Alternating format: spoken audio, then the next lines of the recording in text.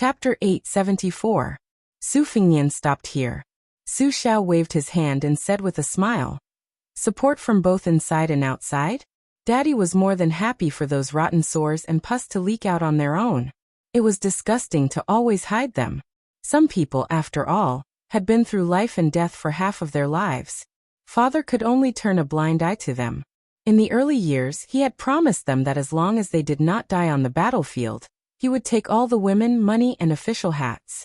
Father owed the dead a lot in this life, but for those who were alive, he felt that he did not owe them much. Take Zhong Hongwu for example. The first time his father met him, he was only a sergeant. At that time, his father jokingly asked him how high he wanted to be in the future. Zhong Hongwu said that he would be satisfied if he could be a lieutenant with 700 to 800 strong brothers under his command. If he could kill anyone he didn't like, his life would be worth it. There was also Yan Wenluan, an interesting young man when he was young. He always said to me that he wanted to be a horse dealer in the future. That way, even if he died, he could die on the back of a horse. If he was a peace official who did not have to worry about food and clothing, he said he would not be willing to ride a horse in his old age. He was afraid he would die on a woman's belly. Sometimes, Father looked at those old people who were gradually getting fat, and suddenly felt that he did not recognize any of them. Back then, there were brothers who dared to scold Father for being disappointing, saying that if Father was a general, he would be better than Su Xiao. There were old brothers who were willing to go crazy in the middle of the night, carrying a jar of wine and running to Father's tent to compete in drinking and drinking. There were old brothers who smiled and threatened Father that if they did not set a marriage, they would not be brothers. At that time, Li Yishan and Zhao Chongling were still there. Zhong Hongwu, Yan Wenluan, and a large group of people were not old. Chun Jibao, Yuan Zuozong, and the other children did not need to be said. At that time, Father liked to fight the most. He was never afraid of people dying. Father was not afraid. Who dared to be afraid? If you did not have the guts, then scram back to your wife to warm the bed. So as long as there was a battle to fight, they would go crazy. If there was no battle, they would shamelessly ask those officials for a battle. You want money? Father is not good at that. I will give you as much as I have. You think it is not enough? Then let's put it on credit first. Once I win the war, you can just let your men take the chests away with carriages. Military merits? That's fine, as long as you give me some leftovers.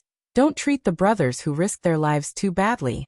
As long as your descendants come to the battlefield, it'll be fine even if they're tens of thousands of miles away from the battlefield. After the war, you'll still give them a lot of military merits for free. This way, who wouldn't be willing to do business with Father? Only a fool wouldn't do it. Then, the imperial court began to know that there was a young barbarian surnamed Su who came from a poor background in Liaodong. After he made a name for himself, he was not greedy for money or achievements. He just wanted to die on the battlefield. Thus, in the end, the court officials who had a good relationship with Father were very willing to give the troops weapons, hoping that Father's military achievements would allow them to speak loudly in the court. The enemies who did not have a good relationship with Father were even more willing to say, "You Su Xiao, are tired of living? Then you can go gnaw on the hardest bones and fight the hardest battles to the death." Afterwards, Father fought his way south. Those lofty pillars of the imperial court, the noble clans and aristocratic families who had always looked down on Father, were finally willing to open their eyes and take a look. Only then were they somewhat afraid. Unknowingly, how did that barbarian Su's troops become so majestic? Su Xiao grinned, extending a hand. 50,000 cavalry. Father used 50,000 cavalry to destroy Northern Han. That year, the young emperor of Northern Han clamored with your father, saying that the one surnamed Su was not worthy of your mother, Wu Su. He also said that your mother was blind and was not worthy of practicing the sword. Father did not argue with him. In the end, Father led 600 elite cavalry, directly charging through the gates of the imperial palace and into the throne room. That fellow was paralyzed on the dragon throne, so frightened that he wet his pants. Su Fengnian's eyes were warm as he smiled. In reality, he had long since memorized this story by heart. He had heard it so many times that he was sick of it. However, he was different from the impatience that he displayed on his face in the past. Now, as long as Su Xiao was willing to speak, he was willing to listen. Su Xiao suddenly smiled awkwardly. Clearly he was thirsty. Waving his hand at Yuan Zuozong, who was deliberately standing far away, he said, "Go get 2 jugs of white wine. There is no need to warm it. The hotter it is, the better." Yuan Zuozong quickly returned with 2 jugs of wine, one for Su Xiao and one for Su Fengnian. After a pause, Su Xiao no longer spoke of his past. Softly he said, "Han Shengxian is dead. Lu Hao is also dead. The only ones left are Bunxi and Zhao Huangqiao. What father could not do, son has done. Father is even happier. This time, father left Beiliang not only to give Yan Wenwan and the others one last chance, but also to walk the same path as you. On the way, I went to the Jin family's mansion. I did not want to make things difficult for them. However, I heard that the old man of Jin Lanting, Jin Right Chancellor, was scared to death on the same day after knowing that father did not enter." Su Fengnian said helplessly, "You did not let them have a good new year." Su Xiao dismissed it with a smile. He looked towards the northwest and slowly said, "Father has been thinking about one thing for the past 2 years. If Northern Mang is truly determined to go south regardless of the overall situation, then in the end, how much of the family's wealth will I hand over to you?" Father had fought so many battles in his life. There were wins and losses, but he rarely won. But when he lost, it was really tragic. There were 2 times when he was almost completely wiped out.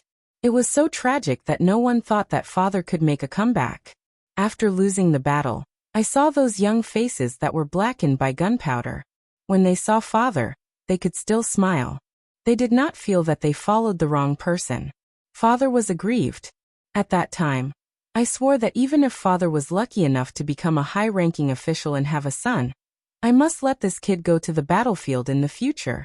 It was only in this way that father felt that he had not let down those soldiers and felt a bit better.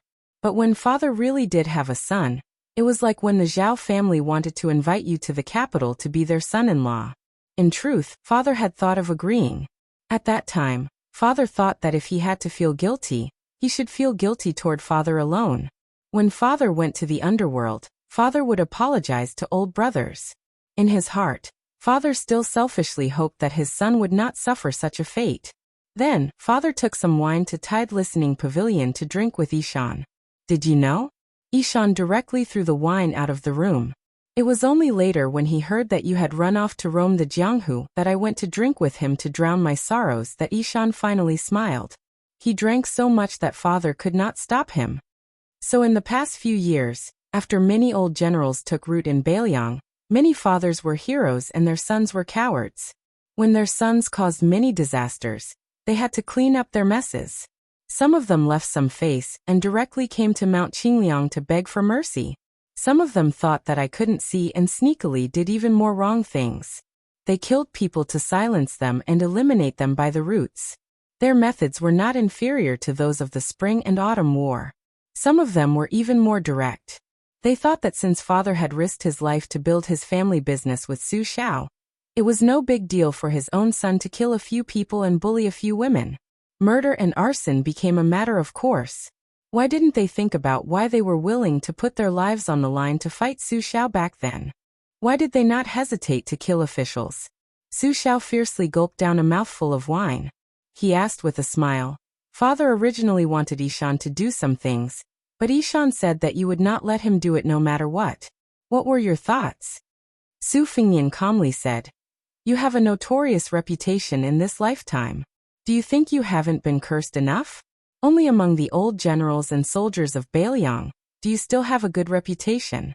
You're not afraid of being scolded for not cherishing old feelings, but I am." Before those new emperors ascended the throne, the previous emperors would quickly help remove the imperial schemes of those old meritorious men.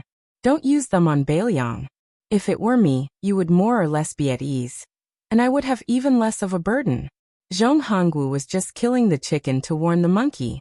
In the future, in Beiliang, favors are favors and rules are rules. If anyone uses favors to break the rules with me, I will have them pack up and scram. This time, when I return to Beiliang, I will first go to the desert in the west and win over the hundreds of thousands of sinners who can mount and fight. After that, I will travel all over Beiliang's territory. I don't believe that I can't walk through Liangjiang Lake and Beimeng before I can walk through my own Beiliang. Su Xiao nodded with gratification and continued to drink. Su Xiao swallowed the last mouthful of strong liquor and shook the empty flask. He said softly, "When we arrive in Beiliang, don't be in a hurry to win over the sinners' forces supported by Mountie. Accompany me to take a look at the Beiliang cavalry first, okay?" Su Fengnian bit his lip and smiled. How can a father always ask his son if he's okay? Su Xiao threw the flask into the lake and also smiled. How can a father repeatedly ask his son to go out and take risks? Su Xiao put his hands in his sleeves and looked up at the sky. He narrowed his eyes and said, "Last time, I might have been busy killing people along the way and didn't feel it. Now I know that the south is cold to the bone. Father is old."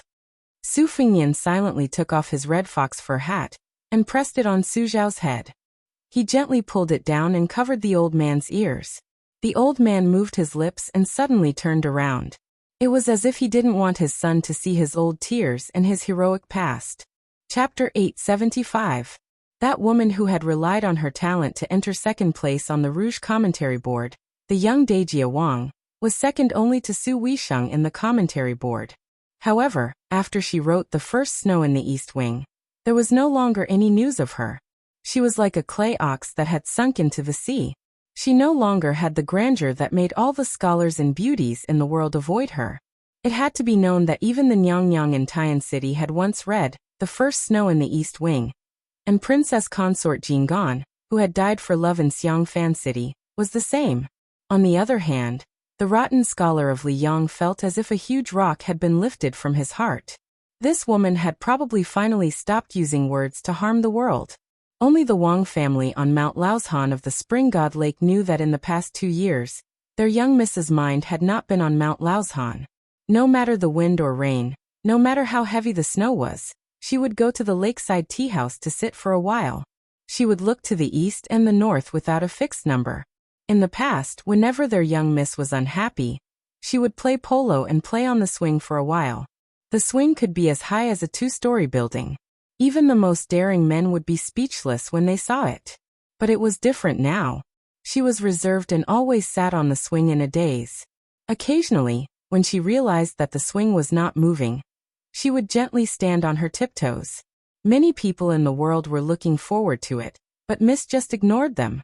Especially now that it was winter, she talked about hibernation and slept until she was old. Other than going to the lakeside to look into the distance, she would go back to the study and read a few pages of a book. Then she would mumble that she was sleepy. The maid would grind and hand her a brush, and then she would find all kinds of excuses to be lazy. Was this still the Wang Dongxiang who dared to boast, "Before I pick up the brush, I go to see the sages, immortals, and Buddhas. After I pick up the brush, the wind is clear, the moon is clear, and the ghosts and deities come to worship me"? Was this still the Wang Dongxiang who dared to boast, "Before I pick up the brush, I go to see the sages, immortals, and Buddhas. After I pick up the brush, the wind is clear, the moon is bright, and the ghosts and deities come to worship me"? Fortunately, the old master, who had earned a lot of money, did not care about these things. Even if there were noble families of equal status who came to propose marriage, he would still refuse them one by one.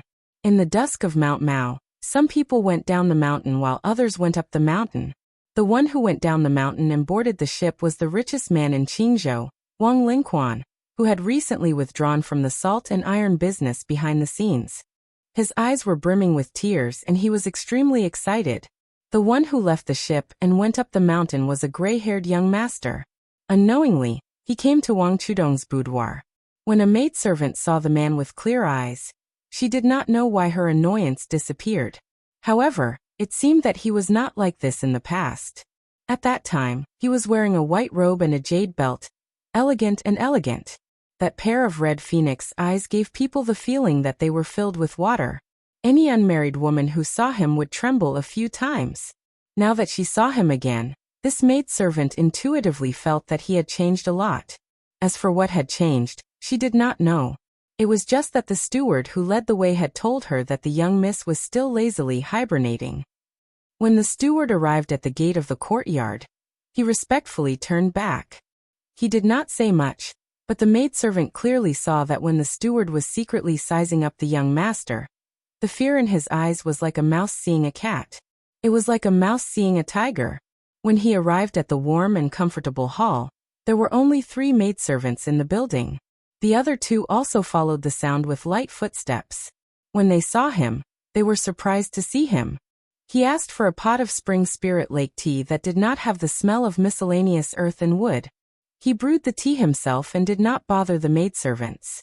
Even if the tea was often of little value, it was fragrant and clean. He did not forget to pour a cup for each of them. This made the several young girls, who were used to being close to each other, feel flattered. However, his tea brewing technique was clumsy and immature.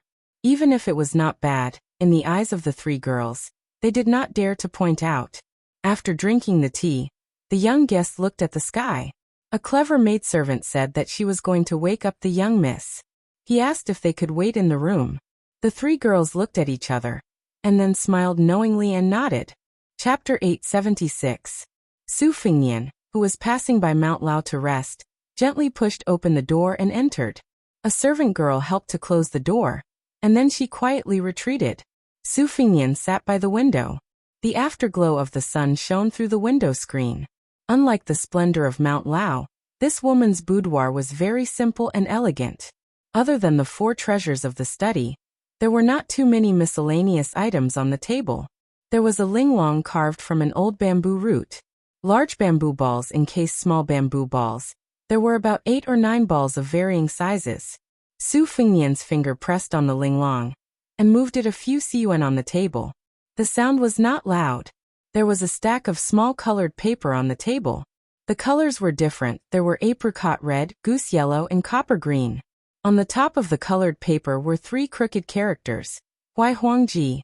The last time Su Fingnian left Mount Lao, he found out that this Wang Dongxiang's talent and learning had seized the top spot in the literary circle. But the words he wrote did not seem to be of any use. Today, seeing it with his own eyes, he found out that it was really earthworms that had crawled on it. It was an unsightly sight. However, the handwriting on the small, exquisite paper under the Hui Huangji was still ugly.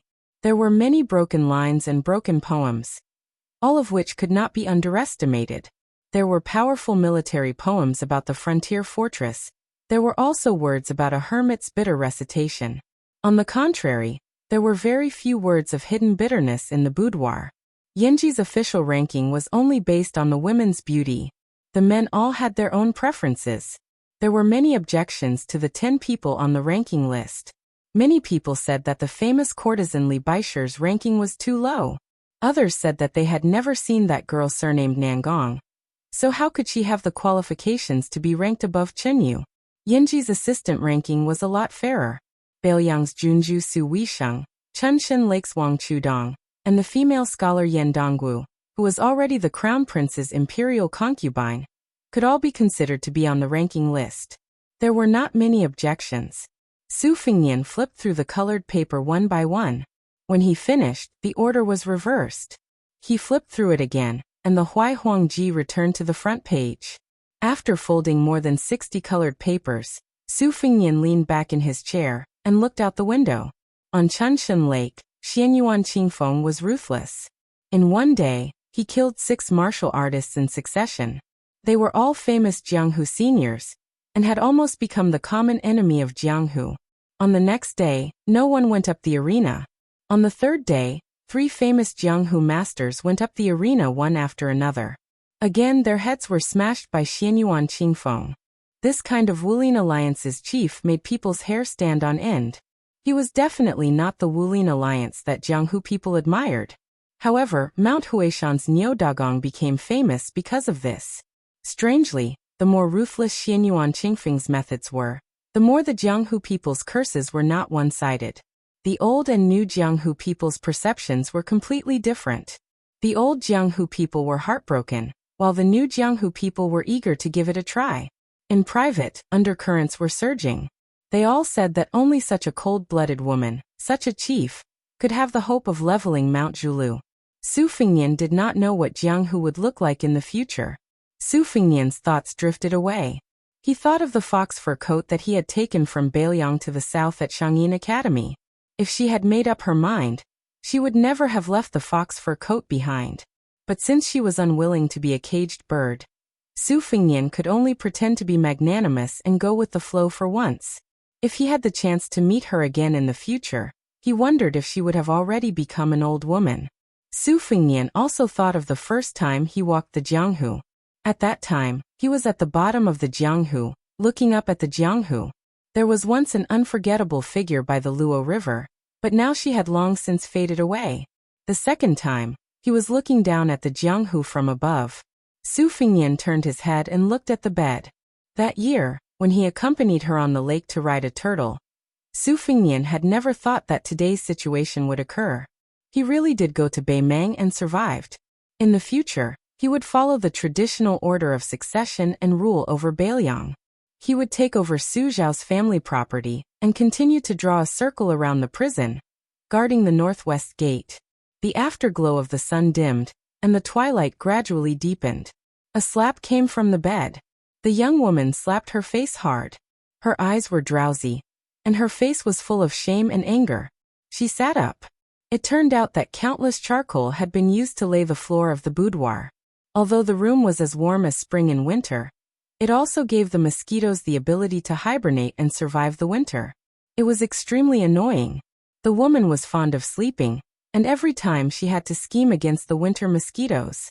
The maid could not wake her up because these mosquitoes had done a great job. After the woman sat up wrapped in the embroidered quilt, she bared her fangs and brandished her claws. She chased after a winter mosquito that bit her.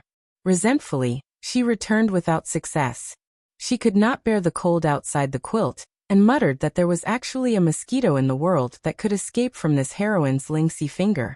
Then she went back to sleep with her head covered. She probably felt that it was not good to be so dispirited, so she hid in the quilt and muttered for a long time. Finally, she poked her head out and looked at the study table where the light was the brightest. It was empty, and the young girl was a little absent-minded. Some unspeakable grievances appeared in her limpid eyes. She stretched out 2 fingers and pinched her cheeks hard. Only after a moment of pain did her sleepiness disappear. She absent-mindedly got up and put on her clothes. During this time, she shrank back into the warm quilt several times. She was too lazy to wear boots and only put on her socks before she landed on the ground. She finally had the temperament of a great writer, Wang Dongxiang. She was virtuous and graceful, and her eyes were especially lively.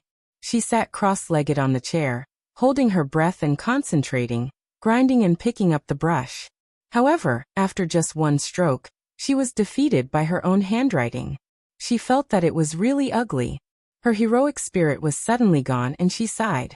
Bored to death, she held her chin with one hand and prepared to flip through the colored paper.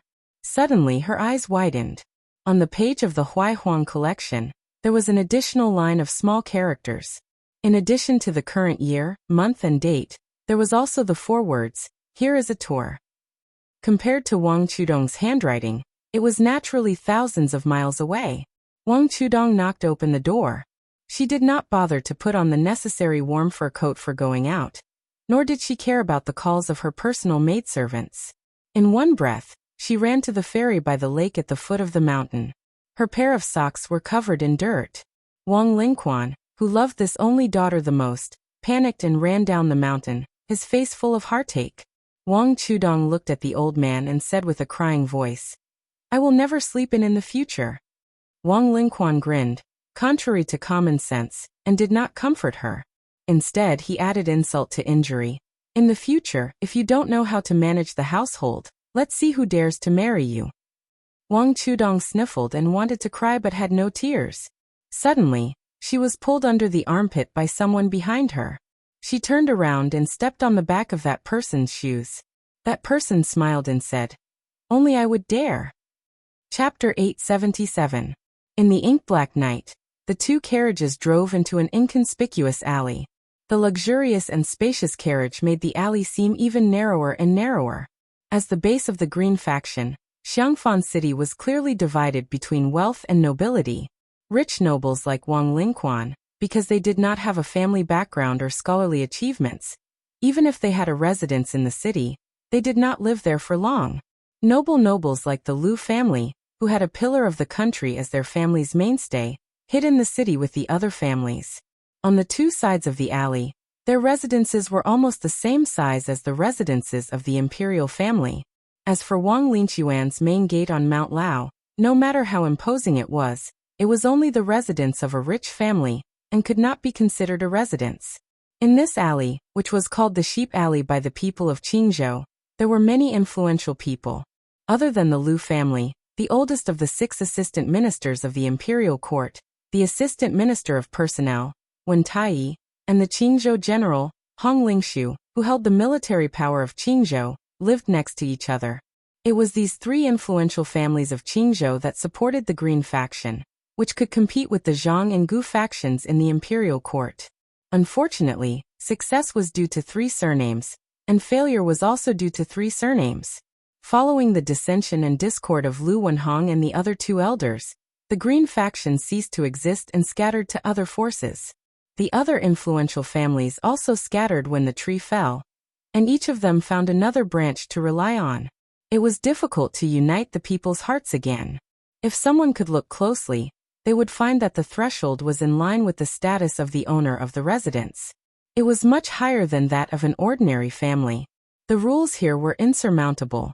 People said that families of equal social status were like carps leaping over the dragon's gate. On the Sheep Alley, the Liu family's residence was the most talked about in the marketplace. When the residence was built, the 2 main gates were directly carved from a tree, which was then made into a door and transported over. Such a huge tree was destined to be too big for 2 people to wrap their arms around. It was said that the threshold of the Liu family's residence was so high that many children had to climb over it. Commoners usually had to take a detour around the sheep house lane. There was no way for them to get close to this alley, so they didn't have the ability to go to the Liu family's front door to investigate.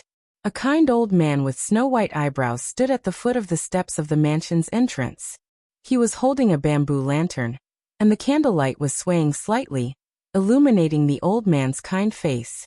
60 years old was already considered old, but the old man was actually 80 years old.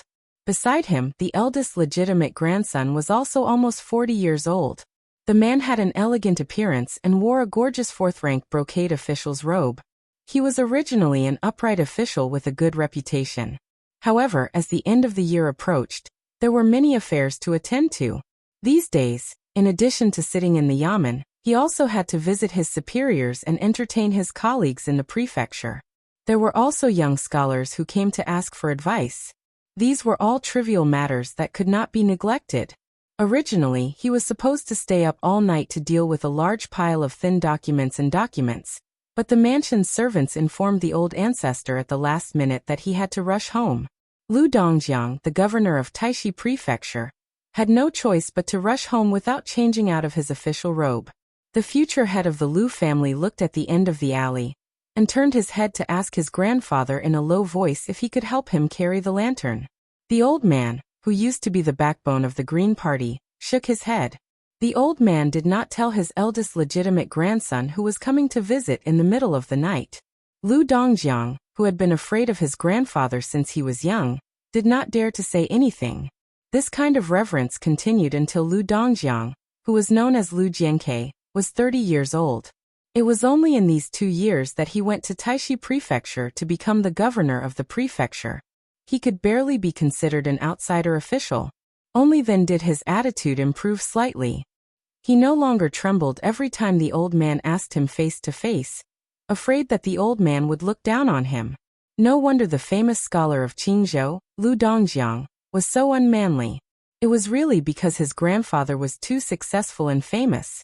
Just the fact that he formed a cabinet with the current Grand Secretary's teacher in the previous dynasty was enough to make people respect him like a god. The Liu family already had 6 generations, but everyone, without exception, lived under the protection of the old man's achievements. Perhaps only Lu Dongjiang's daughter could talk and laugh freely in front of the old ancestor. The others did not have this kind of courage. After retiring and returning to his hometown, the old man, who still had the title of pillar of the state, glanced at the mansion across the alley. It was the old man Wen Taiyi's mansion. Thinking about it carefully, One was in the imperial court while the other was in the wilderness. They had not seen each other for about 4 to 5 years. It was good that they did not meet each other. At least they could maintain a cordial relationship on the surface, unlike Hong Lingshu, who had to lower her head and raise her head constantly. Instead, they went further and further apart, implicating the descendants of the two families who had a good relationship with each other. Not long ago, they even had a big fight. It was to the extent that the matter reached the young vassal king's side. That young man also knew how to conduct himself. He did not hesitate to use his status as a vassal king to put on a posture of bearing a bramble and asking for punishment. You, the lord of Qingzhou, who was watching the fire from the other side of the river, should be punished 50 times. What crime did you commit? To be able to stay in the capital at the age of 70, often working day and night to seek peace for the emperor, he did not feel tired. At this moment, the old man truly felt a little tired. Turning his head to look at the door knocker on the door, Lu Feiqi laughed at himself. He had worked cautiously and conscientiously all his life.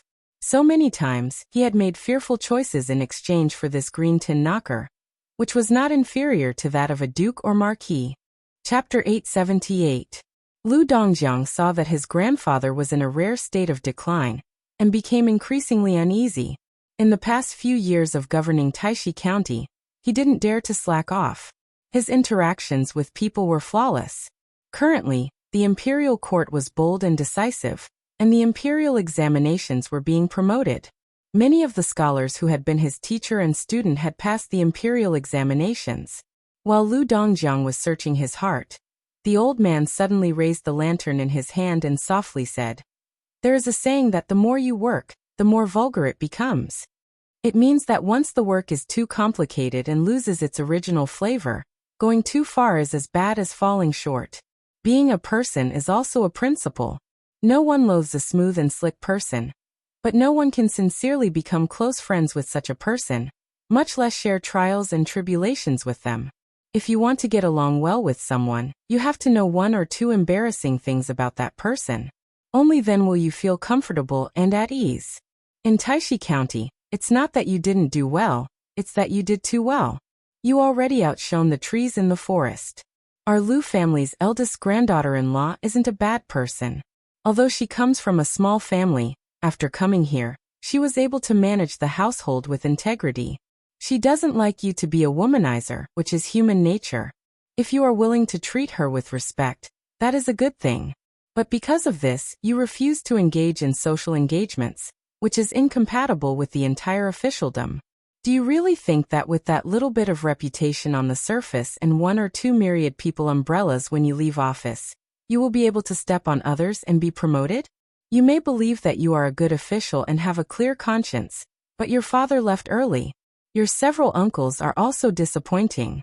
Grandfather has helped them for most of my life, but they still haven't been able to stand up. Don't talk about putting in effort, just not being a burden is already not easy. Since you will be the head of the family in the future, it will be inevitable that you will have to act like the screen wall behind the sect, acting independently and blocking all filth for this family. You can't take things for granted like today." The old man, who rarely spoke at length with his descendants, paused for a moment, his expression bleak. Lu Dongjiang's face was deathly pale. In the middle of winter, sweat poured down his back. The back of his official robe was soaked with sweat. Before seeing the carriage, one could smell the hooves of the horses. Lu Feiqi sighed softly and said, "Officials protect each other." These words don't sound nice, but it shows the true meaning of being an official. Now the 3 families of the Green Party are like fire and water. Not only are they pursuing their own futures, but they also look down on each other. How can they go far? In this game of chess in Qingzhou, Grandpa is already powerless to reverse the situation. He has already obtained all the benefits that he should have obtained. It is very difficult to snatch anything from Wentai and Hong Lingshu's pockets. If Grandpa can't do it, you guys can't snatch food from the tiger's mouth either. But Grandpa can still do one thing before he dies, and that is to take you to another chessboard and sit down. There are not many pieces there, and there is a lot of space. It is not like the old chessboard, where every little thing is fought over. Even if the Lu family is not strong enough, the Lu family's descendants will not starve to death. Lu Dongjiang once had a secret meeting with the old man and Bailiang's Chulushan on the Spring God Lake. Although he did not participate in the conversation, with his wisdom, he was able to grasp the clues. Moreover, Lu Qingyan secretly returned to Bailiang. It was just that Lu Dongjiang did not want to think too deeply about it. Not to mention the hardships of Bailiang, the key point was that it was like a pile of eggs. Lu Dongjiang was born in peace and was used to a peaceful life. Even if his daughter could become a concubine of a feudal lord, he did not feel any glory. A moment of joy in exchange for the execution of his entire family. Lu Dongjiang was so scared that he woke up in the middle of the night several times, but he did not dare to question his grandfather's decision. As the sound of horse hooves became clearer and clearer, Lu Dongjiang gathered his courage, gritted his teeth and said, "Grandpa," on the old chessboard, even if the Lu family was declining day by day, they could still hope that a national player would appear in the future to take back their lost land. But on that chessboard that may collapse someday, no matter who the Lu family's chess player is, they will only end up losing the game. Do you really want to change it? Lu Feiqi narrowed his eyes. Lu Dongjiang was sweating profusely, but he did not dare to wipe it away. After he said what was on his mind, his imposing manner was greatly reduced. He lowered his head and said, "It is my fault." The old man, who had never thought that he would smile in front of his eldest grandson, would laugh heartily for the first time. He patted Lu Dongjiang's shoulder and said, "Dongjiang, Grandpa has waited for this day for many years." Lu Dongjiang suddenly raised his head, his face full of disbelief. Lu Feiqi looked at the dim alley of sheep houses at the end and said with gratification, "Blindly worshipping the past is not good. It is the same as writing poems and being a person. If you don't even have the courage to say no to Grandpa in this lifetime, Grandpa will be very disappointed when he closes his eyes. The reason Grandpa favors Yen is because she is smarter and more tactful than all of you. She knows when to nod and when to shake her head. Grandpa has been in the 3 ministries in the capital all his life, and has been kneeled to by so many people. Many of them are now ministers of the 6 ministries. How many words of flattery have Grandpa heard? If he goes to the capital, even Bai Yen will treat him with respect. How can Wen Tai and Hong Lingshu compare to your grandpa? Not to mention that one of them has to wag his tail and beg Zhang Julu for pity. When a person eats too much bird's nest and shark's fin, inadvertently eating a home-cooked dish will only increase their appetite. But then again, at Grandpa's age, it is inevitable that his eyesight is blurred. If you ask who is standing 50 steps away, Grandpa will definitely not be able to answer. But when looking at the current situation, Grandpa should be more far-sighted than you. Besides, my gambling skills and luck have always been good. This is my last bet. The heavens will give me some face. The depression that had accumulated in Lu Dongjiang's heart for many years disappeared, and he was in high spirits. The old man smiled and said, "A fine bird chooses a good tree. I'm afraid that the tree is not reliable and changes its allegiance. I'm afraid that the building will collapse. But the atmosphere in Bailiang doesn't look like it is about to decline. It is clearly a situation where the family is becoming more and more prosperous. In the past, the branches were strong and the branches were weak, so it was not easy to climb up to them. But now, the main branch is gradually growing stronger." When Grandpa was on his way back to his hometown, he discussed the world's situation with a person surnamed Huang. He said that as long as the family could withstand 2 consecutive trips to the capital, it was worth it for outsiders to bet all their assets. Grandpa deeply agreed with this, which led to tonight's meeting and the subsequent departure of the Lu family from their hometown. The descendants of the Lu family are both good and bad. In the future, there will definitely be people who will rush to Bailiang to take root and become arrogant because of Yen Er's status. As the head of the family, you don't need to restrict them too much. Choose a few members of the Lu family who can't take on important responsibilities and abandon them as pawns. Take the initiative to help the new Prince Liang punish the chickens to warn the monkeys. Bailiang will most likely remember this old favor. If you want the bonsai in the garden to look good, you have to cut it. You have to make a choice. There is no such thing as a good thing in the world that you can't let go of. Lu Dongjiang was both frightened and enlightened. He said, "I will definitely remember this in my heart." The old man, who had been holding the lantern all this time, narrowed his eyes and did his best to look at the carriage that was gradually approaching. His original gentle tone became a little more hurried. Grandpa really hopes that in the future, when there is a political crisis, the Lu family will have an old man like Grandpa who can dispel the fog and give advice to the descendants. This is Grandpa's greatest wish. Lu Dongjiang's expression suddenly changed dramatically. He said sadly, "Grandpa, you're not coming with us to Beiliang?"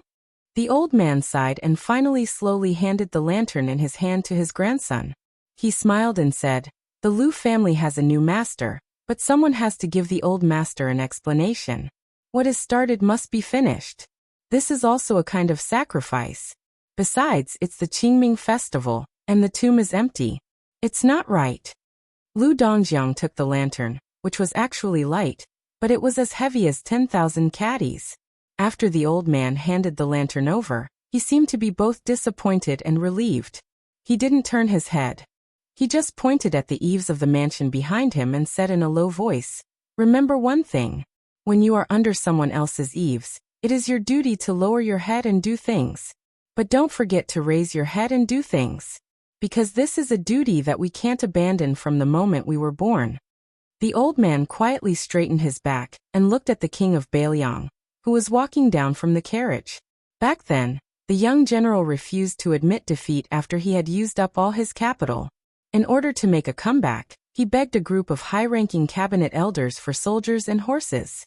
He stood in the torrential rain from dawn to dusk. And he, Lu Feiqi, was one of the cabinet elders back then. The old man, who no longer had a lantern in his hand, slowly closed his eyes with a smile on his face. Lu Dongjiang turned pale with fright. He hurried forward to support the old ancestor of the Lu family, who was falling backward. He immediately burst into tears. The lantern in his hand fell heavily to the ground. The man died and the lantern went out. Chapter 879. Nearly 15,000 words. If you break it up, it'll be 5 chapters.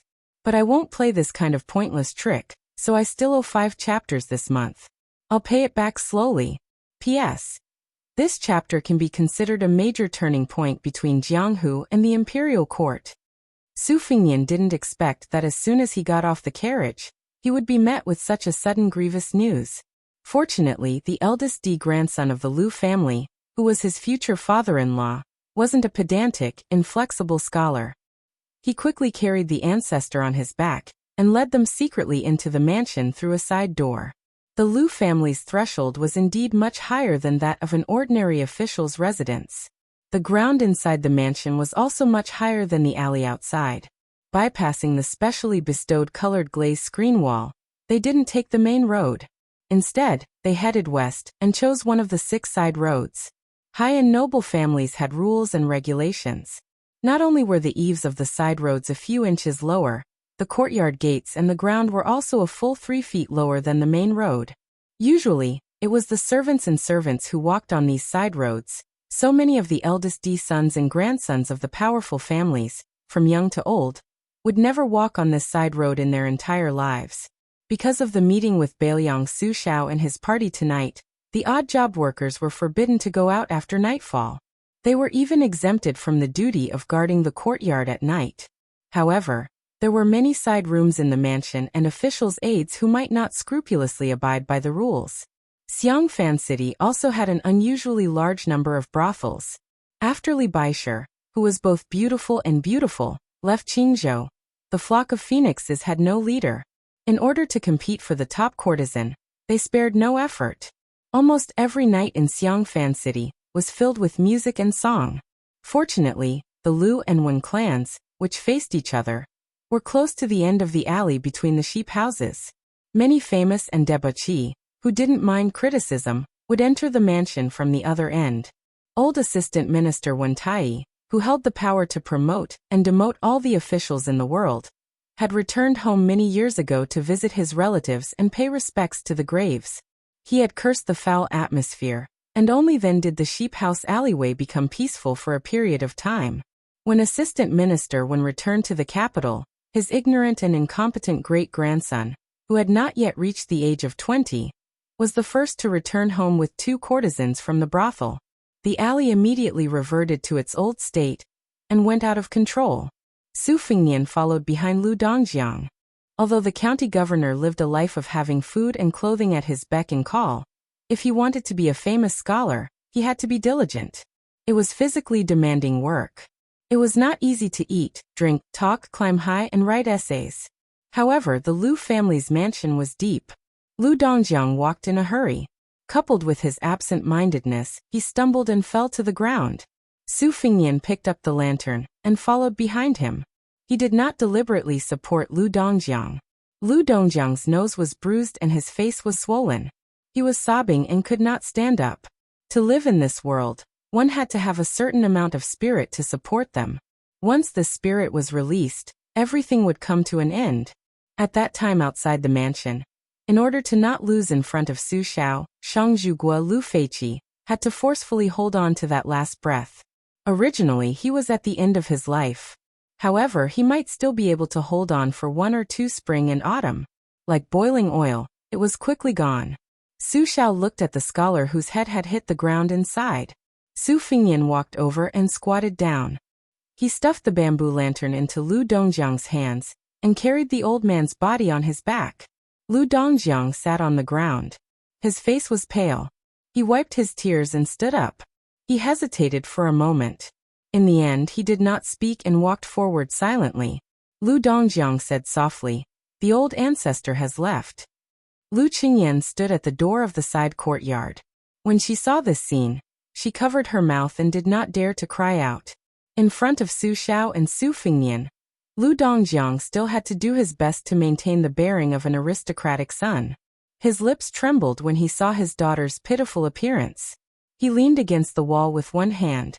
On the contrary, Lu Qingyan, who had just received the bad news, suppressed her sobbing and comforted her father gently.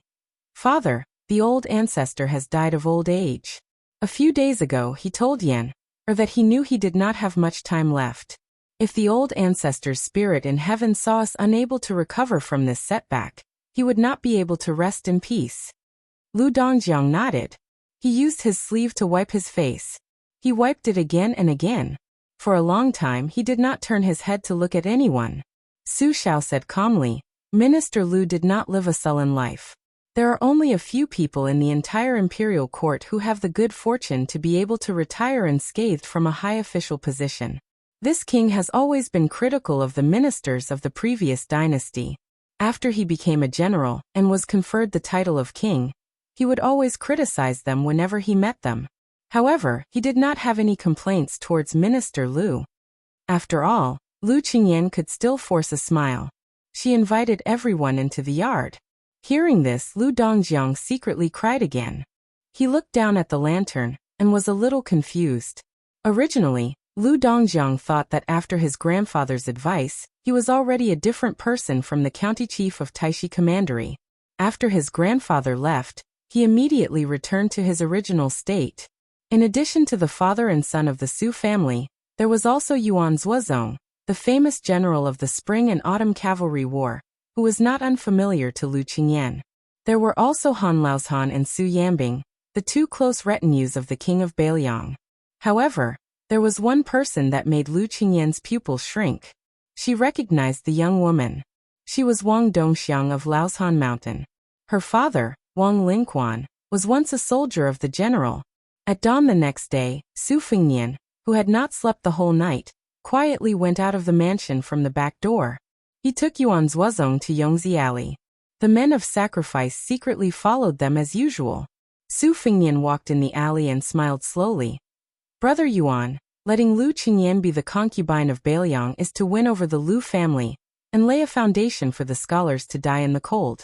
Even if we buy a horse worth 100 gold at a high price, it will also be mutually beneficial. I don't have any burden on this marriage. However, involving Wang Chudong is not only because the Wang family's financial resources cannot be underestimated, but also to stabilize the morale of the old soldiers. Aren't we too Philistine?" Yuan Zuozong said indifferently, "The Su family and the Wang family are willing to be beaten, and the other is willing to be beaten. It is even more so for His Highness and the woman surnamed Wang who likes His Highness. It is not Philistine. Moreover, if it were not for Lu Qiuer's support, the Wang family would not have today's wealth. Su Fengnian came to a wall in Yongzi Alley. The first time I came to Xiangfan City, I saw the scene of the six-pearl bodhisattva leading thousands of ghosts out of the city. Later on, he met the blind chess player Lu Su here. At that time, he left in a hurry and did not believe in his luck. In addition, he did not believe that chess skills had anything to do with governance. In the end, he missed the opportunity to meet this hidden genius strategist.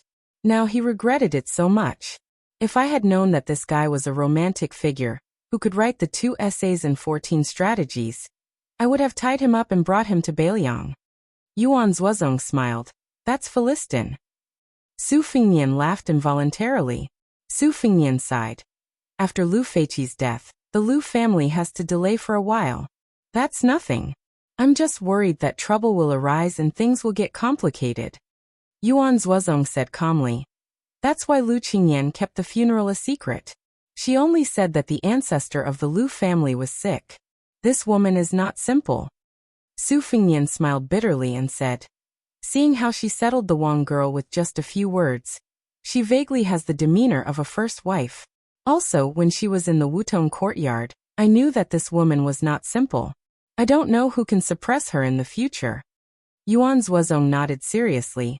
The princess candidate should be decided as soon as possible.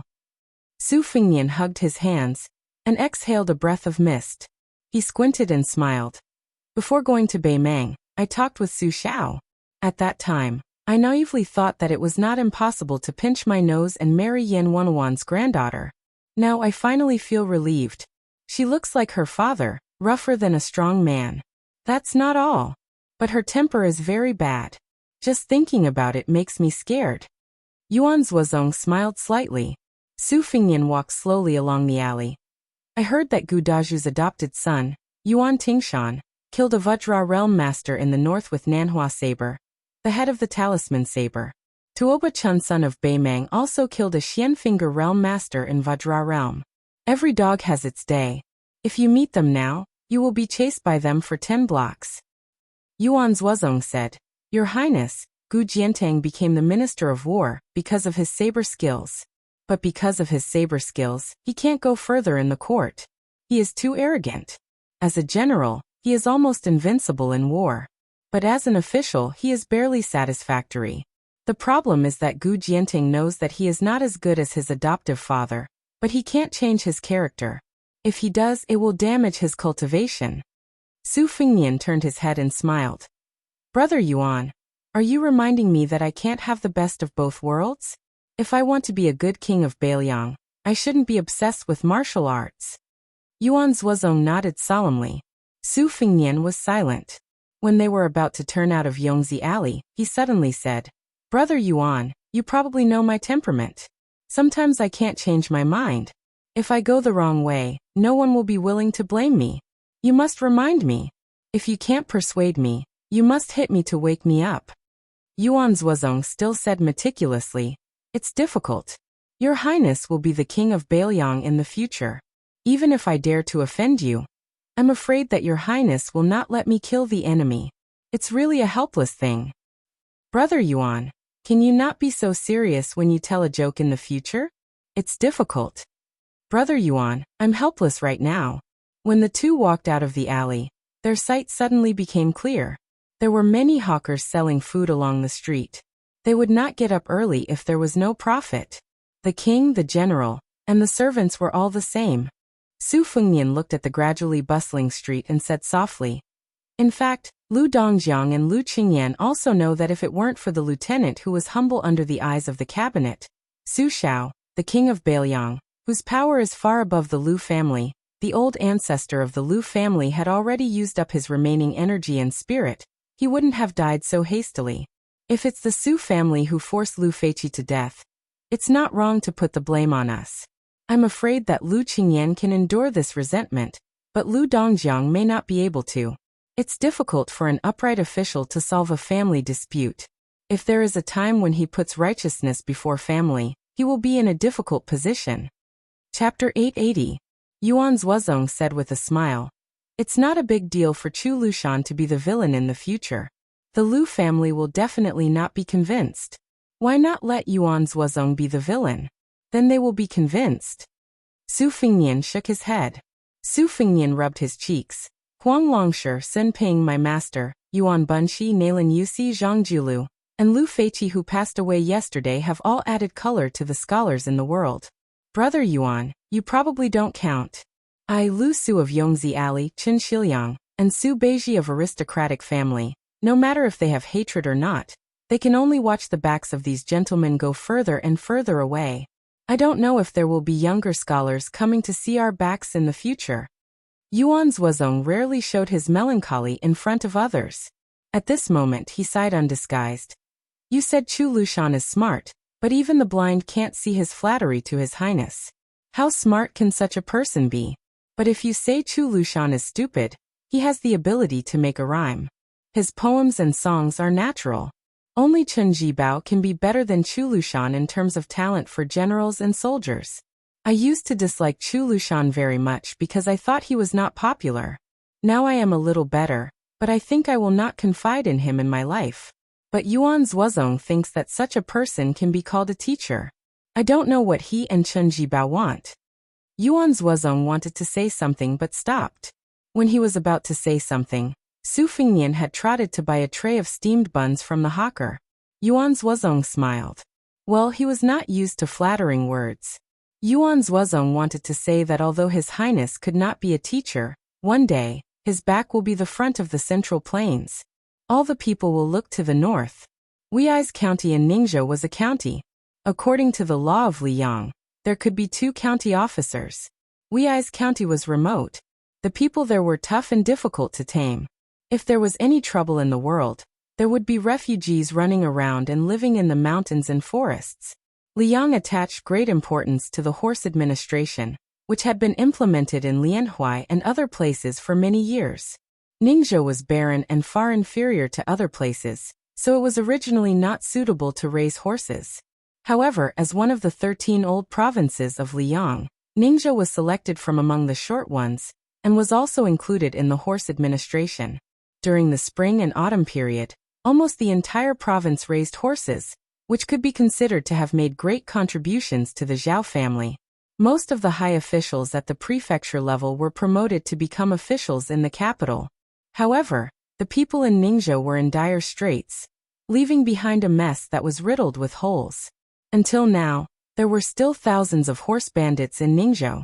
The horse problem was the most serious one in the imperial court.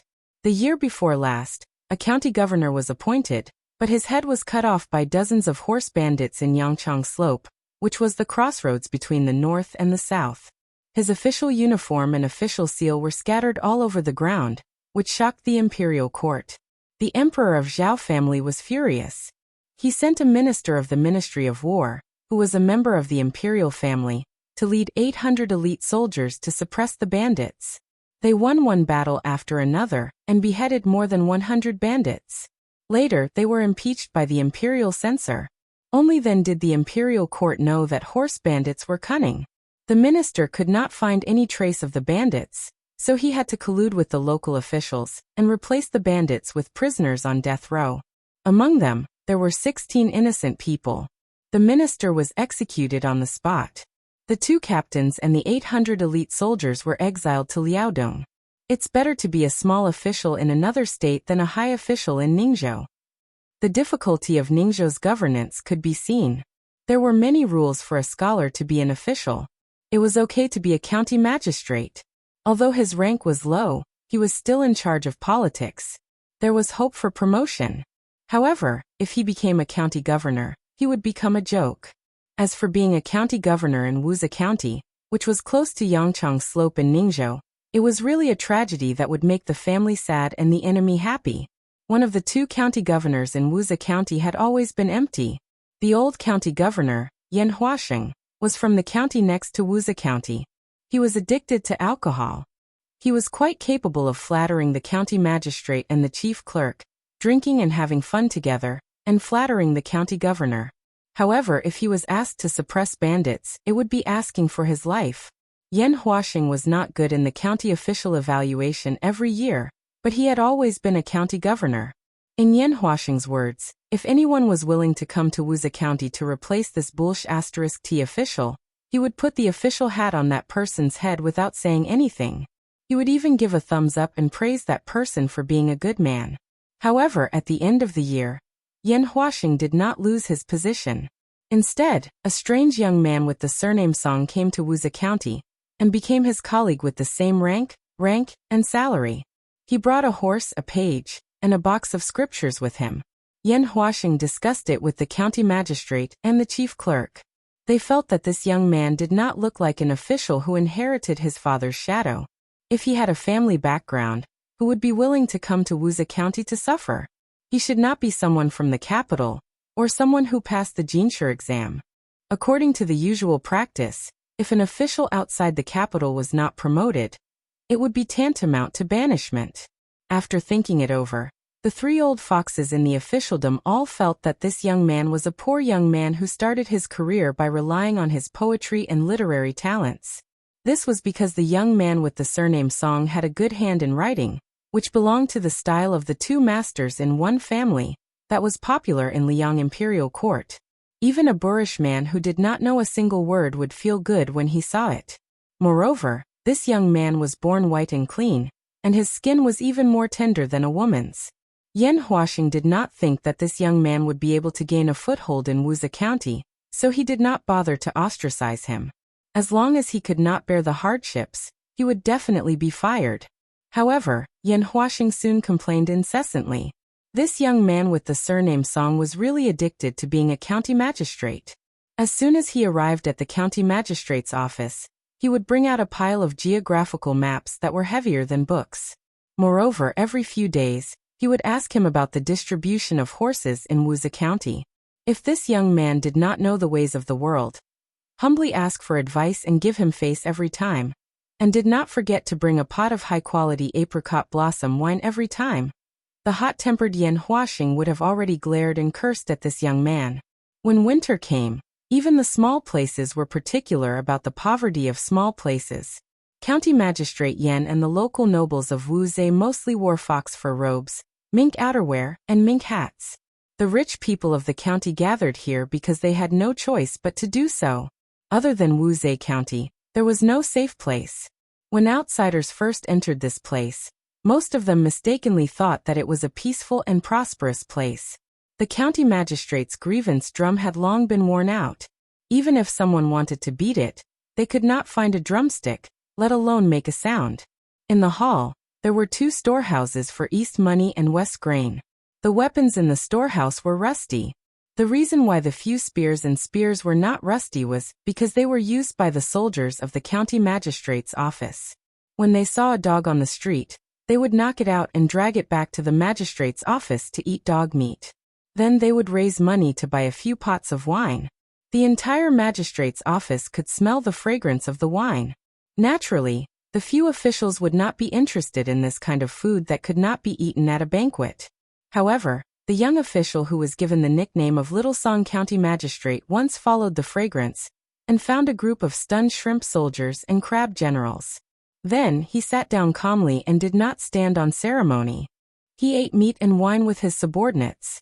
After that, he left a bag of copper coins, saying that if there was dog meat to eat next time, he would pay for the wine.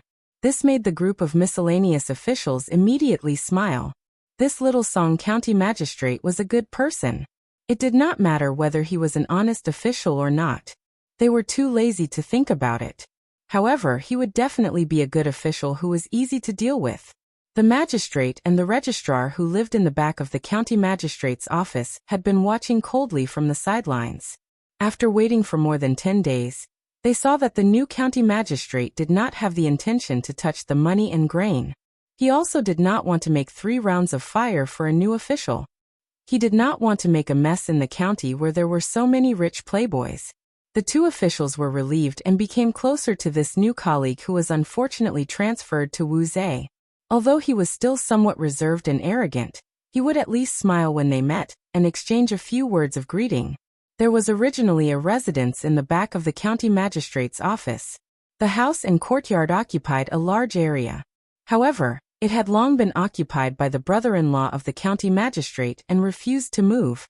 The county magistrate saw that Little Song County magistrate had been silent and did not hear any gossip. It should be known that although a sparrow was small, it had all the essentials. There were so many small ears and gossips in the county magistrate's office that it could not hide any secrets. This made the county magistrate very relieved and felt a little guilty for the first time.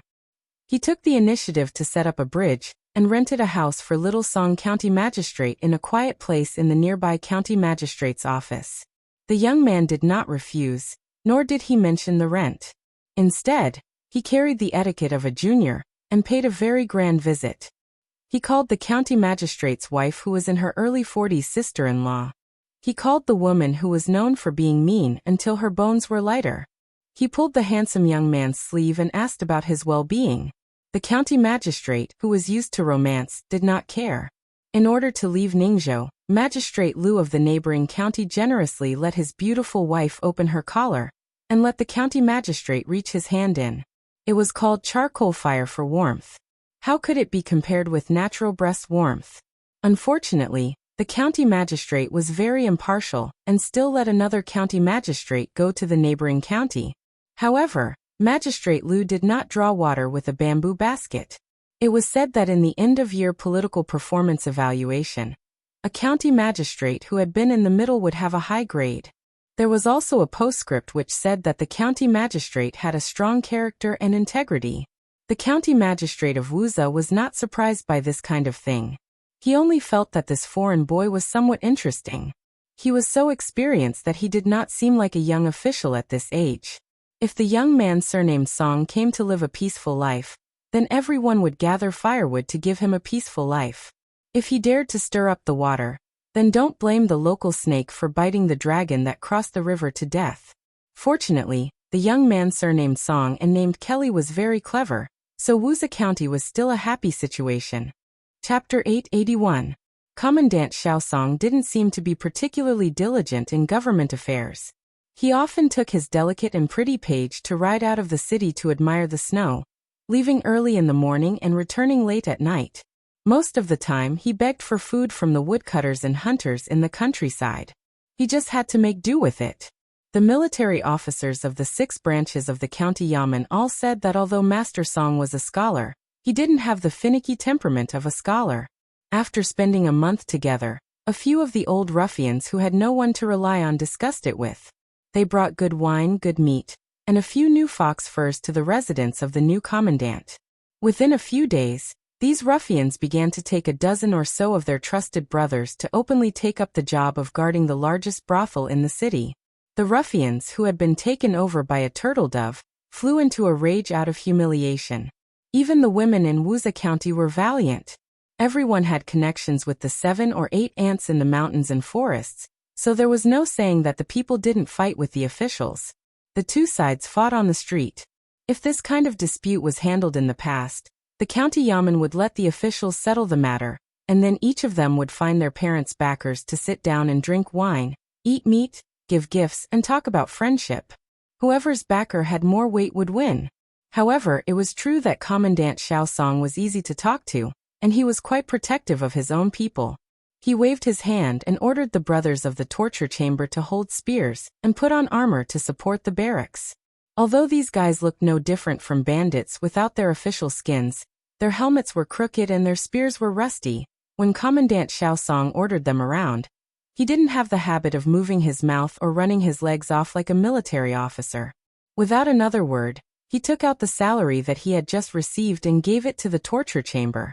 As a result, the ruffians, who didn't have the advantage in numbers, were beaten until they cried for their parents. There were countless onlookers on the noisy street, and they all felt that the scene was new. Although many people felt that the new commandant was jackals of the same lair as the old officials, and they sneered in their hearts. After all, the whole city knew about Commandant Xiaosong's reputation. Later, a local ruffian who was a disciple of a big gang in Ningzhou came out in person. He wrapped a knife in cotton cloth and swaggered through the streets. The underlings encouraged him and threatened that their big brother would go to the house to ask for an explanation. However, after this hero, who was nicknamed Desperate Lulang in Wuxia County, entered the house 2 hours later, he came back drunk and smelled of alcohol. He held a bamboo skewer in his mouth and sliced meat. When others asked him about it, he just smiled and did not say anything. 3 days later, everyone suddenly realized that the officials and bandits were in the same nest. Lulang was recruited into the torture chamber by the county commandant and became a small leader. He did not take away anyone's position. Instead, it was the county commandant who added another position. As a result, not only did the people of Wuxia County know about the young official surnamed Song's family, but they also knew that this guy's table manners were very ugly. Unexpectedly, County Commandant Song overstepped his authority. The county commandant and the old county commandant did not say anything. Only the close relatives of the two families knew that the county commandant, who liked to be elegant, had a new calligraphy and painting hanging in his house. Master Yan's son, who was an ordinary scholar and was the county commandant next door, somehow wrote a response essay for the county commandant. This was a rare scene of newlyweds in the officialdom. Wuxia County Commandant Song had no choice but to start paying attention to this young county commandant Song. As it was nearing the end of the year, there was an endless stream of rich people who went to the house to send gifts. Song did not refuse any of them. Just the gifts he received were enough to make him a fortune. However, everyone knew that these gifts were not for nothing. Favors should be returned. In the future, they would have to return them one by one. If they did not return the favor, they would be breaking the rules. Even if it was a light punishment, they still did not know the rules. Although Wuxia County Commandant was a small county, there were many trivial matters. Song Kelly was a secondary 9th-rank county commandant and an official who specialized in dealing with troublesome matters. He would be in for a lot of trouble in the future. However, the situation was quickly broken. It was so fast that it could be said that it was like a sudden clap of thunder. The registrar official, who had always been aloof from worldly affairs, took the initiative to make things difficult for the new county commandant. Not only did he make things difficult for the new county commandant, he also made the brothel personnel lose their status. It was shocking. Several wives whose husbands used to work in the brothel were happy when they earned money and praised County Commandant Song for being a straightforward man. They even wanted to introduce local beauties to him to warm his bed. However, after their husbands lost their positions, they immediately became shrews. One shrewish woman even threw feces and urine at the door, saying that she wanted to bring bad luck to County Commandant Song for the coming year. The 6th branch of the county government also quickly changed their course and kept a respectful distance from County Commandant Song. The house was also taken back by the owner with a straight face, saying that he would not rent it no matter how high the price was. The new County Commandant Song was not angry at all. He cleaned up a side room in the back hall of the county government, close to the stables. However, the horse dung piled up several feet high and no one cleaned it, so he had to clean it up with his errand boy. The county commandant and the registrar official narrowed their eyes and watched the show from a distance. They were calm when they saw Song Kelly stinking, but the errand boy was crying nonstop. The two masters looked at each other and smiled. At first, the county commandant's wife felt some pity. In fact, she felt that it was a pity that she could no longer take advantage of that elegant and handsome boy. After being scolded by the county commandant and being told the inside story, she realized the severity of the matter. It turned out that Brother Song was a descendant of a big family in the capital. His specific background was not detailed, and it was very difficult to investigate. It seemed that even the registrar official, who was the second most powerful person in Wuxia County, did not know about it. However, the registrar official's teacher said that there was an official in Ningzhou who could not be offended. He had long disliked County Commandant Little Song's family. He had to teach this poor boy a lesson, no matter how despicable he was. In the smelly stable, Song Kelly smiled and wiped the tears of his study companion. The 14 or 15-year-old study companion wanted to say something but could only cry, as if he had been greatly wronged. County Commandant Little Song still went out of the city when he wanted to enjoy the snow. When he was not in the mood for leisure, he would study behind closed doors. However, the leader of the local ruffians, who had also been dragged to the bottom, went to visit the county government. On the day before New Year's Eve, except for the busy families of the officials, there was no more business for the 6th branch. On such a festive morning, a group of knights entered the city at dawn, with more than a dozen large cloth bags hanging on the backs of their horses. The city guard saw that it was County Commandant Little Song leading the group, and did not bother to interfere. There were nearly 100 people in the military torture chamber. Among them, more than a dozen people who were really in charge were called to the government office by the new commandant, who said that they would not have to work in the future if they did not go. There were very few people who responded. Who would take this guy who was even worse than a chicken seriously? Only those who tried to burn the stove or those who were too timid went to the prison. And then they were all dumbfounded. There were more than a dozen burly men hanging on the prison rack. 3 or 4 of them were wanted murderers who had been listed on the city's bandit list. They were being privately tortured by outsiders who were not in the torture chamber. There was a big basin in the prison with a burning charcoal fire. County Commandant Little Song was sitting on a small bench, expressionless. He stretched out his hands to warm the fire, and from time to time, he picked up the fire tongs and fiddled with the charcoal fire. He was indifferent to the heart-wrenching wails. More than a dozen brothers of the military torture chamber, who had caught up with this horrible scene during the new year, looked at each other in dismay, and a few of them squatted in the corner and vomited. A few young ruffians who had frightened Ningzhou could not bear the tragic punishment and spat out the nests of several ruffians. The leader of the ruffians, who was most enthusiastic about the execution, turned his head and grinned at County Commandant Little Song. His white teeth were eerie, and everyone in the torture chamber felt their hair stand on end. County Commandant Little Song seemed to be unsatisfied. He gently spat out the word "continue," and then stopped talking. He picked up a string of brass bells from the edge of the charcoal basin. Ningzhou's ruffians had 2 bells, and the warhorses had brass bells. Before charging into the battlefield to kill people, there would be a whistling arrow as a demonstration.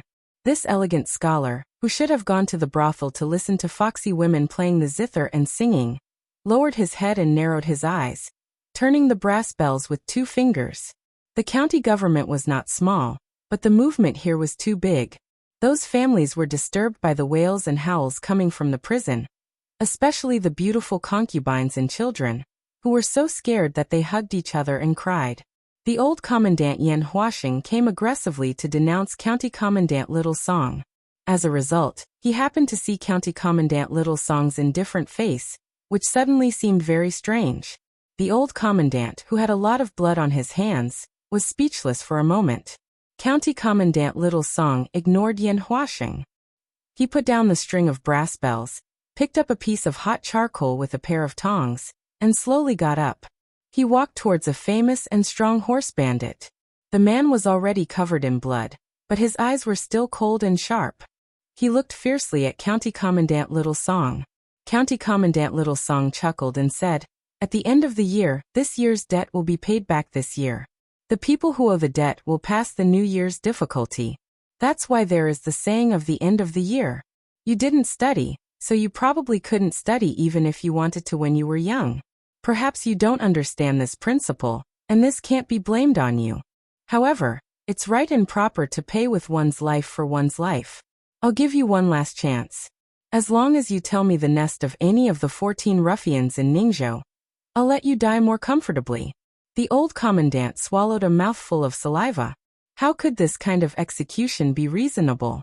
Since they had become ruffians, especially those who had worked hard to make a name for themselves and had families to feed, they had no choice but to be extremely loyal. It was as difficult as ascending to the heavens to make them speak. Moreover, if one was caught, even if they received the reward, they probably wouldn't have the life to spend it. There were dozens of Ningzhou commandants, and there was no lack of previous examples of ruffians who had entered the city in disguise and killed their entire families. In the future, everyone would turn a blind eye. It was good to be an official, but one had to be alive. The ruffian was indeed unyielding. He spat out a mouthful of blood on County Commandant Little Song's face. The leader of the ruffians was about to teach this strong man a lesson. Unexpectedly, County Commandant Little Song waved his hand and said indifferently, "Pry open his mouth." The ruffian's mouth was pried open by the 2 men. County Commandant Little Song raised the tongs and slowly squeezed the charcoal into the ruffian's mouth. There was an ear-piercing sizzling sound in the prison. Even the old commandant Yan Huaxing felt a chill run down his spine, and wanted to vomit. Without waiting for the ruffian to die, County Commandant Little Song turned to pick up the charcoal and walked to the next bandit. I forgot to say earlier, but after you tell me, I Wuxia County Commandant Song Kelly, promise that after you die, if you have a family, I will protect your family and keep them safe. Chapter 882.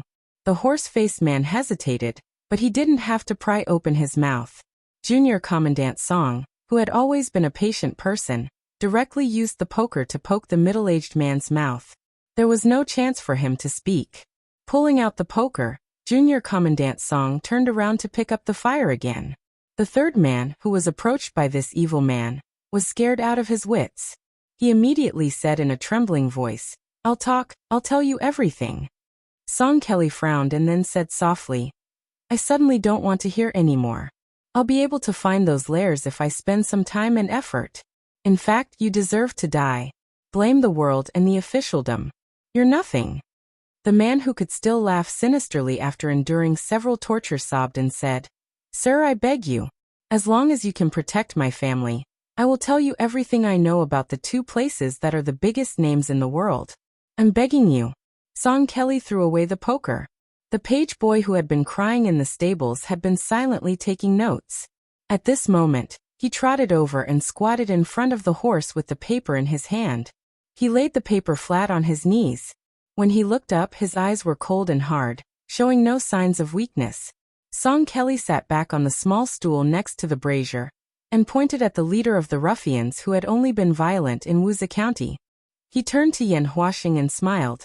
Commandant Yan Qiao and Brother Shi were out enjoying the snow when they ran into this group of horses.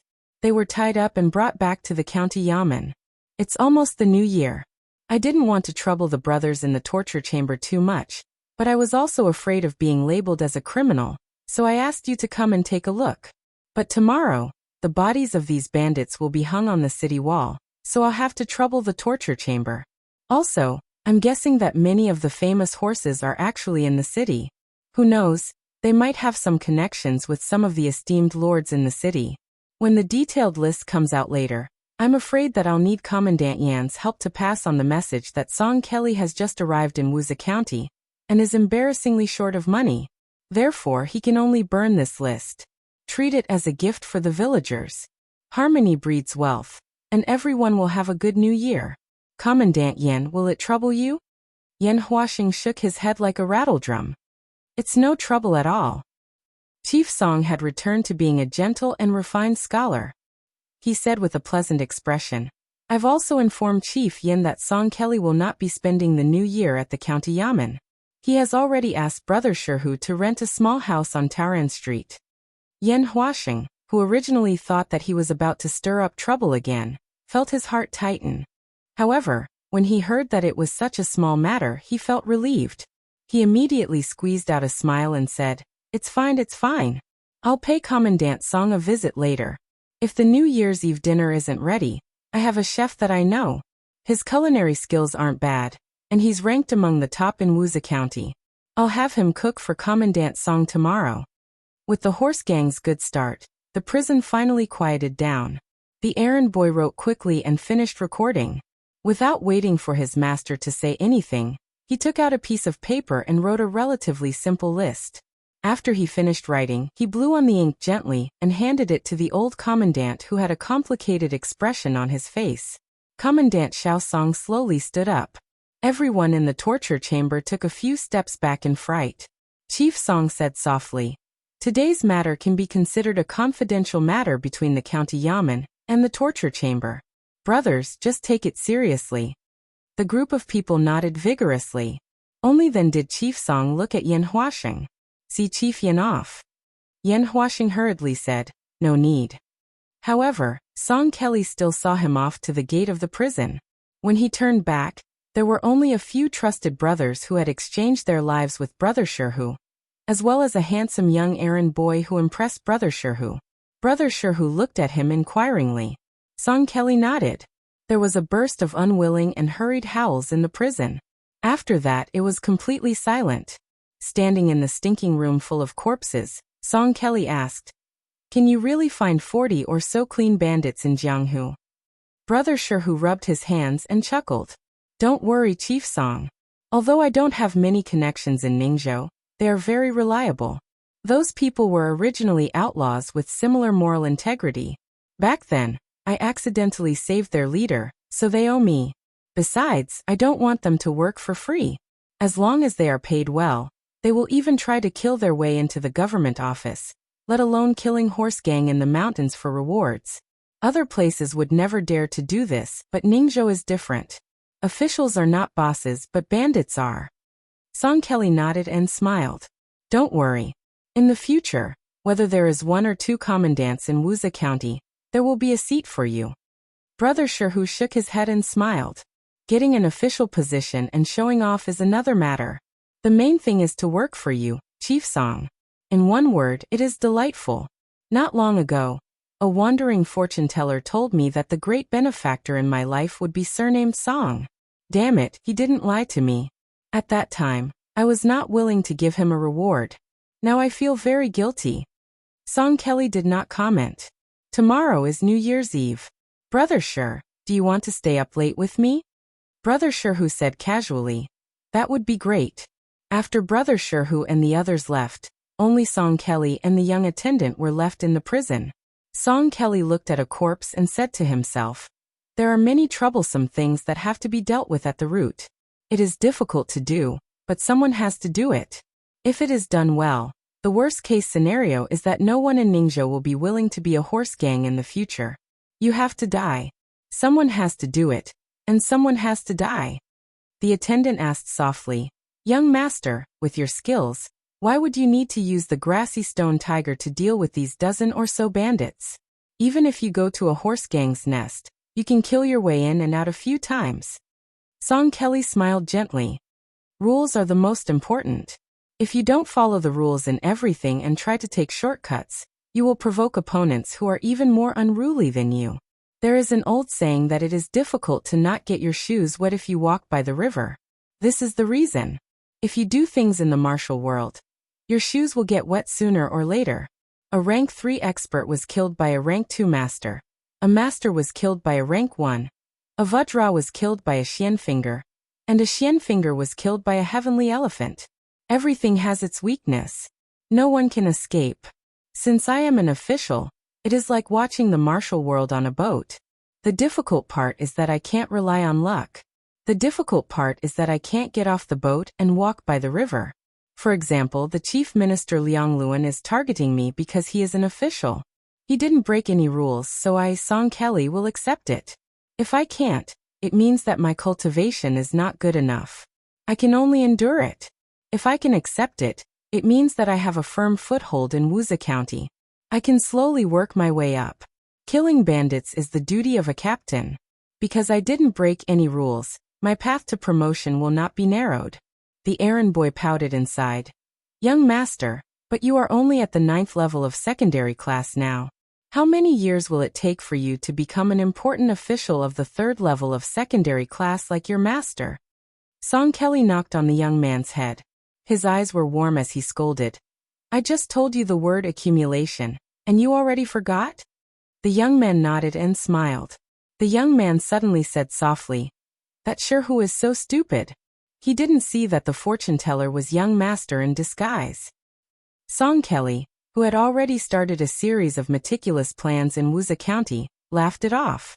Song Kelly asked the young man to sit on a small stool while he squatted casually, and reached out to warm himself. He murmured, It seems that someone in the capital knows that I am here and has started to do something.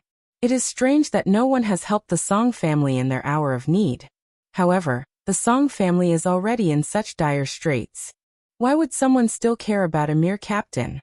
The Song family has always attracted attention in the past few years. They have never made enemies in the official circle, but they have made many enemies in the literary circle. However, these enemies still care about their reputation. Could it be that there are people around them who take the initiative to curry favor with these literary heroes who don't care about worldly affairs? Otherwise, there is something wrong with this gust of cold wind. Song Kelly stopped tapping his forehead and grabbed the string of copper bells. He said self-mockingly, I won't think about it if I can't figure it out. I heard that the princess almost blocked young master's way when he left the capital. Love is long and the hero is short. It is useless to think too much. I don't have the right to think about it. But young master still needs to start a family. Of course. It is not bad to find a virtuous woman in Wuxia County. How can this be? Why not?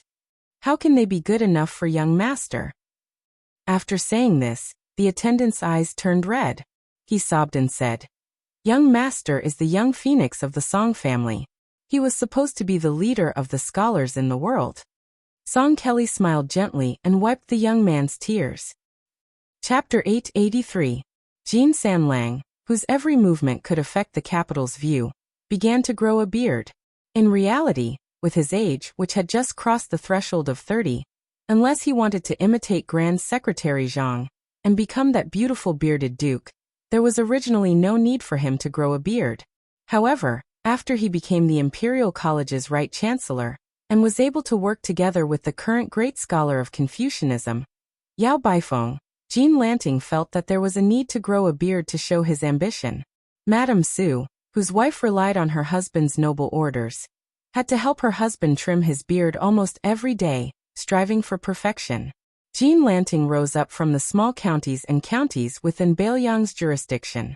First, he broke the rules and became the Great Yellow Door, and then he became the Son of Heaven's close minister. In the blink of an eye, with a shake of his body, he became the Imperial College's big shot that all scholars looked up to, obtaining the authority to control the rise and fall of all scholars under the heavens. Jean Lanting had to quietly wait every morning for the sky to turn white, his line of sight becoming clearer, before he rode a carriage to the Imperial College. Occasionally, he would lift the carriage's curtains and gaze at the reverent and burning faces on the road, making Jean Lanting feel as if a lifetime had passed. Back then, when he bent down to lift the carriage's curtain and stepped down from the carriage, Jean Lanting felt as if a lifetime had passed. Back then, when he met people, he would give them handmade proclamations, but almost no one was willing to accept them. Now countless people wanted them, yet Jean Lanting didn't want to give them the slightest bit. However, Jean Lanting didn't become complacent. After living in the capital for more than 2 years, he had seen many farces of sudden wealth and sudden loss of power. For example, the Song family's 3 outstanding talents, 2 senior and junior teachers died of anger, and 1 resigned from his position. The Song family's young phoenix, who used to need Jean Lanting's milk to curry favor with, completely faded out of the court's view. The more Jean Lanting knew about the treacherous situation in the imperial court, the more he cherished the few nobles he had when he was dormant and bowing his head. The former left chancellor Huan Wen, who was a pillar of the nation, was rarely willing to accept the proclamations he sent. Now he had become the grand secretary of the Wenting court, replacing the leader of the remnant party, Sun Shiji, and was honorably promoted to the left servant Shi of the province. There was one more person Jean Lanting had never revealed on the surface. Even when he was beside Madame Su, the woman who shared the same bed as him, he didn't mention a word of this person. Jean Lanting clearly remembered that morning's court session, when he was rolling his eyes and ridiculing him along the way. It was only that senior who also came from the Yellow Door who patted him on the shoulder and said something extremely heartwarming. A gentleman would die for his bosom friend. As for the King of Bailiang's recommendation letter, Jean Lanting avoided talking about it. In private, he regarded it as his reverse scale. If anyone was tactless enough to mention this matter to him, regardless of whether you were the son of a minister or a descendant of a general, Jean Lanting would immediately leave in a huff of anger on the spot, breaking off all relations and never laughing with Shi Yan again. Moreover, Jean Lanting had never felt that Lame Su had any merit in recommending him. The world's orthodoxy was in the house of Zhao. Even if you, whose surname is Su, were bestowed the title of king with a different surname, even if the throne was hereditary, how many generations of glory, splendor, wealth and rank could you last? Casually flipping through the history books, even if those aristocratic families had the iron scroll of death for those who are not guilty of treason, in their homes, weren't they still casually found by the emperor to be guilty of treason, and implicated 9 generations of their families? Saying goodbye to the old year and moving to a new residence, a double blessing came at the same time. The Right Chancellor's residence was changed to a new one that was bestowed by the emperor. It used to be the residence of a Liang imperial family member. 200 years ago in Great An City, it was extremely glorious. Because it had lost its hereditary title and was given the title of general, living in this first-class residence was somewhat suspicious. However, since they were members of the imperial family who hadn't committed any major crimes, it wasn't easy to get them to move out. Fortunately, when they heard that Jin Sanlang of the Imperial College was moving in, their face shone brightly. They also privately received a large sum of silver from the imperial palace, so they conveniently moved out. The current emperor was thrifty, so the dishes made in the imperial kitchen were just decorations. Later on, it was the empress who suggested that there be a meal list. Every day, the meal list would point out that a certain item was to be bestowed to a certain person. For example, the head of the internal court, the princes and princesses, the powerful officials in the court, and the generals in the capital were all expected to be bestowed. Today, a grand eunuch personally carried a rosewood meal box wrapped in yellow satin to keep warm, and came to the new residence of Jin Sanlang. Jin Lanting didn't leave anything behind, and finally begged the grand eunuch to let him keep the pair of ebony chopsticks that wasn't considered a valuable item. A grand eunuch was secretly stuffed into the grand eunuch's sleeve. The skin was golden and dazzling, and the meat was as fine as fat. What was most rare was that there was a scene of a yellow jade coexisting at the top.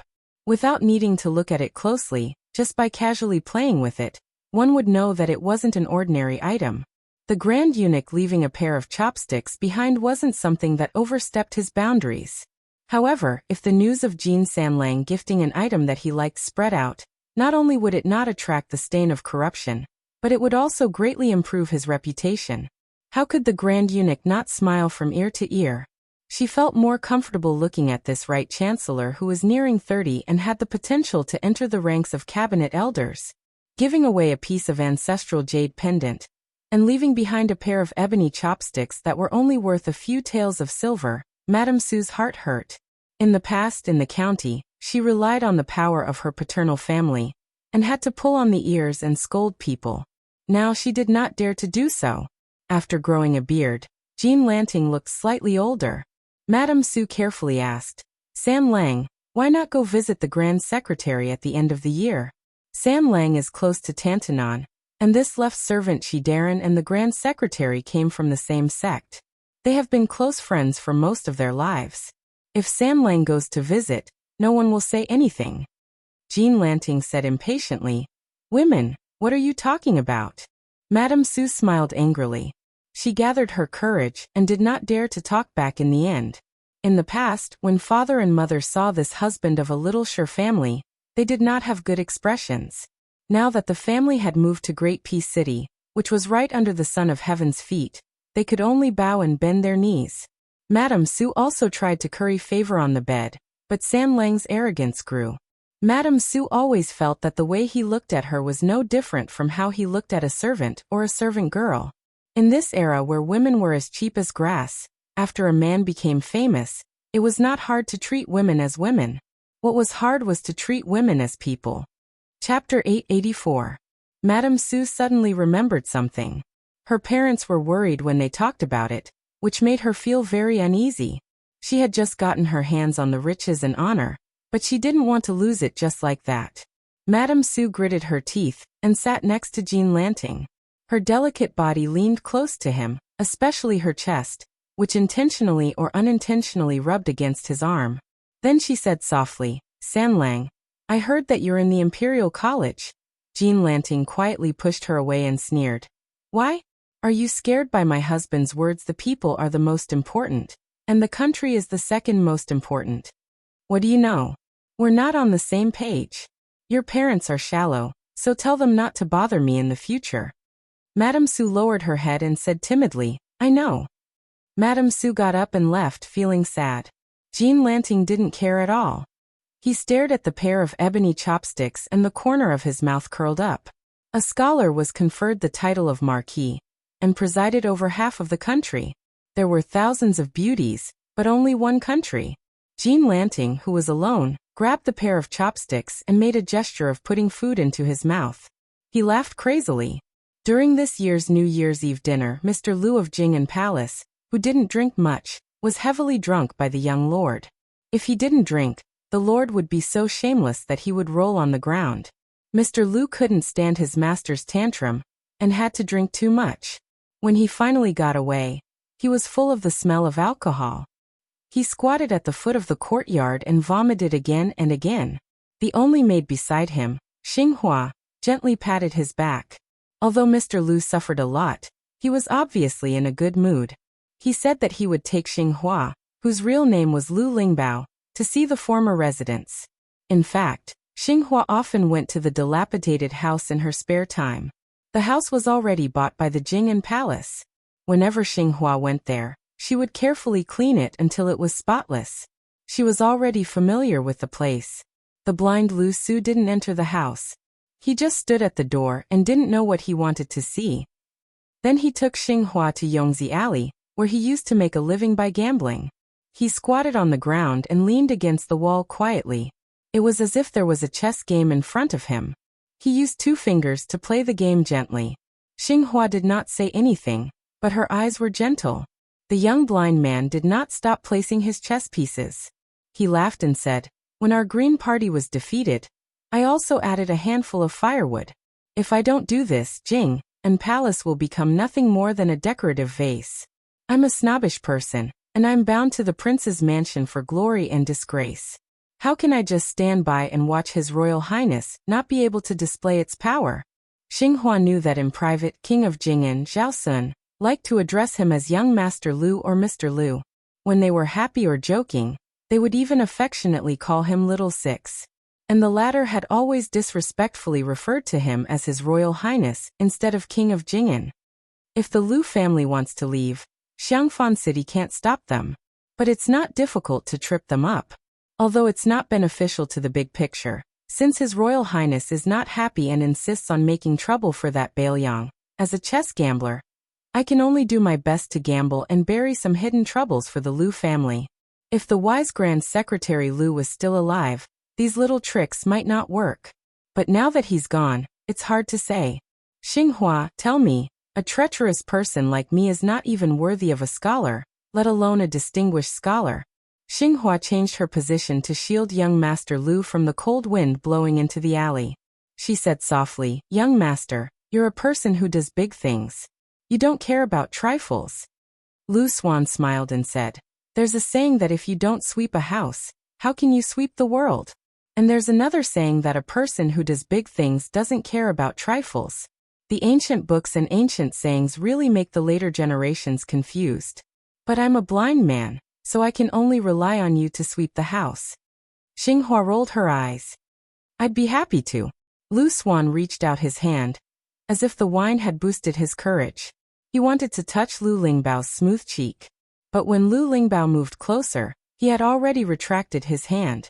He said softly, "We're lucky to depend on each other. Try to live a few more years."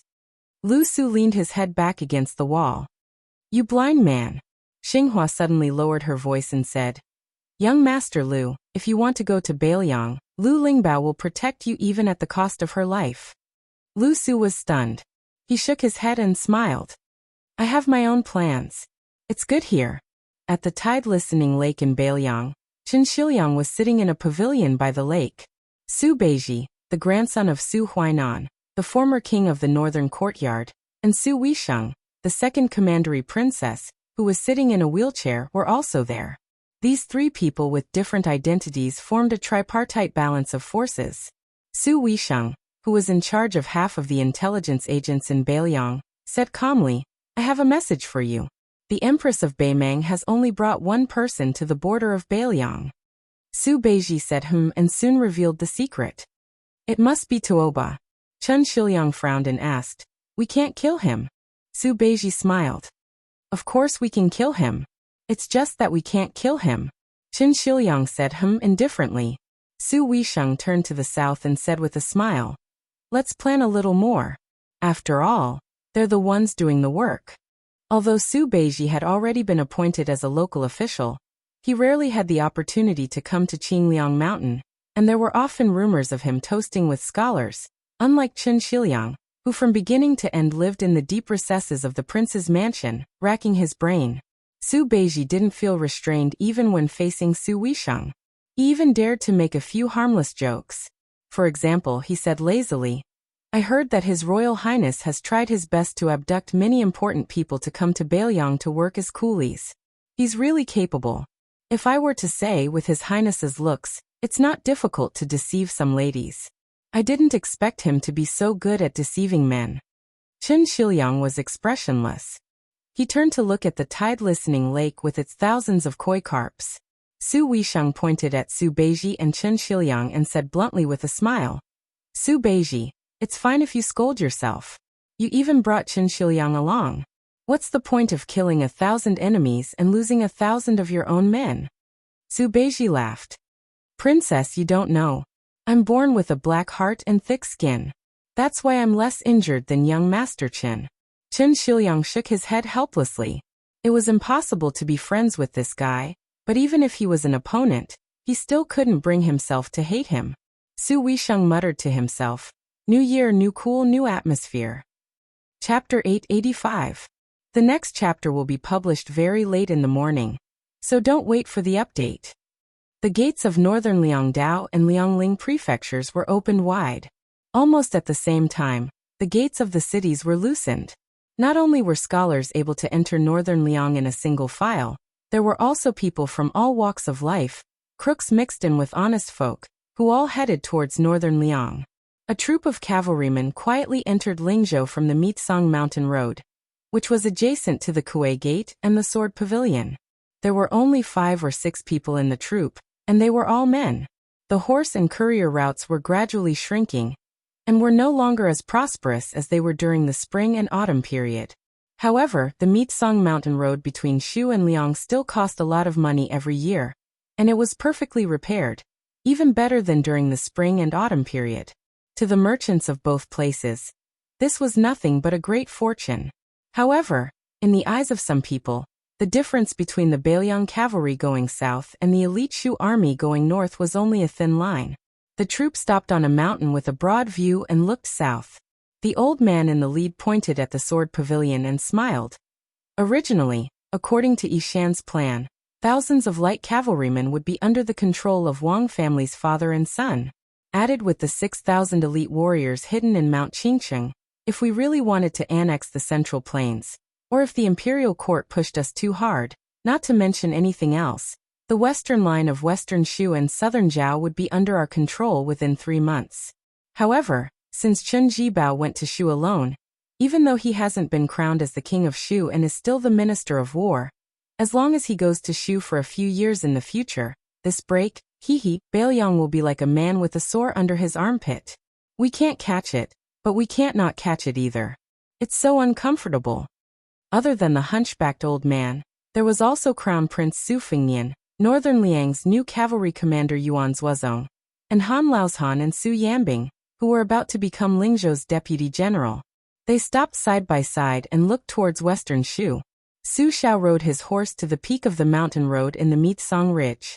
Ever since he had put on the red fox fur hat on the warship at the Spring God Lake, he had never taken it off again. Su Xiao turned his horse around.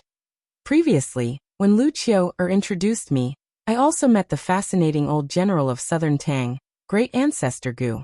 From him, an outsider, I learned that our Bailiang's territory is not big, and there are so many things to pay attention to.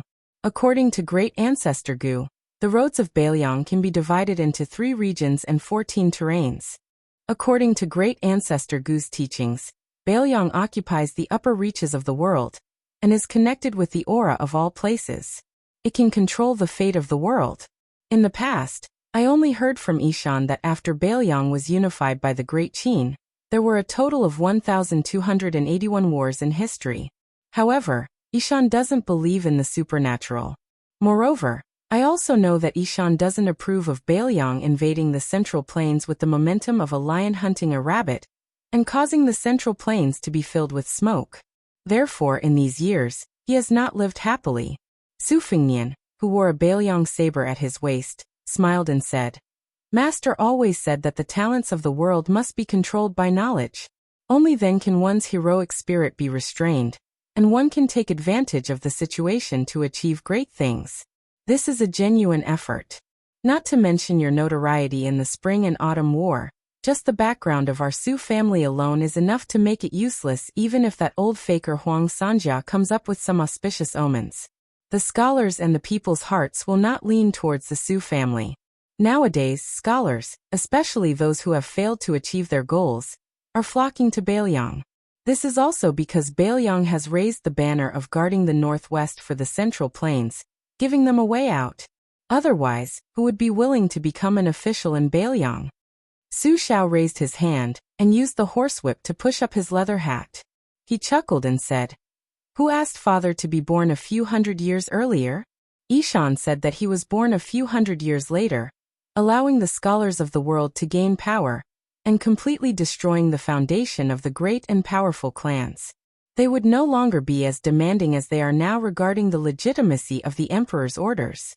That would be a great era where anyone could sit on the emperor's throne. As for the common people, who would care what your surname is? As long as you give them a peaceful life, they will recognize whoever you are. They don't care who sits on the dragon throne and who doesn't. But speaking of which, your father only has some prestige left in the military. Not to mention the Central Plains, even in Bailiang. If one day we are crushed into pieces by Baimang's Iron Horse Cavalry, if there is someone in Baimang who can govern the country well, most of the common people will completely forget about the Su family's 20 years of guarding their homes and courtyards. Speaking of this, father feels that the victory in the Battle of the Western Fortress was a fluke. In the Central Plains, the remnant citizens of West Chu who want to restore their country are truly inexhaustible. They advance dauntlessly, wave after wave, as if they don't know how the word death is written. In the future, it will be very difficult to rally the people's hearts. Our Bailiang, not to mention West Chu, even compared to Western Shu, is still far behind. This is all father's fault. He made do with conquering the world immediately, but after he dismounted, he became careless. In the end, governing the world is the ability of scholars. They are the best at it. Father didn't think so in the past, but now I have no choice but to accept it. When father was young, he suffered too much from them. Every time I see their sanctimonious faces, I can't help but want to beat them up. So in the future, when we interact with scholars and scholars, it will depend on you. Don't learn from father. You must have a good temper. Chapter 886. Su Fingnian nodded with a smile. Yoshi Plateau, Yubei Plain, Liangxi Corridor, Chilian Mountain, Longdong Longxi, Helan Mountain, and so on. There are a total of 14 places. Since great ancestor Gu has carefully divided the Bailiang theater of operations, I will have a clear target when I arrange my trusted generals. Then I will slowly encircle the scholars who are in charge of political affairs. Each of them will perform their own duties. With the brave soldiers guarding the border, it will not be easy for Bailiang to fall into chaos. There must be a lot of Zhao's spies in the scholars' rush to the north this time. I want to see how good they are at making trouble. Bailiang has the limitations of Bailiang, but it also has the unique advantages of Bailiang. As long as there are 300,000 Iron Horse Cavalry, it is enough to protect itself. Except for Liangxi Corridor, which is a rich land, the other places are not rich, and there is a problem of grain storage. The water transport in Guangdong has always been suppressed by the imperial court, but there are good generals and strong soldiers. Since ancient times, there have been many talents in the east and west rivers. Even Zhang Julu and other big shots in the imperial court are envious. To put it bluntly, even if we are hungry, we can beat the so-called soldiers outside of Bailiang until they cry for their parents. Su Xiao joked. Oh, why do I feel that you have a little ambition to be a commander? I remember that when you were young, you always wanted to be a hero who would help when you saw injustice on the road. You have no interest in leading troops to fight. Su Fingnian calmly said. Only when you have really walked through Jianghu, you will know that there is a limit to one's strength. Then the idea of being a hero will fade. Imagine that when the whip is used, tens of thousands of Iron Horse Cavalry will swarm out. Who can stop it? Wang Xianji? Or Chao Chongqing? Yuan Zuozong laughed softly and said, If it is them, they can still stop it. Su Xiao laughed heartily. He was very gratified that this adopted son of his could talk and laugh with the eldest son of his first wife. At that time, the 6 adopted sons were all high-spirited. Not to mention Lu Qiu, Only the indifferent Yao Jian had some contact with his son, which made Su Xiao worry a lot. Among the adopted sons, Yuan Zhuozong's temperament was not inferior to Chen Jibao's. White Bear could actually bow his head. Qi Dangua was almost willing to surrender to Feng Nian, which was undoubtedly an unexpected surprise. The two retinues, Han Laozhan and Su Yambing, looked at each other and smiled. In fact, the two of them were from the same sect as the Spear Immortal, Wang Xiu. It was just that people only knew that Han Laozhan was Wang Xiu's junior brother, and not Su Yambing. As one of the 4 grandmasters of Jianghu, Wang Xiu was unparalleled in the northwest of the Central Plains. Not only was Han Laozhan overshadowed, but Su Yambing, who had left the sect early to explore Jianghu, was also overshadowed. Even Su Fengnian returned to Beiliang with them this time. He learned from Han Laozhan that Su Yambing was so outstanding that Wang Xiu, who was much older, almost had no hope of catching up with him. Wang Xiu's father had to banish and invite this disciple, who was not surnamed Wang, out of the Wang family. Su Fengnian figured out that the reason why Su Xiao dared to leave Beiliang openly and enter the hinterland of the Central Plains was not because of Han Laozhan, the Spear Immortal's junior brother, but because of the unknown Su Yambing. When the king of Beiliang went to the capital for the last time, Su Xiao went to the imperial astronomer and met the Empress Zhaoji. Ren Tu also brought Su Yanbing and not Han Laozhan. The group continued to travel north on the courier road. Su Xiao and Su Fengnian rode side by side. Su Xiao said softly, "Other than the Protector General of Beiliang and the commander of the cavalry and infantry, the 3 positions have been settled. Lu Qiu, and your second brother Yuan have already taken them. Yan Wenwan's commander of the infantry also has to be given to Great Ancestor Gu. Next, the commander of Beiliang, Daoyang and Yuling have the most power. The commander of Liangzhou has always been held by the Protector General of Beiliang. The commander of Yuzhou has already been given to the ambitious Huang Fucheng. Su Yambing and Han Laozhan are the deputy commanders of Lingzhou. What are your plans?" Su Fengnian hesitated and said, "Yan Wenwan's side is not easy to deal with. After all, he is an old general with meritorious service. Yan Wenwan is not as old as Zhong Honggu, and he is also smooth and slick. I plan to let Great Ancestor Gu take over Liangzhou's commander of Liangzhou from Lu Qiu, first. Wang Ji, the meritorious official who submitted his pledge of allegiance at Iron Gate Pass, and some of the capable generals of the Phoenix Battalion. We'll wait for these people to gain a foothold before we can make a move on Yan Wenwan. To be honest, if Yan Wenwan understands the big picture, even if I have to bear the infamy of burning the bridge after crossing the river, and have to choose between Great Ancestor Gu and Yan Wenwan, I am still willing to let Great Ancestor Gu suffer, and continue to let Yan Wenwan, this old general, stabilize the border. In any case, Great Ancestor Gu already has no way out. At worst, I will personally go and apologize and be beaten and scolded. Great Ancestor Gu is a military maniac. I don't believe that he is willing to leave Beiliang and become a wine cellar and farmhouse elder." Su Xiao frowned. "People like Great Ancestor Gu are stubborn and hard to tame. Aren't you afraid that he will hold a grudge? People's hearts change. If Great Ancestor Gu intentionally does not contribute, it will be an immeasurable loss to Beiliang, which urgently needs a general to stabilize the situation." Su Fengnian smiled indifferently. "Speaking of buying people's hearts, I am not as capable as you. I have never expected people to bow down to me and become friends at first sight, and be loyal to me from then on. That is a fool's dream. Besides, a bowl of water that is fair is not fair in itself. Yan Wenwan is a flag of the Beiliang army. This flag can fall, but if the way it falls is dishonorable, just to let Great Ancestor Gu quickly become a new leader, the gains will not make up for the losses.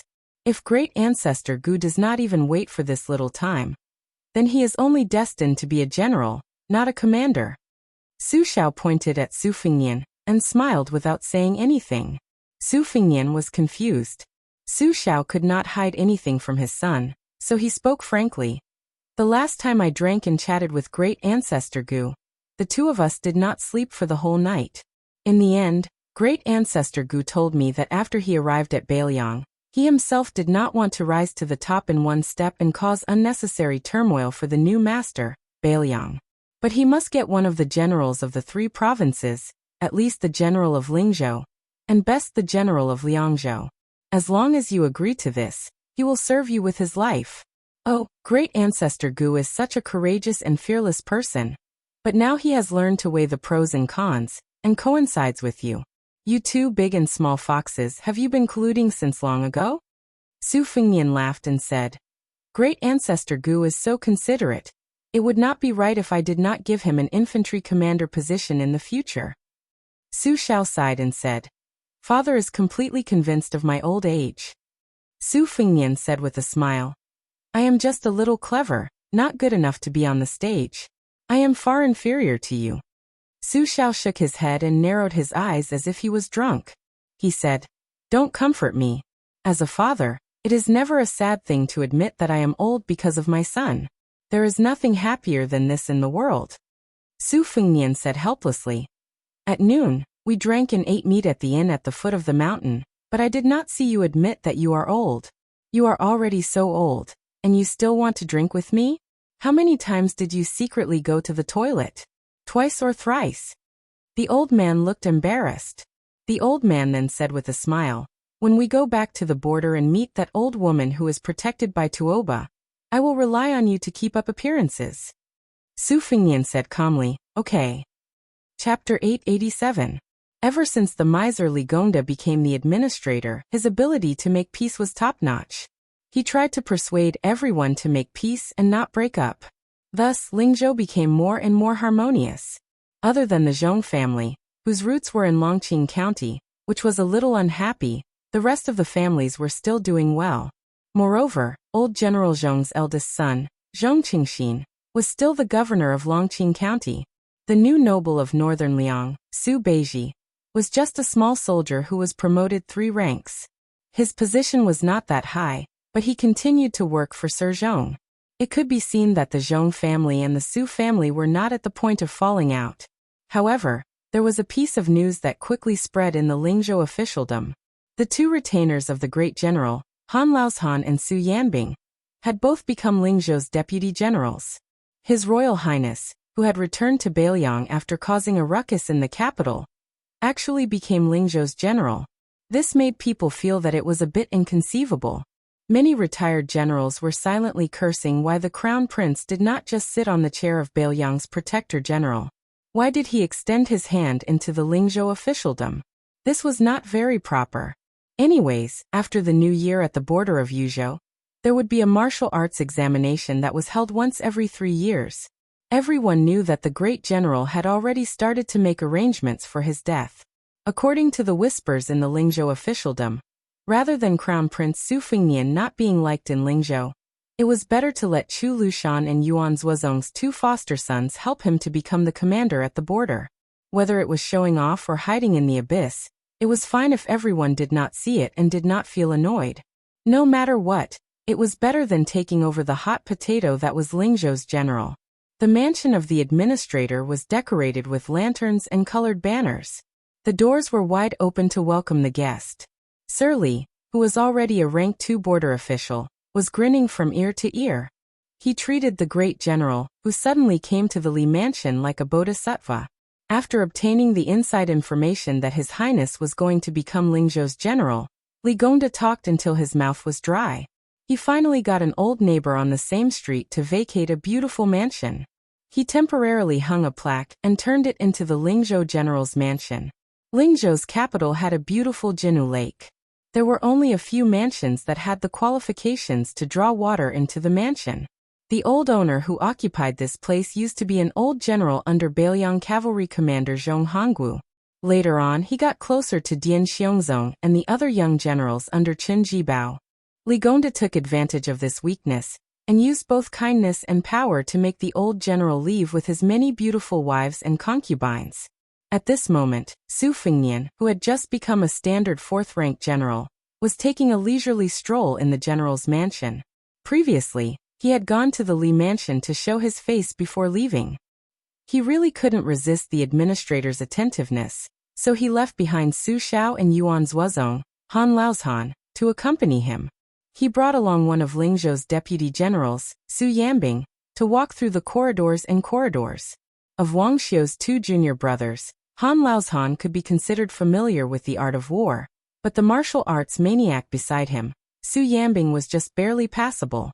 Compared to Han Laozhan, who really wanted to take root in Lingzhou and consolidate at every step, Su Yanbing was just there to deal with unexpected situations. Moreover, Su Yanbing's personal ambitions did not lie here. Before he left the Li Manor, Su Xiao had a playful look in his eyes, saying that there was a little surprise waiting for him in the house. Su Fengnian did not have any expectations. He had seen many immortals of the Jianghu flying around. Since he had slacked off on the path of martial arts, needless to say, the secret manuals could be sold at a low price at the Tide Listening Pavilion. He also did not care about divine weapons and sharp weapons. As for women, his two future concubines had followed him to Beiliang, so Su Fengnian did not want to attract any emotional debt. However, when Su Fengnian suddenly saw the young girl dressed in Beimang's grassland woman's attire, he was somewhat stunned and pleasantly surprised. He never would have thought that it was the young girl who had great connections with the Beimang imperial family, Huyan Guanyin. Back then, in order to save the tribe she was in, he had stopped the herd of wild bulls in the canyon. Only then did he engage in a deathmatch hunting with Tuoba Chunsun, who was favored by the heavens at the right time and place. At that time, Su Fengnian had almost lost his life to Tuoba Chunsun's lightning spear. Su Yanbing was very tactful. He went to another place to enjoy the scenery, leaving Su Fengnian alone with the girl. Su Fengnian pondered for a bit and understood. After he returned from Beimang, he told her everything in detail about his dangerous experience. During this time, he mentioned Huyan Guanin's Chong flute. He reckoned that it was Su Xiao who followed the vine to find the melon, and brought her from Beimang to Lingzhou. Su Fengnian sat with her in the pavilion. He asked her in the prairie language, "Your brother Abaoji didn't come to Beiliang?" The girl with the appearance of 95 was obviously not as melancholy and sentimental as the girls of the Central Plains. She shook her head and said with an open-minded smile, "My brother is a young eagle on the prairie. The prairie is his home. My brother also said that he must become the biggest chick on the prairie and have the most extensive and fertile pastures.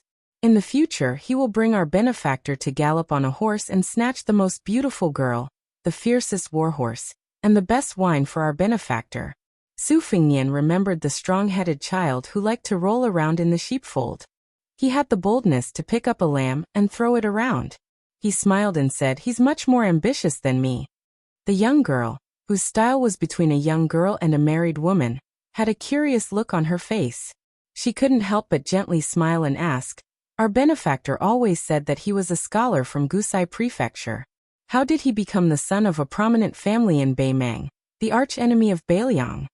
Su Fengnian leaned against a pillar and looked at the small lake in the mansion. He sighed and said, "It's probably the so-called unpredictable affairs of the world." Huyan Guanin said softly, "There was an old man who was more dignified than the biggest chick on the prairie. He ordered me to be our benefactor's maidservant in the future and serve our benefactor's basic necessities." Su Fengnian said softly, "You don't have to listen to him in the future. We Beiliang women always like to carry swords, ride horses and draw bows. No one can restrain you. Even if you feel that this place is boring and want to go back to the prairie to see your brother, I can send someone to send you to the north." The delicate Chong flute tied to the waist of the dainty and beautiful woman was unexpectedly gloomy and speechless. The death soldier suddenly appeared outside the pavilion and said respectfully, "Your Highness, Su Beiji and Wu General Wang Ji from Dragon Eye County have come to visit." Chapter 888. For now, the Lingzhou General's mansion was nothing more than an empty shell. It was not an exaggeration to say that it had a golden exterior, but a rotten interior, because this Lingzhou General's mansion was nothing more than an empty shell. Su Fengnian smiled, nodded and said, "From now on, they don't need to report when they come here." There were smart servants in the mansion who led the way for them. Su Fengnian walked out of the pavilion to greet them. Wang Ji's father, Wang Shirzhu, was not only a former subordinate of Beiliang, but also a general of Swords Gate. He was a secret chess piece that Li Yishan had placed in Kuei Gate for many years. This father and son pair eventually played a significant role in the Battle of Iron Gate. Wang Ji was indeed a valiant general who lived up to expectations. Even when facing Han Diaoxi, He dared to fight to the death. In order to stop the mancat, he lost 1,000 of his 3,000 elite cavalrymen. After joining Bailiang, only half of his 2,000 personal guards were left.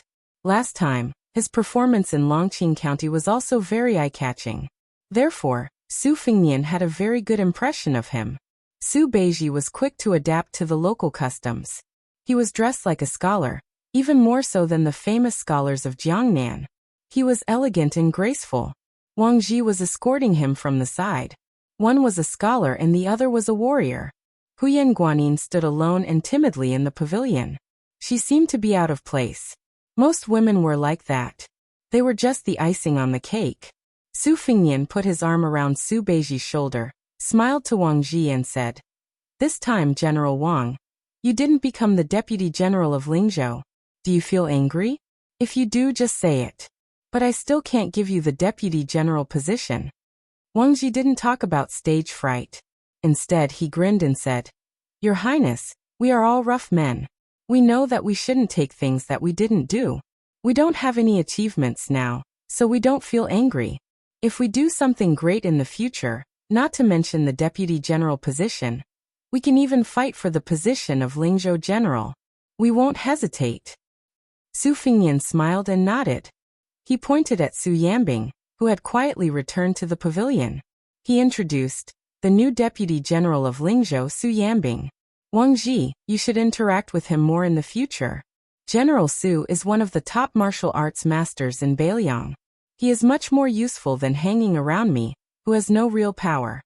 Wang Ji's eyes suddenly brightened. The words "one of the top" had more weight than the Deputy General of Lingzhou.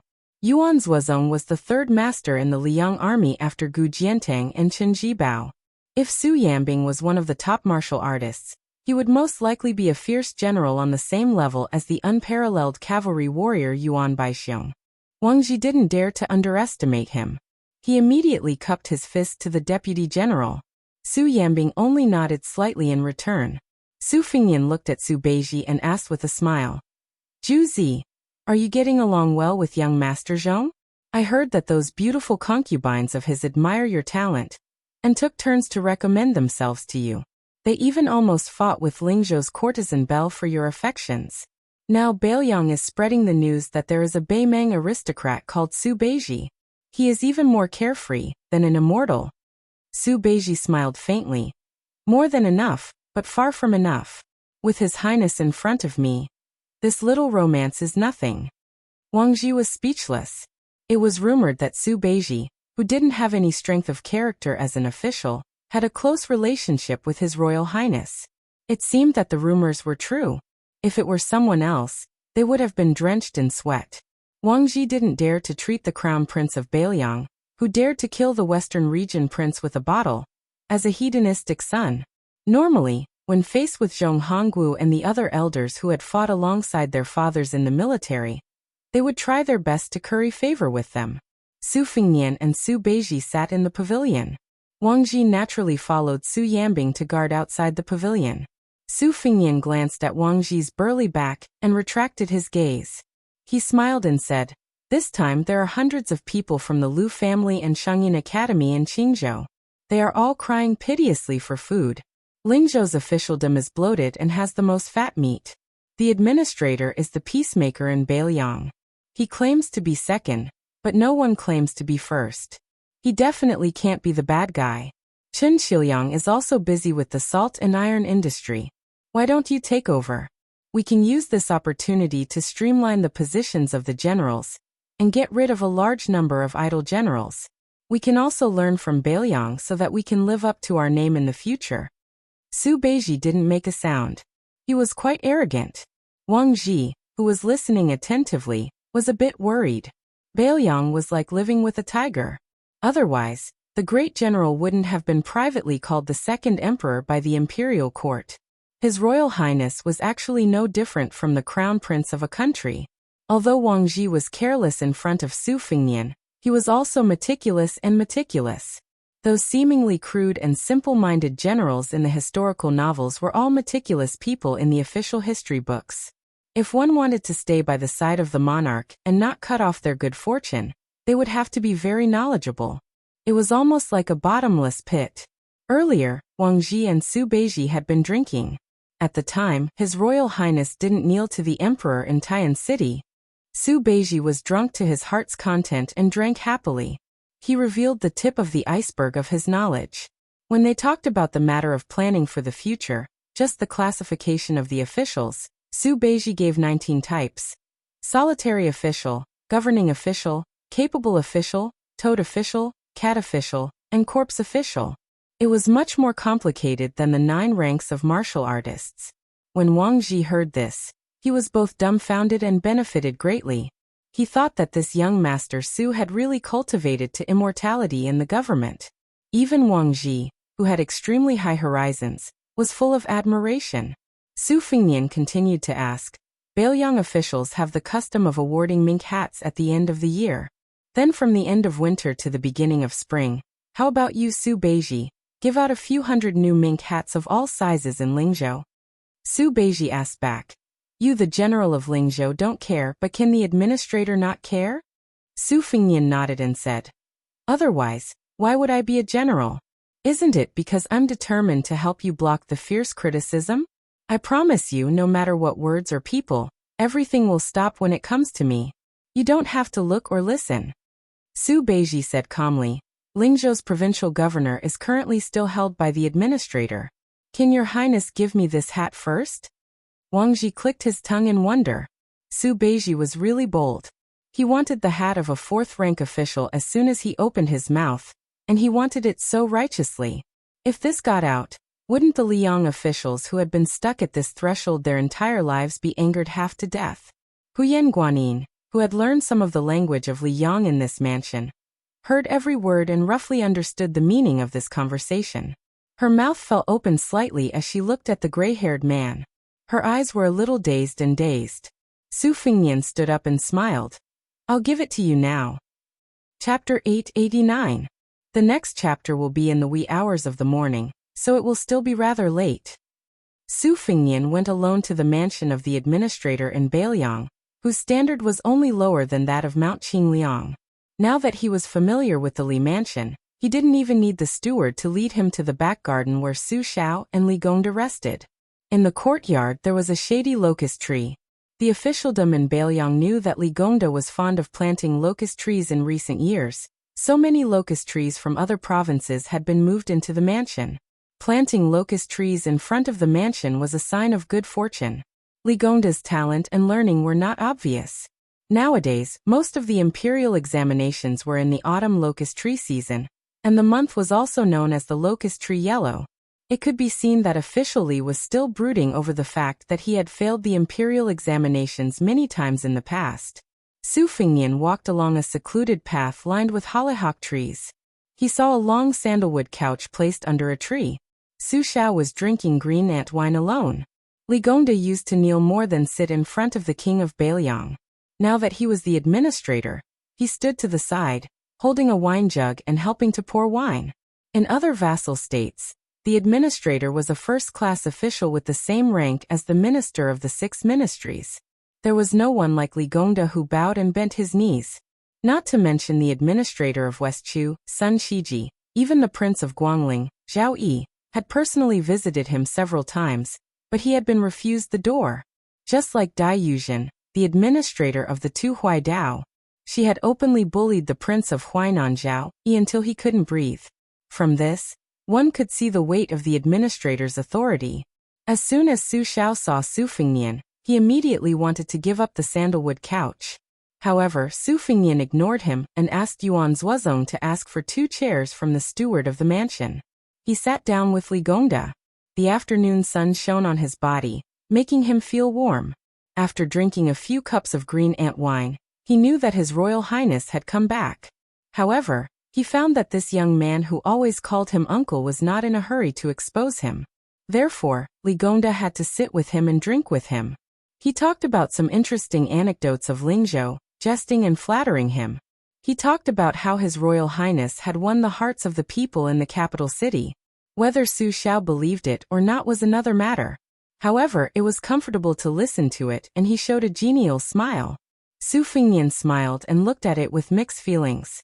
At that time, Yan Qiji and Yan Dongwu's father, Yan Jieshi, was the provincial governor of Lingzhou. His official position was about the same as Li Gongda, the provincial governor of Fengzhou, who had not been incorporated into Yuzhou at that time. Now, Yan Jieshi had betrayed Bailiang and went to Tian City to be a relative of the royal family. Perhaps he would become the father-in-law of the emperor in the future. Li Gongda was not bad either. He did not become an official in the capital city, but became an extreme local official. Actually, Su Fengnian was closer to Uncle Yan at that time. Uncle Li had a bad reputation. However, although both the Yan and Li families had passed the Dragon Gate, the women of the two families still hated this dissolute son. The female scholar, Yan Dongwu, had become the crown princess. Li Fujian, on the other hand, was obsessed and became a scholar from a poor family, who said that the pavilion closest to the water would enjoy the moonlight first. Su Fengnian had been friends with Li Hanlin and Yan Qi for so many years, but he did not get any good treatment from their sister. It was not that Su Fengnian had any improper thoughts towards them. It was just that back then he was frivolous and liked to tease the young ladies of noble families. Yan Dongwu would even argue with him. Su Fengnian was even more ruthless. His harsh words and cold words were lacking, and his eyes were cold all year round. Su Fengnian lazily leaned against the back of the chair and could not help but laugh. Uncle Li was rather open-minded towards the poor scholar, who did not match his family background. Not only did he not break them apart, he even secretly paved the way and raised his status, from a poor family to an aristocratic family, and then from a minor official to a high-class official. The two matters of status and class were all settled magnanimously. He just did not know if Uncle Li would take the opportunity to make a move again, this time when the Lingzhou officialdom was turned upside down. Su Fengnian did not have the intention to make things difficult for the poor scholar. Although he had seen the scholar's face and shrewdness outside Toma Temple, and that fellow had been schemed against by Su Beiji, and felt that Su Fengnian had entrusted Li Hanlin to the wrong person. But since Li Hanlin's sister was enjoying it, Su Fengnian could not be bothered to point fingers.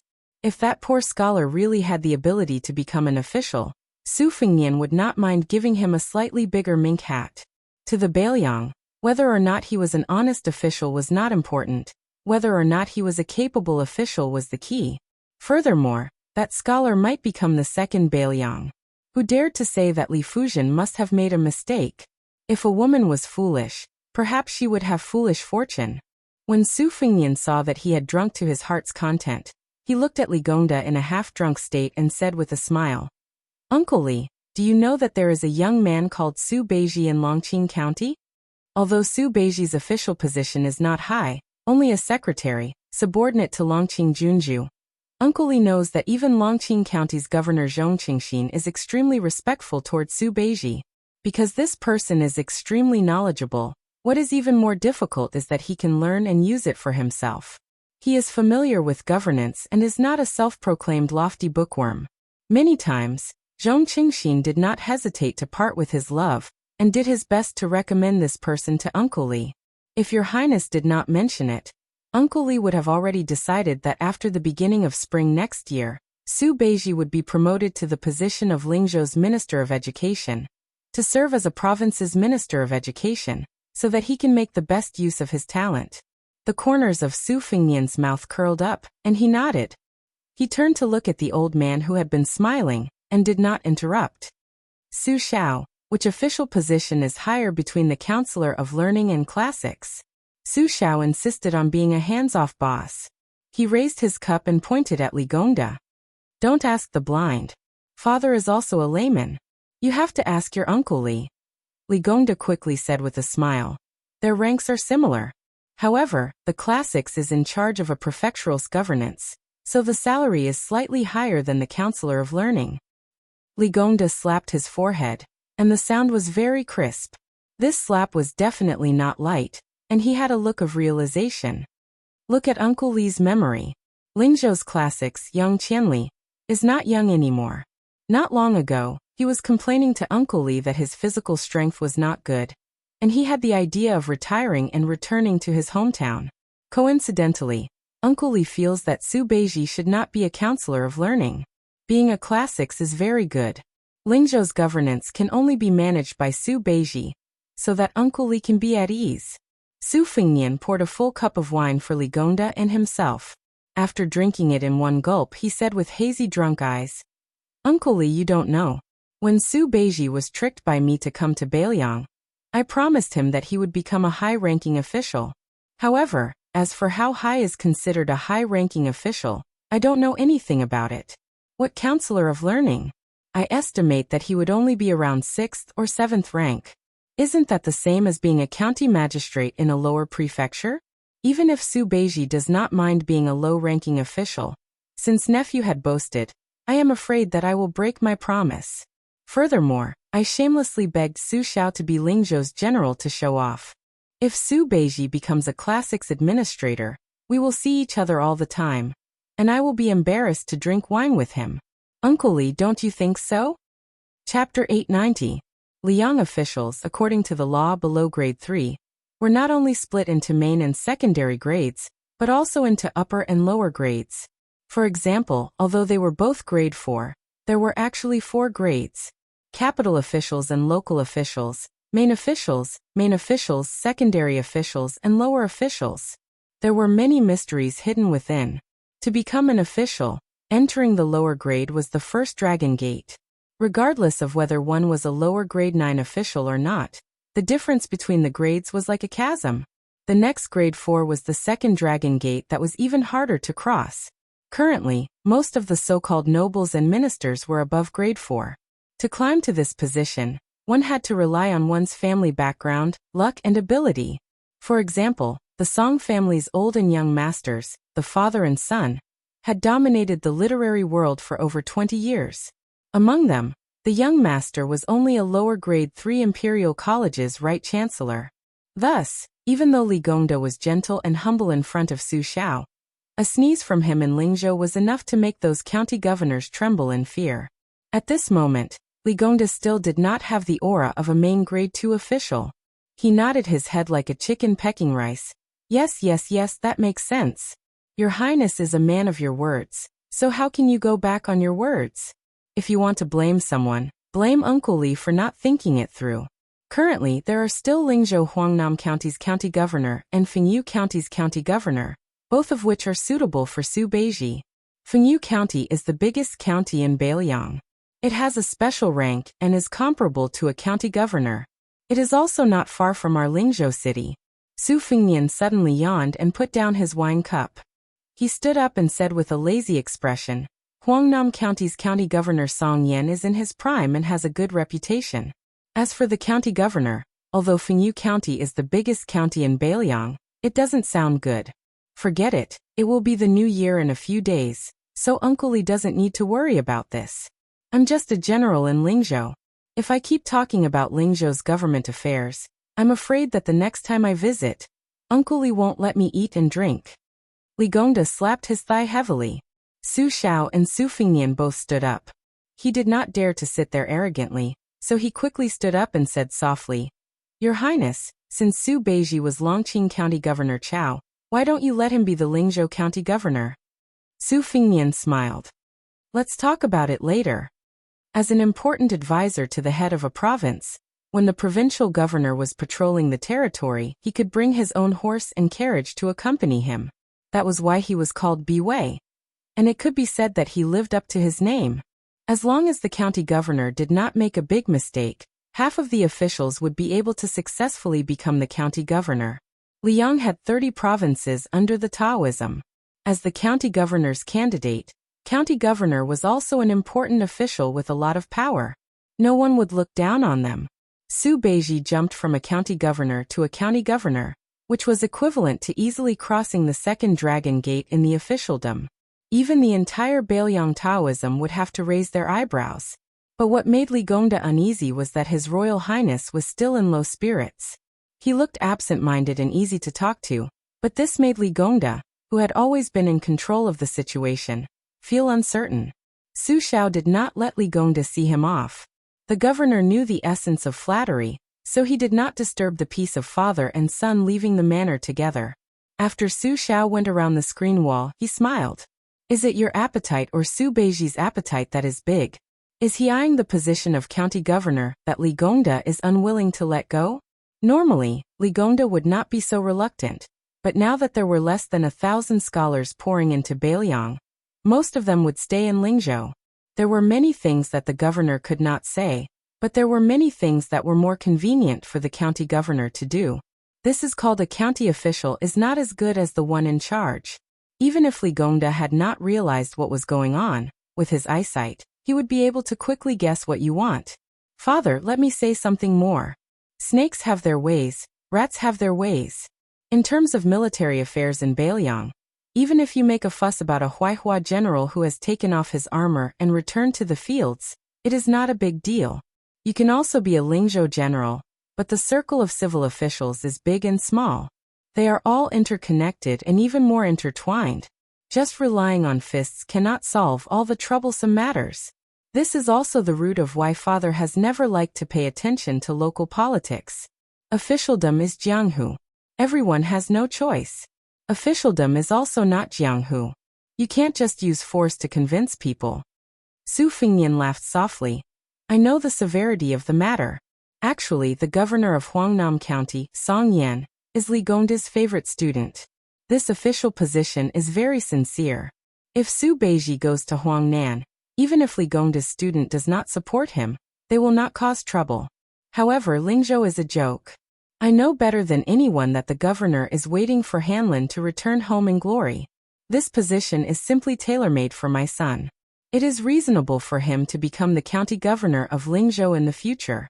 If it were anyone else, even if it is Su Beiji who I think highly of, they are destined to not be successful. However, to be honest, whether Hanlin goes from joining the army to Lingzhou's deputy general, and then to a general, or whether he goes down the path of a county magistrate instead of a county governor, I am happy to see it happen. No matter how unreasonable I am, how can I not have some selfishness towards Hanlin? Uncle Li, you are still a little petty. Su Xiao walked forward with a hunched back and smiled. The size of the situation is not fixed. After being promoted, one's field of vision will be broadened, which may be of help. However, it is still not as good as some people's natural situation. Ligongda became the governor not because he is very capable, but because he is suitable for this position. Speaking of which, if Ligongda was not petty, he would not be able to reach this step today. Speaking of this, father had to talk about his experience again. Many people might not be doing well at the moment, but you still have to be more patient. Not to mention others, just like father, he didn't have this kind of breadth of mind from the start. Before he joined the army, he was still fighting with the street thugs every day. After he became a lieutenant, he never thought that one day he would be on the same level as those high and mighty court elders. When he begged them for soldiers, horses, money and provisions, he still didn't have much face left. The only thing he didn't do was kneel down. The hardships I faced, even when I left Liaodong with those old brothers, father has never said anything about it. Su Fingnian nodded. Su Xiao laughed without warning and said happily, just now, I saw you and Ligongda arguing over there, drinking and scheming against each other. Just thinking about it makes me happy. Su Fingnian rolled his eyes and sighed. He said self-mockingly, in the end, I still did not get the position of Lingzhou provincial governor. I was still worried about how to meet Su Beiji. Just now, I made a solemn vow and said bold words to this fellow. In the end, in the middle of winter, I turned around and poured a basin of cold water on my head.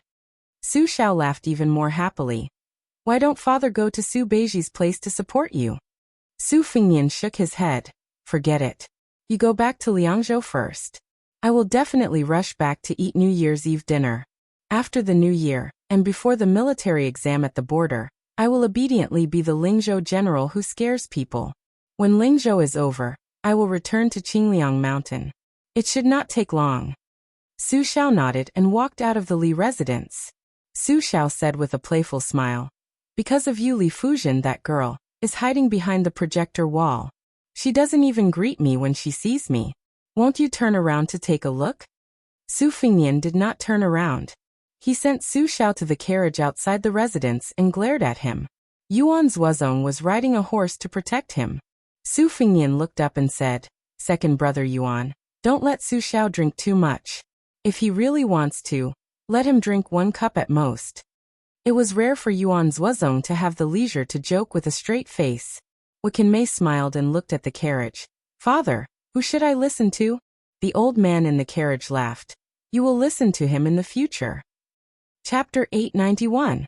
As soon as Su Xiao left, the surplus generals and captains of Lingzhou gradually gathered outside a mansion and handed over their letters to the general's gatekeeper. Most of the letters were made of expensive materials and were written in gold. One could not expect these rough men from the general's family to have any lofty and ancient style. On this street, the governor's mansion had the highest threshold.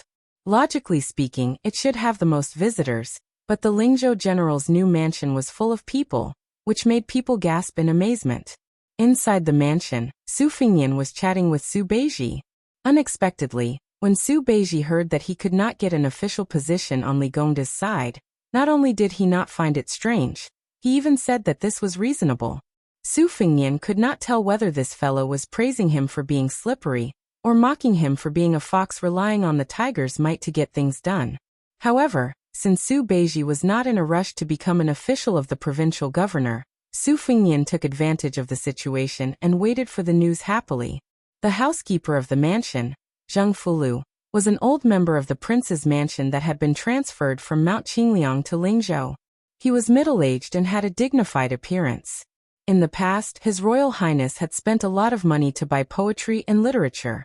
The silver had all been handled by Zheng Fulu, so he was very reliable in his work. At this moment, he jogged to the door of the study with a face full of joy and reported to the heir about the bustle outside the mansion. He held a large bag of name cards and scraped off the gold powder on them.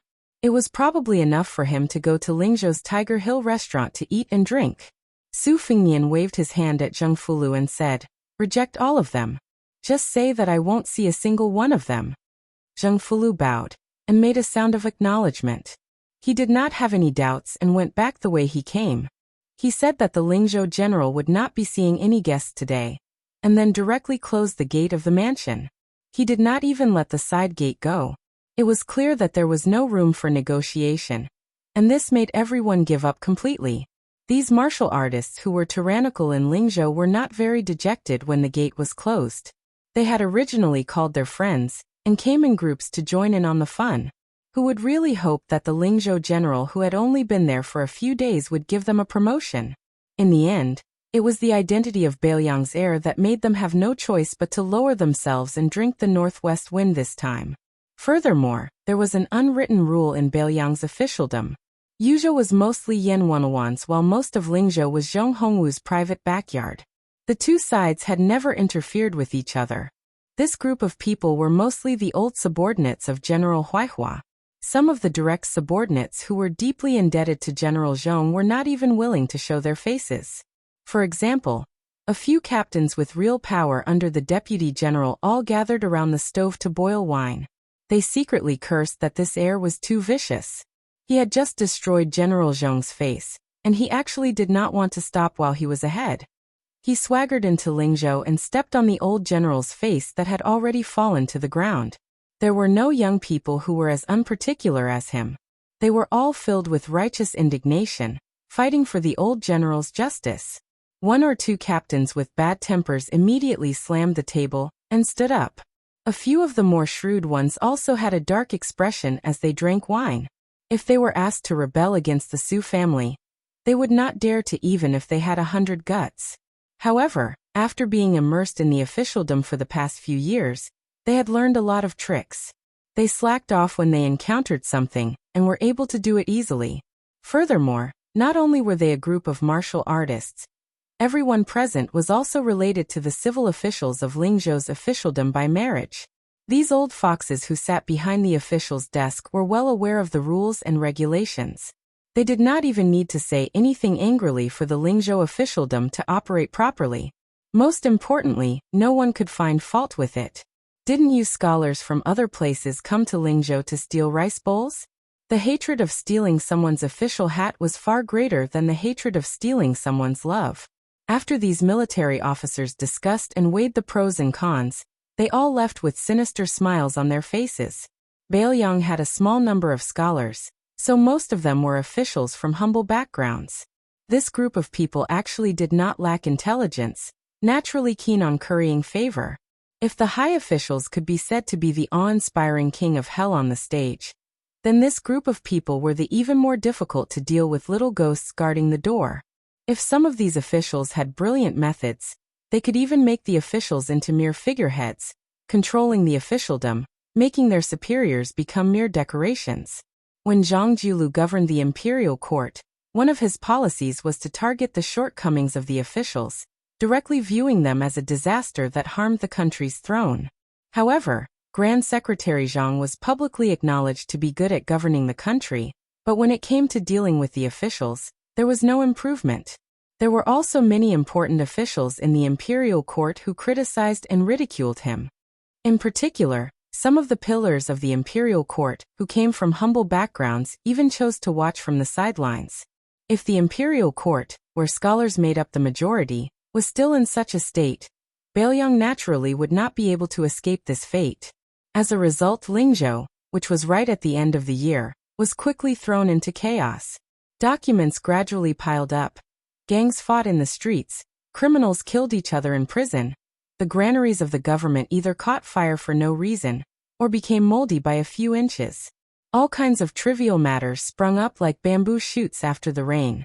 Forget about those county officials who were badly battered, afraid that they would not be able to have a peaceful year. Even the administrator Li Gongda began to feel tired dealing with it. Every day, there were lower-level officials who came to complain. On the contrary, Huangnam County seemed like a crane in a flock of chickens, its political affairs large and small orderly. Longqing County was the complete opposite, its situation especially miserable, leaking air from all directions. It was rumored that Governor Zhong Chengxin personally took care of everything, busying himself to the point where he lit a lantern every night. So worried that he already had a few strands of white hair. Lingzhou's officialdom was a mess. The front of the Lingzhou general's manor was deserted, matching the cold winter season. A carriage silently drove out of Lingzhou's capital and headed toward Huangnam County. The coachman wore a short jacket made of yellow wolf skin. The more burly he was, the more shabby he seemed. No one would believe that he was the deputy general of Lingzhou. In the carriage, other than Su Fengnian, there was also the servant girl Huyan Guanyin. These days, Su Fengnian had been reading through the records of Lingzhou's officials in detail. There were many red circles, and he did not pay much attention to this young girl, who would have made it onto the rankings if she had come to Bailiang earlier. For this trip, when Su Fengnian crossed the threshold, he decided to have Zheng Fulu call her over to follow him out of the city. He did not know if it was because she was not acclimatized to the environment, but Huyan Guanyin was not as lively as she was when she was in a difficult situation on the grasslands. Her spirit was dim, and she was not as spirited as before. Su Fengnian thought that after returning to Lingzhou, if he had the chance, he would send her to a safe and quiet place. It was better than being sick and slowly destroyed in a noble residence. Some women were either held tightly in the palm of one's hand or truly treasured. Instead, it was a waste of natural resources. Originally, if Huyan Guanyin could adapt to Bailiang, Su Fengnian would not mind keeping her by his side. It did not matter if he ate her or not. Looking at her was pleasing to the eye and was good for the eyes. Su Fengnian was not idle during this trip. He had a document on the background of a few important officials in Huangnam County. These densely packed and delicate small regular script were the painstaking efforts of the second-class servant girls in Wutangan after working through the night. Su Fengnian, who had been with them for many years, could tell at a glance which was written by the green ants and which was written by the cucumbers. Su Fengnian rubbed the space between his eyebrows and put down the stack of letters. After going through it in his mind, he lifted the curtain. The unique cold air of the cold land hit him in the face. Su Fengnian did not put down the curtain for a long time. After leaving the city, Huyan Guanyin was a little sleepy. She curled up in the corner of the carriage, unable to endure the drowsiness. She was slightly dozing off. When the wind blew, she suddenly woke up. She quietly looked at the side of his face and bit her thin lips. Her lips were bright red and glistening, making people mistakenly think that if she bit a little harder, a few drops of blood would come out. Su Fengnian saw that she was not used to the cold, and quickly put down the curtain. He smiled warmly and said, I couldn't sleep last night, so I wandered around aimlessly. I saw a pot of impatiens by the window of your room. It's clearly past the flowering period, so how could it still bloom in such a cold weather? Chapter 892. Huyen Guanyin blinked and said softly, "When I first entered the manor, I saw a few flowers in the corners of the manor. They didn't look like they were grown in the manor, so I gathered my courage and planted one in a small pot. I didn't know it was called a balsamine flower, nor did I know it was in bloom." Su Fingyan nodded and smiled. "It's the same as the shusher that's causing trouble for me in Bailiang. It's not a first-class product. But don't look at it just because it looks delicate, it can grow anywhere. A poor place like Bailiang is no exception. Some women who can't afford to buy rouge and face powder like to use its flower juice to paint their nails in summer and autumn. It's very eye-catching.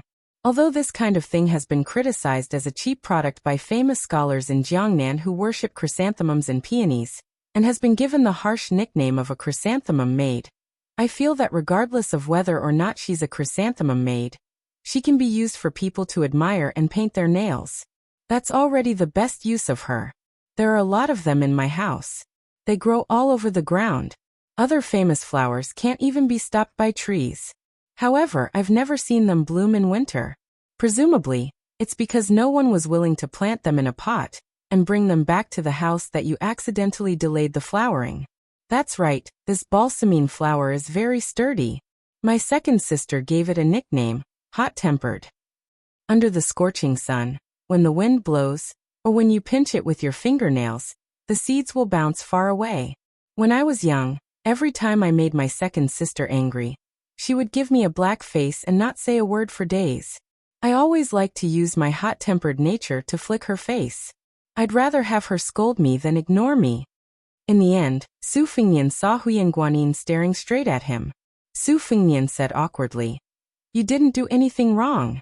How could I bear to scold you? Besides, I have a lot of things on hand right now, and am very frustrated. It's not that I don't want to pay attention to you. I do know how to write the 4 characters anger and introspection. And my handwriting is not much worse than that of a famous calligrapher. It's a pity that I haven't been good at it, and I often take my anger out on others. You haven't seen the scene of me getting angry with my father. When I was young and ignorant, as long as something didn't go my way, I would vent my anger on him. I could even take a broom and chase him for thousands of miles. But now that I think about it, even though I was childish, I didn't feel too guilty. Who asked him to be my father, the person closest to me? Right. Besides, at that time, his legs were very nimble, and he ran very fast. Everyone else respectfully called him the king of Bailiang and the great general, but I called him the runaway general." Huyen Guanyin looked at him and grinned. That smile was as innocent as a child's. Huyen Guanyin lowered her eyes, not meeting his gaze. Su Fingyan saw her cowering timidly and mocked himself. Did he look like a criminal with the word pervert engraved on his forehead? He remembered that her entire tribe on the grasslands treated him like an immortal. How could he reveal his true colors so quickly? Su Fingyan collected his thoughts and lowered his head to continue picking up the letter on his knees. He quickly focused and gave Administrator Li a few days of time. It was probably because of the sudden wind and rain in Lingzhou's officialdom that Uncle Li was busy with government affairs and temporarily had no time to care about Su Beiji's promotion. Even though it was not to his liking, Su Fingyan was still willing to endure it. Back then, the Yan family had chosen a small path to escape Lingzhou. If he had not hinted to Su Xiao, Yin Jieshi might not have been able to leave Bailiang so smoothly. Su Fingyan warned himself not to be so soft-hearted in the future. Huangnam County was where Li Gongda had made his fortune. Even though Li Gongda's reputation as an official was not good, his ability to judge people was not small. It was natural for him to appoint people by favoritism. However, a few of his disciples were considered capable officials in Bailiang's officialdom. If it were not for these people helping Li Gongda gain face, Su Xiao would not have been so generous as to let Li Gongda become the administrator under one person just based on the relationship between the Li and Su families. The governor of Huangnam County, Song Yan, was one of the best. He did not have a prominent teacher and was self-taught. He was skilled in both magic and power. If it were not for the fact that he had many objections towards Su Xiao and could not help Li Gongda's other lackeys, He would not have stopped at being the governor of a county. This time, the reason why Li Gongda was so concerned and anxious was because Huangnam County was not normal. Normally, this would be a bright political achievement.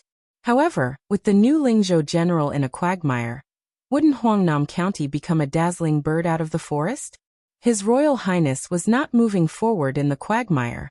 What was going on with him, Song Yan, who was high up on a branch?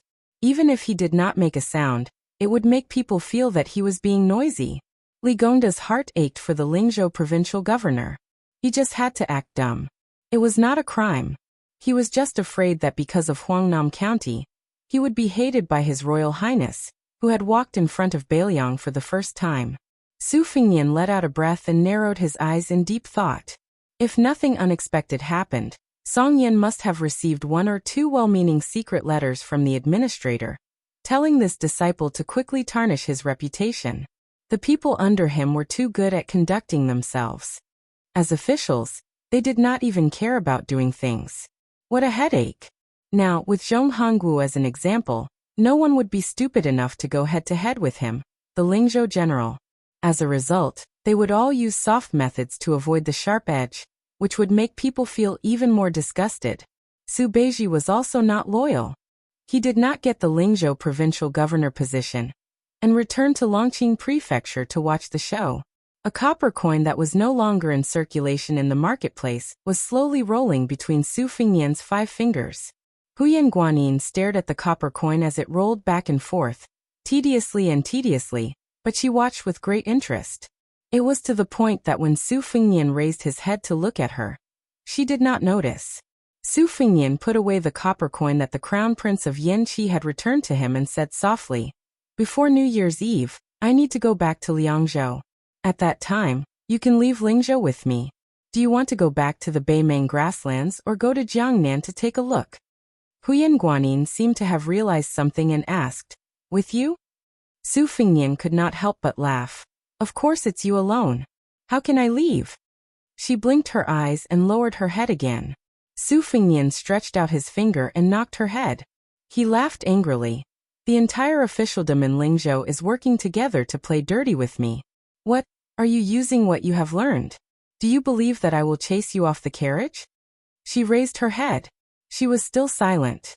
Su Fingyan had a flash of inspiration. He was stunned and asked softly, "You just want me to talk to you?" Huyan Guanyin's beautiful face turned red.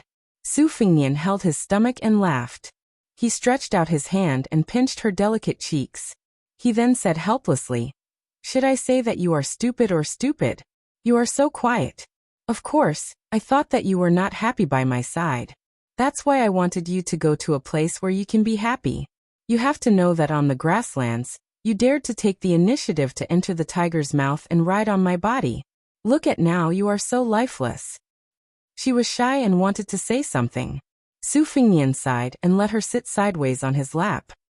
He put one hand around her round shoulder and rested his chin on her head. He continued to flip through the letters. "This is called a saint's calmness. It is really unreasonable that I can't become a land immortal in this lifetime." The woman who was sitting sideways leaned forward, her chest squeezing one of his arms. Su Fingyan did not pay much attention to it at first. He only thought that she was uncomfortable. However, when his arm felt her restlessness, he quickly realized that it was not strange that he could not become a land immortal. Su Fingyan put the stack of letters on the ground. He only picked up one of them. His other hand slid into her collar. There was only a thin layer of satin between them. He held a ball of smooth fullness. His 5 fingers sank slightly. Huyan Guanyin's head leaned back and rested on his arm that was holding the letter. Her charming eyes were like silk. She raised her head and looked at this guy. She was at a loss and faintly let out a delicate nasal sound. Su Fingyan's sanctimonious appearance made people's hair stand on end. He pretended to be calm. In order not to make a sound, the ignorant woman bit a slender finger. This natural charm was extremely alluring. Su Fingyan looked down and asked himself, "Why don't I stop thinking about becoming a land immortal today?" Chapter 893. The carriage slowly came to a stop. Su Fingyan let go of Huyan Guanyin, who looked like she had been fished out of a water tank, and bent down to lift the curtain.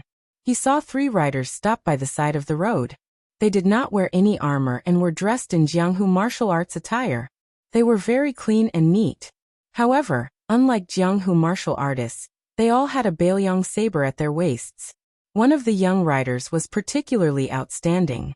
His face was like jade, and there was a small but sturdy leather pouch hanging from the back of the horse. When Su Fengnian saw these familiar faces, he smiled and jumped off the carriage, stomping his feet. The weather was cold and the ground was frozen.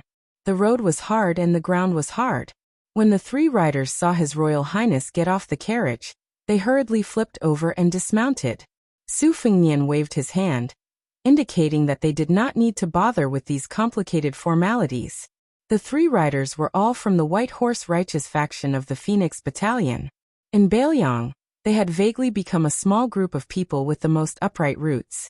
Moreover, among the three, Hong Shuwen had made a whole new level of respect during the battle at Iron Gate Pass.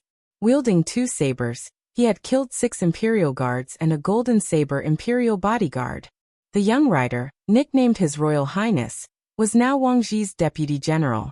In name, he held the official title of Changshui Commandant. Last time, he had also shown his face at the Fish Dragon Gang in Longqing County. This time he was transferred to the general's mansion in Lingzhou. Su Fengnian remembered that when he asked Wang Ji for him, Wang Ji's heart ached so much that he trembled. His expression was as if his parents had died. Su Fengnian asked Hong Shuwen for his warhorse. This Changshui commandant rode 1 horse with his fellow officers. For people, 3 riders and 1 carriage, headed to Huangnam County. Su Fengnian smiled and asked, Hong Shuwen, did Ningame teach you the short halberd? Hong Shuwen, who always gave people the impression that he was a lone wolf in the desert, obediently held back a lot of his ruthlessness in front of His Royal Highness. He was actually a bit shy. He nodded and said, General Ning said that I have some talent with the halberd. When I get used to the short halberd, he will teach me the big halberd. Su Fengnian didn't deliberately use words to win people over. After chatting for a while, he urged his horse forward. When it was close to noon, they arrived at a small border town in Huangnam County. They led the horse forward. There were many New Year's Eve markets in the town, where the people of the nearby villages came to buy New Year's goods. Some county officials took the opportunity to light candles and talk about good books, helping their parents to get closer to the people. However, the people of Bailiang were valiant, so they only treated this kind of thing as a lively joke. The actions of leaving the Yang and going to other provinces and counties to embellish the official's career were also quite solemn and respectful. Those who talked about good books had to wear plain clothes. In Bailiang, there were suspicions that they were neither donkeys nor horses. Many officers who knew a little bit of literature and ink went up to the stage, and even some military officers who liked to be in the limelight rolled up their sleeves and went up to shake their heads. At this moment, Su Fengnian stood and watched from afar. Even though the inarticulate officials on the stage repeated the same old tune, they still made mistakes in their sentences. Some children with good memories who had long since memorized the words by heart started to make a fuss. When the children started to make a fuss, many adults around them also started to make a fuss. The officials lost face, so they glared and pointed their fingers, catching a man and scolding him. The man wasn't afraid of this little official's prestige and loudly cursed back. Then the man's wife also looked at him coquettishly and teased him a few times. The small official wasn't really angry, so he didn't filter his mouth and took the opportunity to tease the plump woman. However, the woman of Bailiang wasn't a thin-skinned lamp. A few bold and vulgar words made the small official's face turn red. In this kind of inappropriate noise, the rigid and pedantic talk about good books became a joyous occasion. Chapter 894. Su Fengnian looked around and had Hong Shuwen find a restaurant, as long as it was clean. After lunch, they continued toward Huangnam County. Su Fengnian had bought a large marten hat for Huyan Guanyin at the last minute. It covered her forehead, brows, and eyes so that her beauty would not be too shocking. The 3 retainers, who had infiltrated Bailiang's local officialdom after leaving the Phoenix Battalion, never looked sideways, especially Hong Shuwen. From beginning to end, it was as if Huyan Guanyin did not exist. Mounting their horses again, they turned from the bazaar onto a branch of a relay road. Other than the division of Bailiang's relay roads into provinces, counties, and counties on the surface, There were also a few hidden relay roads between mini passes. Many of the seemingly cumbersome relay soldiers were supported with large amounts of money. If it were not for Beiliang's lack of financial resources, Su Xiao would have made a big move. At the insistence of Zhang Jiulu, the Liang imperial court poured their taxes into the belly of the northern border. South of Jiangnan, most of the relay roads had been reduced to varying degrees. Regarding this, Zhang Jiulu sternly reprimanded a few local officials who were heading to the capital. After the incident, he changed his views slightly and immediately returned to normal. In addition, compared to the relay roads, Zhang Jiulu wanted to personally arrest the horse administration. The Grand Secretary did not have 3 heads and 6 arms, so he really did not have the energy to personally deal with the matters of the relay roads. Furthermore, the Gu Party had controlled the Ministry of War for a full 18 years. Not only did Zhang Jiulu meddle with the horse administration, he also directly took away the shockingly lucrative horse administration. The entire Ministry of War had long had complaints in their hearts. As a result, the popular palm eunuch Sun Tonglu had made a trip to Beiliang and returned to the capital to talk all night about the affairs of Beiliang that he had seen with his own eyes. After he mentioned the relay roads, the emperor sank into deep thought and speechlessness for a long time. Su Fengnian did not whip his horse to gallop quickly. Beiliang's relay roads were developed under the iron hooves of the Beimeng warhorses. It was a double-edged sword that could ensure that the troops, horses, and provisions could move quickly. At the same time, if the 350,000 border troops defeated the Beiliang cavalry, then they could cross the border in one spurt of energy. Without a doubt, the road to the south would be unimpeded. The reason the Zhao family had tolerated Su Xiao time and time again, even turning a blind eye to the salt and iron matter, and not making things too difficult for the water transport over the years, was not that they were not worried that Beiliang's door would open and bring disaster to the Central Plains. In the future, when Chen Jibao was enfeoffed as a prince and entered Shu, it was also because they did not think that Su Fengnian would be in charge of Beiliang's armaments. The court had prepared for the worst. In case the Su family in Beiliang could not support the northwest of the Zhao family, at least there was Chen Jibao's Shu land as a second line of defense. When one reached the level of Su Xiao and Zhang Jiulu, conspiracies and machinations actually became meaningless. In the end, the one who had power still ruled the world. Su Fengnian waved his hand at Hong Shuwen and said, "Commandant Hong, today Beiliang has an abundance of meritorious and dishonorable officials. Not to mention lieutenants and commandants, there are even generals all over the streets. If I remember correctly, Beiliang and Liang share the same law. The civil and military official ranks and dishonorable official ranks add up to as many as 74 ranks. In addition to those scattered titles, there are simply too many to count. If one day I take back all of them, or eliminate most of them, tell me, what do you think will happen to Beiliang's officialdom?" Hong Shuwen hesitated for a moment. Su Fengnian laughed and said, "There's no harm in saying it directly." Hong Shuwen said in a low voice, "Your Highness, then our Beiliang will really become a pot of porridge. If the people at the rear are not stable, those who work for the generals at the border will all have families to feed, and will also not be at peace. For example, in Hong Shuwen's family, father was conferred the rank of a 6th-rank cloud cavalry officer because of his military exploits. Second uncle has some knowledge, and was also conferred the rank of a 6th-rank Confucian scholar, which is considered not too common in Beiliang. These titles with ranks but no official rank are only used to give face to the elders and old brothers when they gather. If they really want to use these things to make a profit or to plunder the land, they can't do it even if they want to. If they were taken away all of a sudden, the old fellows' hearts would turn cold. Furthermore, it would be even worse than losing a few thousand taels of silver. Your Highness, I dare to speak from the bottom of my heart.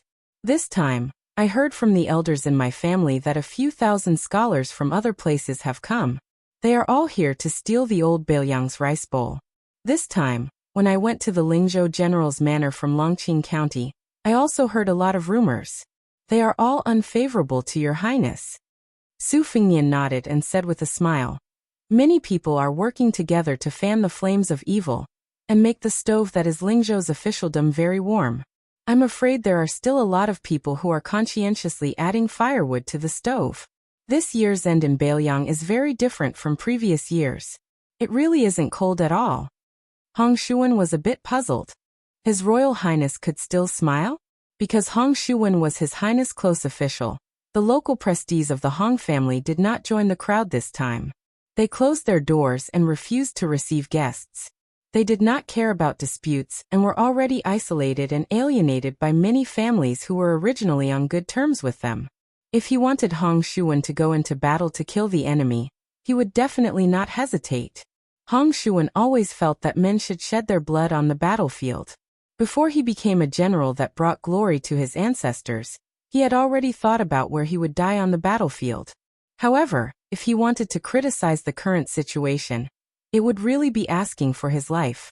Since His Highness asked about this foul and disgraceful matter, this ruthless Hong who once dared to slap his concubine mother half to death in the family, could only say what he wanted to say. Su Fengnian slowly said, "Prescribing the right medicine for the right illness has a difference in urgency. Hong Shuwen, let me tell you something first. I plan to set up 14 rank 5 captains based on the geography of Bailiang. Captains are named after the important passes in the territory. If nothing goes wrong, there will only be 3 in Lingzhou. Wang Ji will go to the Mekong mountain pass that borders western Shu to guard Laziku. As for the other 2, one will be given to Han Laozhan, who is temporarily the Deputy General of Lingzhou. The remaining one will be fought over by the entire Lingzhou. I don't believe that no smart people will take the bait for such a big piece of meat. As long as you become a captain, it means that you can stand out from the large group of captains who only deal with trivial matters. It would not be an exaggeration to call you a feudal lord. As long as someone is willing to lead an internal conflict, the following matters will be much easier to handle. Originally, I wanted to give Han Laoshan's position to you. However, you don't have much military achievements. After all, Han Laozhan has Su Zhao's banner behind him. He can convince people wherever he goes, but you can't. Therefore, I will put you in the Lingzhou general's manor to accumulate experience.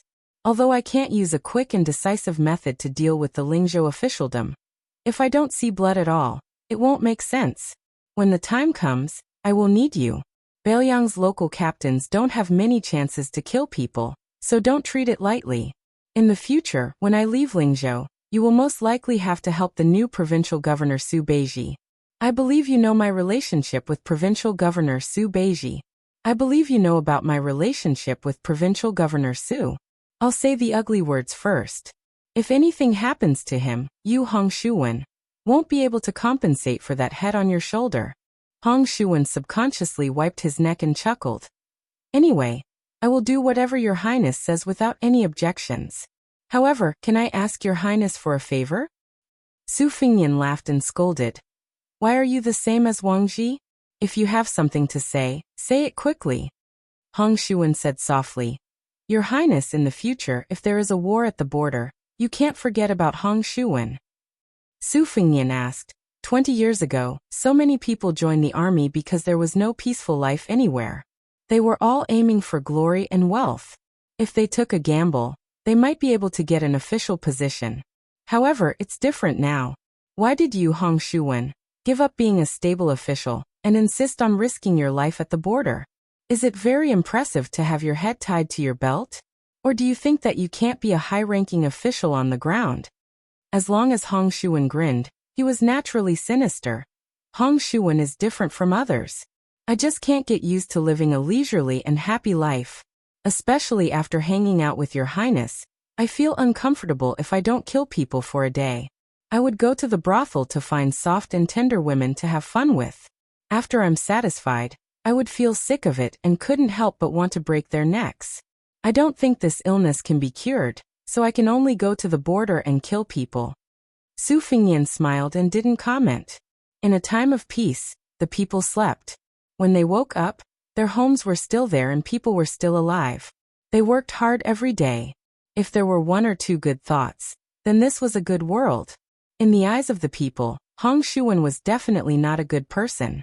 However, without people like Hong Shuwen and Li Hanlin, Bailiang's good world wouldn't last long. Chapter 895. Because this chapter has more than 6,000 words, it's a bit late. The next chapter is estimated to be around 7 in the morning. Huangnam County's Governor Song Yan's house was empty and sparse. There were few servants and it was cold and cheerless. In fact, this house was one of the top high-rise houses in Huangnam County. With Song Yan's family's wealth, it was impossible to live in it, let alone buy it. It was difficult to even rent it. However, because it was a haunted house that no one dared to take over, it fell into the hands of Song Yan, who had nothing to do with it. The previous head of the house was an old general who retired from the border and wanted to spend time with his grandchildren. He was the right-hand man of General Yan Wenwan. He was a meritorious general who could drink wine with the king of Bailiang when he was young. It was unknown why, on a snowy night, more than 70 people in the house were killed. Regardless of whether they were women or children, they were all beheaded. It was extremely tragic. Until now, it was still a big unsolved case on the streets of Bailiang. Some said that it was the work of Lulin bandits. Some said that it was the work of political opponents who still worked in the Bailiang Frontier Army. No matter what, the house, which was rumored to be empty every snowy night, was empty for many years. Later, Song Yan, who did not believe in ghosts and gods, became the head of Huangnam County. He did not do any water or land Taoist rites, nor did he set up any altars or rituals. He just moved into the house with his family and lived in peace these years. Although Song Yan admired the power of magic, he had another nickname that was related to Huang Lao, Kagan Taoist. The wife of the prefectural governor passed away early, leaving behind an unbetrothed only daughter called Song Huangmei. In Huangnam County, she rode a horse and brandished her whip, carrying a saber and a bow. She was extremely valiant and formidable, not losing to the rangers of Bailiang. When Song Yan noticed that his daughter, who had always regarded applying rouge as the worst evil in the world, began to ask him for money, not to buy bows and arrows, but to secretly buy a lot of rouge and face powder. Song Yan had bumped into his daughter several times in the residence, but his daughter did not wipe her face clean. Song Yan was happy to see this, and he never exposed his daughter's clumsy cover-up. The library of the prefectural governor's residence was adjacent to the garden. Song Yan held a book and quietly stood by the window. In the garden, his daughter and 2 maidservants who were as close as sisters were laughing and talking happily. Her voice was particularly crisp. Song Yan, who was almost middle-aged, smiled slightly. His daughter deliberately spoke so loudly. Wasn't it to let the young man who had been standing outside the wall for more than an hour hear her? Song Yan had asked someone to investigate the young man's family background. He was born at the bottom of the market and was full of vigor. Therefore, he relied on a mediocre sect in Huangnan County. In several gang fights, he fought at the risk of his life and became the direct disciple of a sect leader. He had been honed in the ways of the world for many years and treated people better than those arrogant disciples in Huangnan County. Song Yan once visited the young man incognito in his spare time and drank tea with him at the same table. They chatted casually for a while. The young man rarely pretended to say something shocking. He talked in a simple manner and had a good nature. Therefore, Song Yan silently took a step back and let it be. Song Yan himself was not from an aristocratic family, and he was born in a poor alley. Therefore, he knew that it was not easy for a young man from a poor family to stand out. However, if this young man was a scholar, even if he had no hope of becoming an official, Song Yan would have invited him to the mansion and generously recognized him as his son-in-law. However, Song Yan did not think highly of this young man from a gang who licked blood on the blade. At most, he would not oppose it. It was too difficult for him, the governor of Huangnan County, to take the initiative to show his goodwill. Therefore, Song Yan did not think highly of this young man. Song Yan saw his daughter sneakily walk towards the wall of the courtyard, not forgetting to look around. It was clear that she was too thin-skinned and was afraid of being caught by her father. She also knew that her father was famous for his ability to see the big picture from small clues, and was not easy to fool. Song Yan could only smile bitterly and retreat from the window to near the bookshelf. Song Yan placed the Taoist work, 5 Bugs, back to its original position on the bookshelf and sat back down on the mountain-like desk. There was a bronze incense burner on the desk that was used to burn incense to refresh the mind. Song Yan glanced at the 2 secret letters that had been sent from the administrator's residence, one after another. His face was expressionless. He reached out and stroked the patterns on the bronze that implied exorcism. Song Yin closed his eyes and felt the burning sensation on his fingertips. He slowly withdrew his hand. He did not care about what his teacher, Li Gongda, had said in the letter. On the contrary, this amazing feat in Huangnam County was a sign that Song Yin was going to establish himself as a servant of the Li family. Following Li Gongda's high rise to second rank, Song Yan's status also rose. However, fourth rank prefect was already the limit. Now that Bailiang had a change of dynasty, Song Yin knew that his impression of the king of Bailiang was very poor. If he did not do something now, he would not be able to advance in the officialdom for the next 10 or 20 years. One step late, one step late, one step late. Song Yin, who was in the prime of his life, was full of ambition. He did not want to follow behind others and eat the leftovers. However, right now, Song Yin was not sure if that Lingzhou general had the magnanimity to personally come and see him, this stubborn and smelly stone of officialdom, for his courage. Just as Song Yin was deep in thought, the sound of his daughter's shouts came from the garden outside the building. Song Yin helplessly stood up. This daughter of his did not have the slightest bit of femininity. How could she marry into a good family in the future? Song Yin did not respond. He walked down the stairs and took a detour to enter the garden through the back door. He saw that his teacher's daughter, Li Fuzhen, had actually rushed to Huangnam County. There was also an unfamiliar face beside her. With Song Yan's experience, he immediately guessed the identity of this person. It was the cold man that Li Fuzhen admired, Guo Fufeng. Song Yan did not have much of a good or bad impression of this person. Seeing his daughter, Song Huangmei, sizing up this man, Song Yin gave him a meaningful glance. Guo Fufeng, on the other hand, was very calm. He respectfully and reverently bowed deeply to Governor Song. Song Yin nodded with a smile, and did not say anything. It could not be considered warm and polite. Even if this person became the administrator's son-in-law in the future, Song Yin still did not think highly of him. Furthermore, with Song Yan's status, even if Guo Fufeng rose step by step, if he wanted to stand side by side with Song Yan, it would take him at least 20 years of hard work.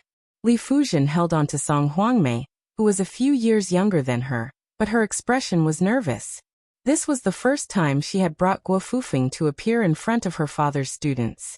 Others were fine, perhaps they would give her some face as the administrator's daughter, but Song Yin was known among the Li family students for being unreasonable. He was very afraid that the governor would directly order them to leave with a straight face. This time he had rushed to Huangnam County to meet Uncle Song in secret. Her father really had no choice. She did not know how Guo Fufeng had gotten the news and had talked to her for half a day, telling her many heartfelt good intentions. Only then did Li Fuzhen hesitantly bring him along to the Song manor. She had a good relationship with Song Huangmei since they were young. She had always been treated as a younger sister by this girl. Everyone knew that Governor Song doted on his daughter, and this girl also had a dark relationship with a Jianghu boy whose background was even worse than Guo Fufeng's. This was also the key reason why Li Fuzhen dared to have Guo Fufeng formally reveal himself in Lingzhou's officialdom.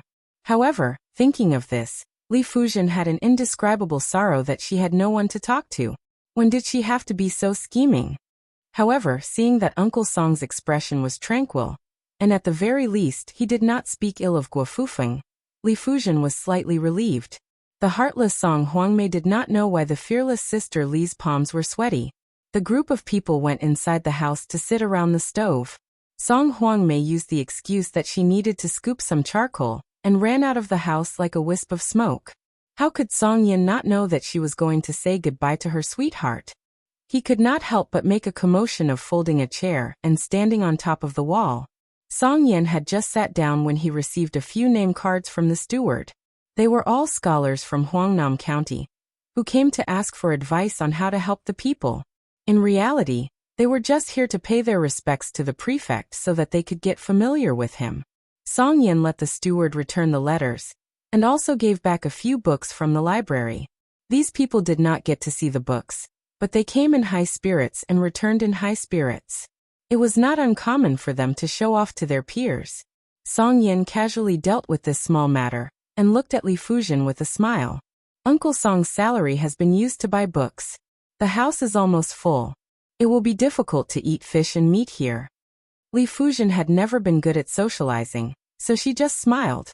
Guo Fufeng did not want to be a foil and took the initiative to say, the scholars of the past dynasties loved books as much as their lives. They believed that borrowing books was like borrowing a wife. It was better to directly give books to people, just like how a famous scholar gave a beautiful concubine. It was passed down as a beautiful story. The prefect is well versed in the samadhi. Song Yin looked indifferent and turned a deaf ear. He did not agree. Guo Fufeng was thick-skinned and did not feel awkward at all. Li Fuzhen, who was slightly relieved, was a little restless again. She was afraid that Guo Fufeng did not know the rules and taboos of officialdom, and would annoy the indifferent Song Yan. Fortunately, Song Huangmei brought a pot of black charcoal and helped her out. Song Huangmei spoke without restraint in her own home. She frowned and said, "Father, Taya just told me that there were a few outsiders on the street outside the wall. They have been patient for some time. What are they doing in the empty alley in the middle of winter? Could they be bad people?" Song Yin laughed softly and said, "The road is open to the sky. Even if father is the prefect, I can't control the footsteps of the pedestrians. Some people are willing to suffer the cold outside the wall. Even if they stay for a few hours, father can't use the official's hat on my head to chase them away." Song Huangmei understood the meaning in her father's words. Her face suddenly turned red, and she lowered her head to fiddle with the charcoal fire. Chapter 896. The housekeeper stood at the door in a panic. Song Yin got up and walked out of the room. After hearing the news, he did not say anything. He turned around and told Li Fuzhen that he had some urgent business to attend to. He then asked Song Huangmei to help take care of the guests. After the governor left in a hurry, his footsteps gradually disappeared. Guo Fufeng lowered his head and reached out to warm the charcoal. His face was a bit gloomy. Guo Fufeng raised his head to look at Li Fuzhen and the governor's daughter, who each had their own merits, whispering intimately to each other. Guo Fufeng's smile quickly turned into a warm one. He was not displeased by the governor's neglect of the governor. After Li Fuzhen and Song Huangmei were done talking about women's whispers, Li Fuzhen wanted to say something but stopped. She caught a glimpse of Guo Fufeng's look from the corner of her eye and said, "Huangmei, do you know that there are many unethical and obscene temples in Huangnan County? Someone told my father about it. They said that not only did Uncle Song not ban it, but he allowed it to flourish. These temples were actually secretly manipulated by someone, and became a means to amass wealth. It is a crime against public morals and morals. I came here this time to inform Uncle Song." Song Huangmei was shocked. She then narrowed her eyes and smiled. "What do you mean by ruining public morals? Our Baoyang is like this. What is there to ruin? No matter how bad it is, it can't be that bad. I think those bastards who purposely slandered my father must have nothing better to do. Either they are afraid that my father's position is too stable, and if my father doesn't move, they won't be able to climb up the ranks. If they don't get promoted, they won't be able to get rich. In the end, it's all because of money. I heard in the restaurant that a few counties in Lingzhou are pointing their spears at the Lingzhou general and purposely muddying the waters. Only our Huangnam County is peaceful. My father has become a target." Li Fuzhen's lips curled into a bitter smile. Guo Fufeng glanced at the girl and was a bit surprised. Song Huangmei glanced at the elegant Guo Fufeng from the corner of her eyes and said to Li Fuzhen, "Sister, Brother Han Lin is really something now. He is so successful that he has become the leader of the crossbowmen in the upper reaches of the border. I heard that he has killed hundreds of Beimeng barbarians. There are so many heads on the back of his horse that they cannot fit. Is Brother Hanlin coming home for the new year this year? If he comes back, please remember to invite him to my house. I have to tell Brother Hanlin about my endless admiration for him. Men have to be like Brother Hanlin and go to the battlefield to kill the enemy. Otherwise, they are not men." Hearing these words, Guo Fufeng sneered in his heart, but his face remained calm. Li Fuzhen carefully glanced at Guo Fufeng, then turned his head and forced a smile. "Let's go out for a walk." Guo Fufeng naturally stayed behind. After the two sisters left, Li Fuzhen reached out and pinched Song Huangmei's ear. "Stupid girl. You dare to lecture your sister? Didn't I clearly write in your letter that you should not give him a dirty face? Look at you." Song Huangmei curled her lips and said, "Anyway, I didn't like that person at first sight. My father said that a scholar shouldn't be too enslaved and jealous. Such a scholar won't have a great future. I think the man surnamed Gua is not lacking in either of these two problems. Sister, listen to me. You refused our Northern Liang devil incarnate at that time, which was such a great feat to vent your anger. Why are you becoming more and more useless in the end? If I had known it would be like this, it would have been better to follow the lecher surnamed Su and become the concubine of the king of Fan in the future. Our administrator will be grinning from ear to ear. Besides, Brother Hanlin was able to turn over a new leaf. Maybe one day that Su guy will suddenly wake up and really go to the border to kill the enemy. Of course, I think that with that guy's nature, it is as difficult as ascending to the heavens for him to kill people with his own hands like Brother Hanlin. He only dares to bully women. I really don't know what those people who say good things about him are thinking. What Bailiang soldiers sent to the capital? What Beimeng soldiers? What Beimeng soldiers? What Liang Lake? Who would believe that? Li Fuzhen knocked hard on the forehead of the chattering Song Huangmei and angrily glared at her. No one will think you are mute if you don't talk. The two walked to the corner and saw a group of people walking quietly on the bluestone path of the mansion in the distance.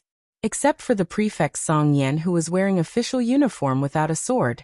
Most of the other men had eye-catching Bailiang swords hanging on their waists, which added a bit of a cold winter atmosphere. Song Huangmei, who liked to join in the fun, quickly pulled Li Fuzhen's sleeve and said in surprise, "Hey, who is this handsome guy with gray hair and murderous aura?" "Sister Fuzhen, look, my father is such a proud person. When he walks, he is actually one shoulder away from him. No, I have to find an excuse to pay a visit to this hero." Li Fuzhen's expression was complicated and obscure. In the end, Song Huangmei still had some loyalty. She did not leave her sister Fuzhen alone. She was different from the ordinary girls from the noble families.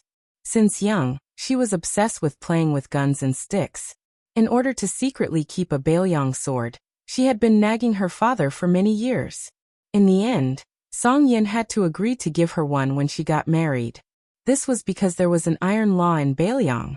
As long as one was out of the army, even a general was not allowed to secretly wear a Bailiang sword. Even if one was bestowed one was not allowed to take it out. Of course, whether one abided by the law or not was another matter. Many playboys in Bailiang were proud of wearing a cold sword. As long as they were not exposed or seen, most of them would be fine.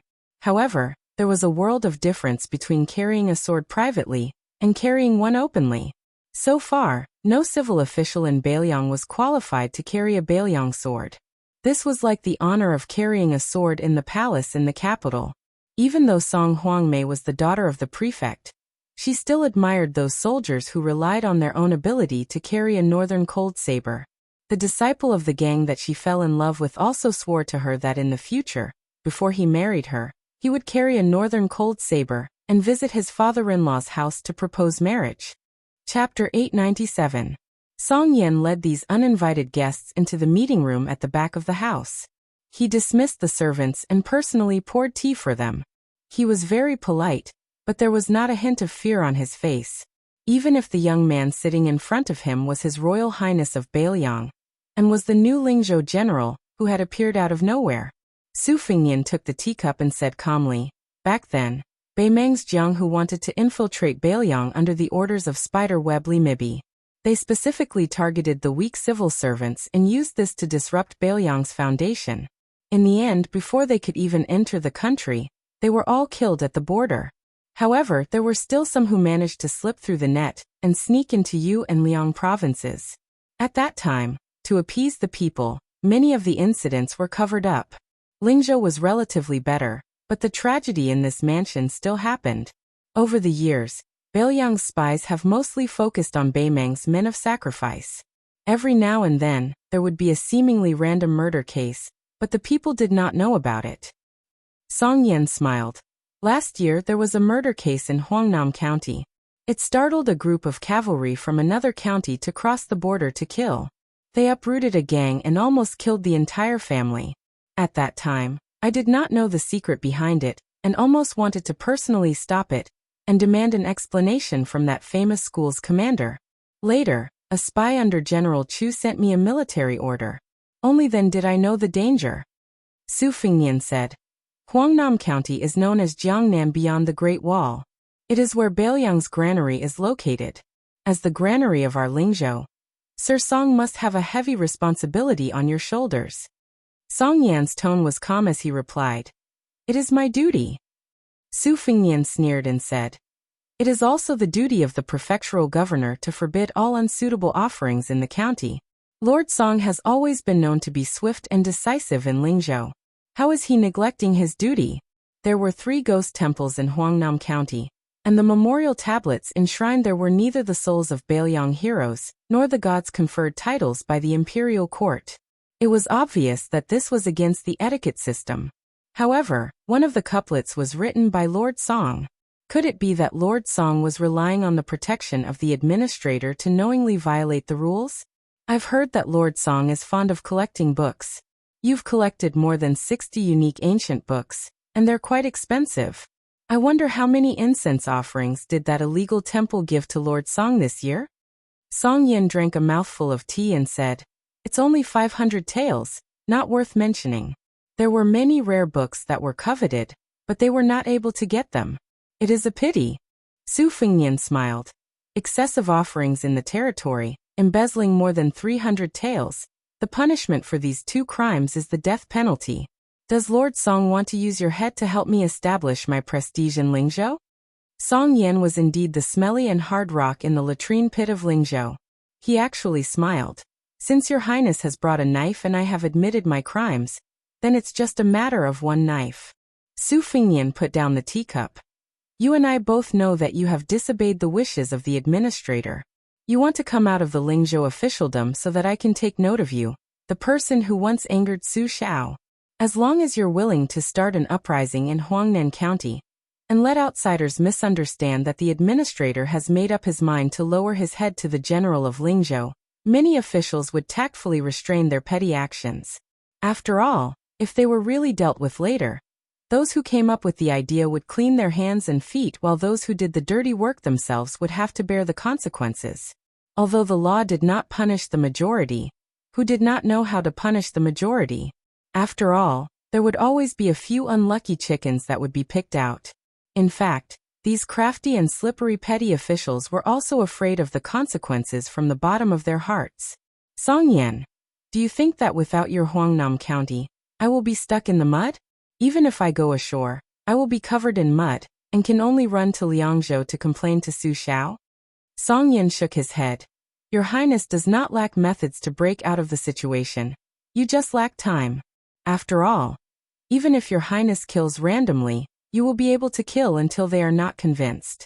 In the future, when the military confidants are all in place and some local officials and scholars from Lingzhou keep each other in check, the Lingzhou officialdom will slowly be tamed.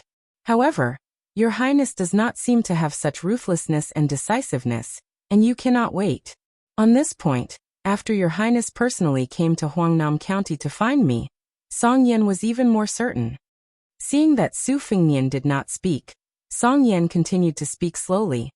If I become the Lingzhou provincial governor, I can be a vanguard for your Highness to get rid of the filth and also appease the administrator on the surface.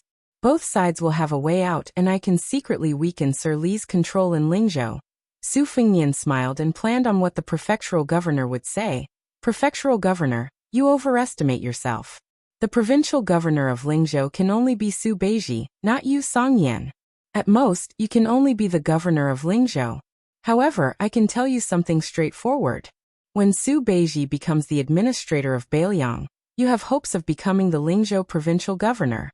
However, that is still too early and you will have to wait. This is because Bailiang will not touch Sir Li, who has done meritorious deeds without any mistakes. The Su and Li families have accumulated 2 generations of incense. Not to mention Sir Li's hard work. Just my relationship with Li Hanlin is enough for the administrator to enjoy being an official. Furthermore, it is better to not do something as immoral as killing the donkey after it has outlived its usefulness. Of course, if you Song Yan really have the ability, with Su Beiji in front of you, even if you can't become the Lingzhou provincial governor, there are still 2 provincial governor seats for me to consider. There are 30 provinces in Liang. Let's not talk about Su Beiji, who is an anomaly. Count them. How many of them are under 40? Sir Song, you should be content. Song Yan's expression was uncertain. In the end, Su Fingyan said something that made Song Yan not know whether to laugh or cry. Also, there are many people who want to be promoted to Lingzhou provincial governor. If you, Song Yan, want to be promoted, you have to give me half of the books in the building. Many scholars have come to Bailiang, and I can use them to buy people's hearts. Without waiting for the governor to nod, Su Fingyan stood up and muttered to himself, Motherf ******, no wonder so many people want to be the emperor. They can be so righteous when they are selling their positions for money. Chapter 898. It was probably because this self-proclaimed Lingzhou general was too direct that Song Yan, who had been immersed in officialdom for many years, found it refreshing. At the same time, he also felt a fear that the governor did not want to admit. For a moment, he was speechless and did not make a sound. The tea had already turned cold, but Song Yan still sat there and swirled the cup lid. Su Fingyan did not care about this kind of harmless rudeness. There was a secret report that Li Fuzhen had also come to Huangnam County. He did not want to meet her. If that happened, it would be difficult for both sides. So he prepared to leave this manor that was indeed filled with a gloomy aura. Song Yan was not so conceited that he would not move from his chair. He stood up and sent him to the door.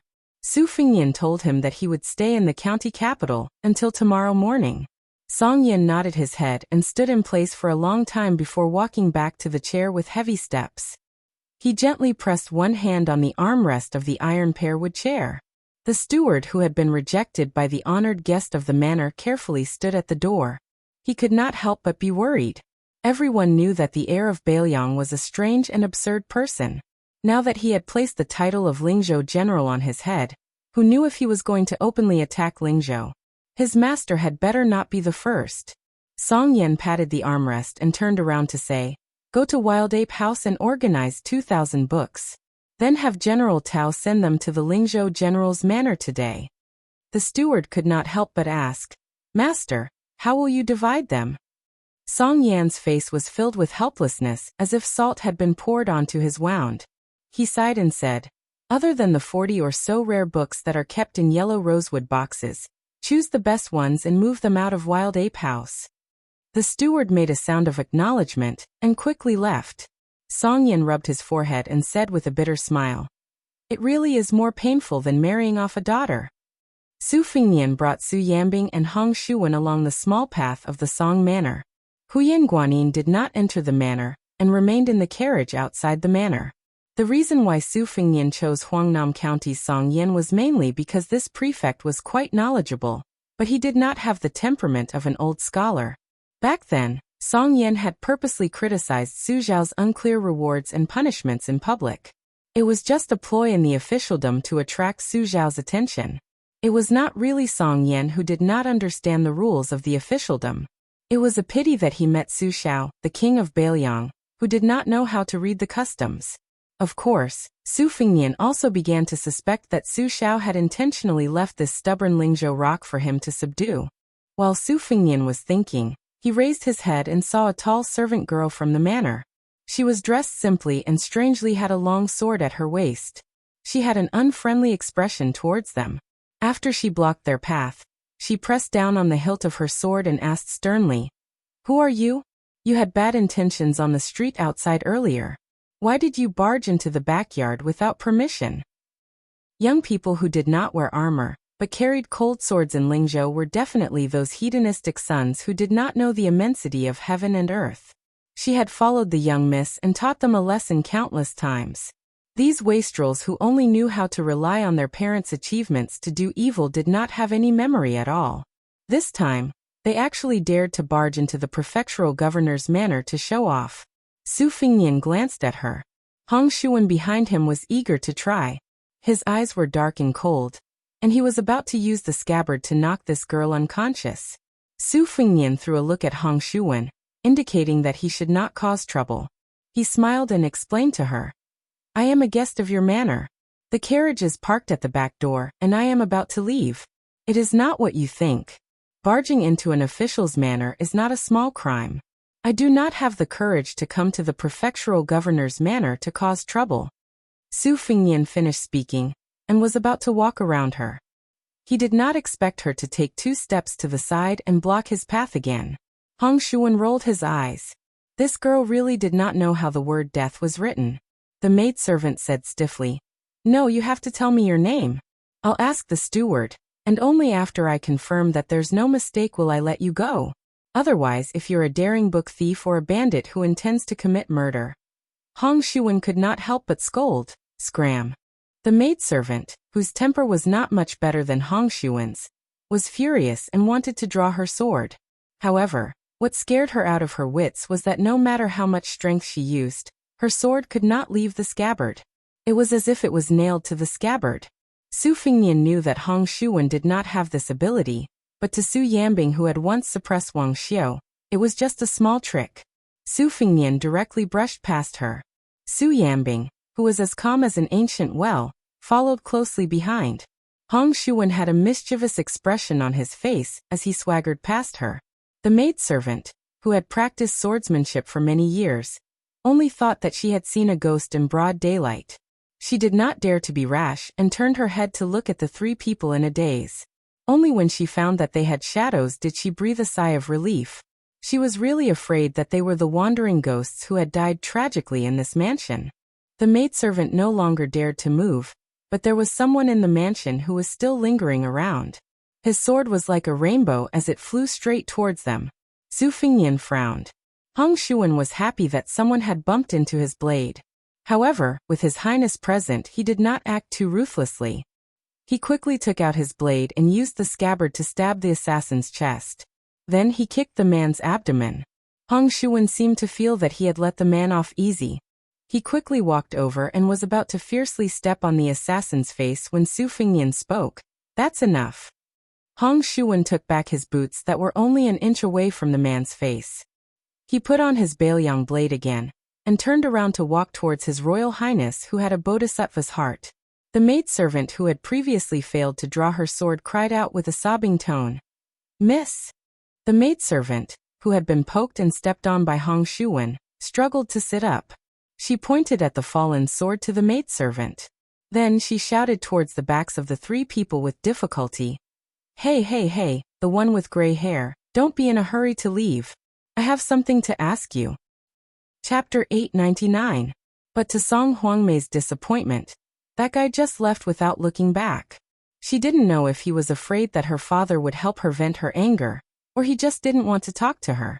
But Song Huangmei, who had the spirit of the Jianghu, didn't have the thought of being unforgiving. She was in the wrong to use her sword to keep them, and she didn't think that the other party was unreasonable. Song Huangmei's skill was inferior, and she was convinced. Although Song Huangmei's face was pale from the pain, her curiosity was far greater than her anger. But the maid Iron Cliff was not so open-minded. She helped the young miss pick up the long sword. And after helping the young miss stand up, she knew that she was not the opponent of that group of people, but she still wanted to fight. Song Huangmei grabbed her arm and squeezed out a smile that was uglier than crying. "Iron Cliff, don't go. They are really guests of the house, and my father personally welcomed them." "Ouch, it hurts, I can't talk anymore." The maid Iron Cliff cried. "Young miss, how can there be such guests? I have to reason with the master." Song Huangmei, on the other hand, sucked in a breath of cold air, and smiled with satisfaction. "Iron Cliff, we finally met a master. Go, go, go, help me to Sister Fusion. After I catch my breath, I will ask my father who that guy is." Su Fingnian walked to the front of the carriage, and said to Hong Shuwen, "Huangnam County has a few Beimang spies that have been rooted here for many years. Seeing that you have nothing to do, you can go and work with our spies tonight, but we won't record your military merits. Remember, you have to follow their rules. If I know that you killed people, don't think about getting involved in this kind of thing in the future." Hong Shuwen nodded vigorously, his eyes were burning, and he licked the corner of his mouth with a smile that was terrifying. Guo Fufeng sat alone in front of the brazier in the room. He did not feel that he was being looked down upon. He even had the leisure to look at the decorations in the room. If he did not have such shrewdness and broad-mindedness, how could he have made Li Fujian, one of the few wealthy women in Beiliang, fall in love with him? Guo Fufeng was not dissatisfied with his current situation. Guo Fufeng believed that his plan was flawless. If his brother-in-law Li Hanlin continued to be an unruly hedonist, it would be fine. Guo Fufeng had never been a rigid scholar, and did not mind helping Li Hanlin do evil. Now that Li Hanlin had joined the border, it was even better. In the future, when Li Hanlin returned to his hometown with glory, he would most likely take the path of a military official. A family also had to walk on two legs. Wouldn't the path of a civil official be filled by him? The virtuous son-in-law of the Li family? The two of them helped each other. With Li Gongda, who had only been the administrator for less than 2 years, guiding him, the Li family would naturally be prosperous. Guo Fufeng even thought of the scene where he would meet the new Prince Liang in the future. Now what was a little disdain? Even Li Fuzhen did not know that two officials highly regarded by the administrator had approached Guo Fufeng in private. They were just short of calling each other brothers. Guo Fufeng narrowed his eyes and looked at the charcoal fire in the brazier. This trip to Huangnam County was a secret. Li Fuzhen was thin-skinned and inarticulate. He still needed to rely on him to solve his father-in-law's problems. Huangnam County was the place of prosperity for the administrator. If there was a fire in the backyard, it would be a topic of ridicule in the prince's household. Guo Fufeng believed that Song Yin knew the severity of the situation. Previously, he was neither cold nor warm to him. Li Fuzhen sat down beside him. Guo Fufeng saw that there was no one around and said softly, "I have my own plans on how to persuade Sir Song. Fuzhen, you don't have to worry. Also, according to what you said, the man that Miss Song likes is a disciple of a second-rate gang in Huangnam County. If there's a chance, the four of us can find an elegant restaurant to have a meal. Although I'm not a member of the Jianghu, I know a lot of Jianghu stories. I'm not afraid to have nothing to say to that person." Li Fuzhen suddenly asked, "Fufeng, aren't you tired?" Guo Fufeng smiled and asked back, "Tired?" Li Fuzhen turned her head and did not look at him. Guo Fufeng hesitated for a moment, and did not hold her hand. He placed his hands on the brazier and enjoyed the warmth. His voice was warm as he said, "There's nothing to be tired about. In order for us to have comfortable days in the future, it's natural for me to be tired. One day, I will let Lingzhou and even Bailiang remember the name Guo Fufeng." Li Fuzhen did not feel tired when she went on a hunger strike with her parents in order to be with him. She did not know why, but when she heard the bold words of the man she admired, she felt tired. Guo Fufeng said softly, "Fuzhen, don't worry. Sooner or later, I will let your father and Hanlin acknowledge me." Li Fuzhen nodded her head. Song Huangmei held his chest with one hand and his abdomen with the other. He entered the room and sat down. Li Fuzhen asked worriedly, "What's wrong?" Song Huangmei said mysteriously, "It's nothing. Didn't we see those people full of killing intent earlier? I personally went to test them. Guess what? I was taught a lesson by them. That's nothing. What happened to Iron Cliff was strange. They were not even able to draw their swords. Those people are definitely experts." Li Fuzhen asked with a panicked expression, "Does your father know about this?" Song Huangmei shook his head and said, "Not yet. When I'm not in such a sorry state, I'll go and ask. Otherwise, my father will definitely ground me for half a month. I might not even be able to go to the lantern market." Li Fuzhen, who wanted to continue hiding the truth, grabbed Song Huangmei's hand and blurted out, "The person in the lead is surnamed Su.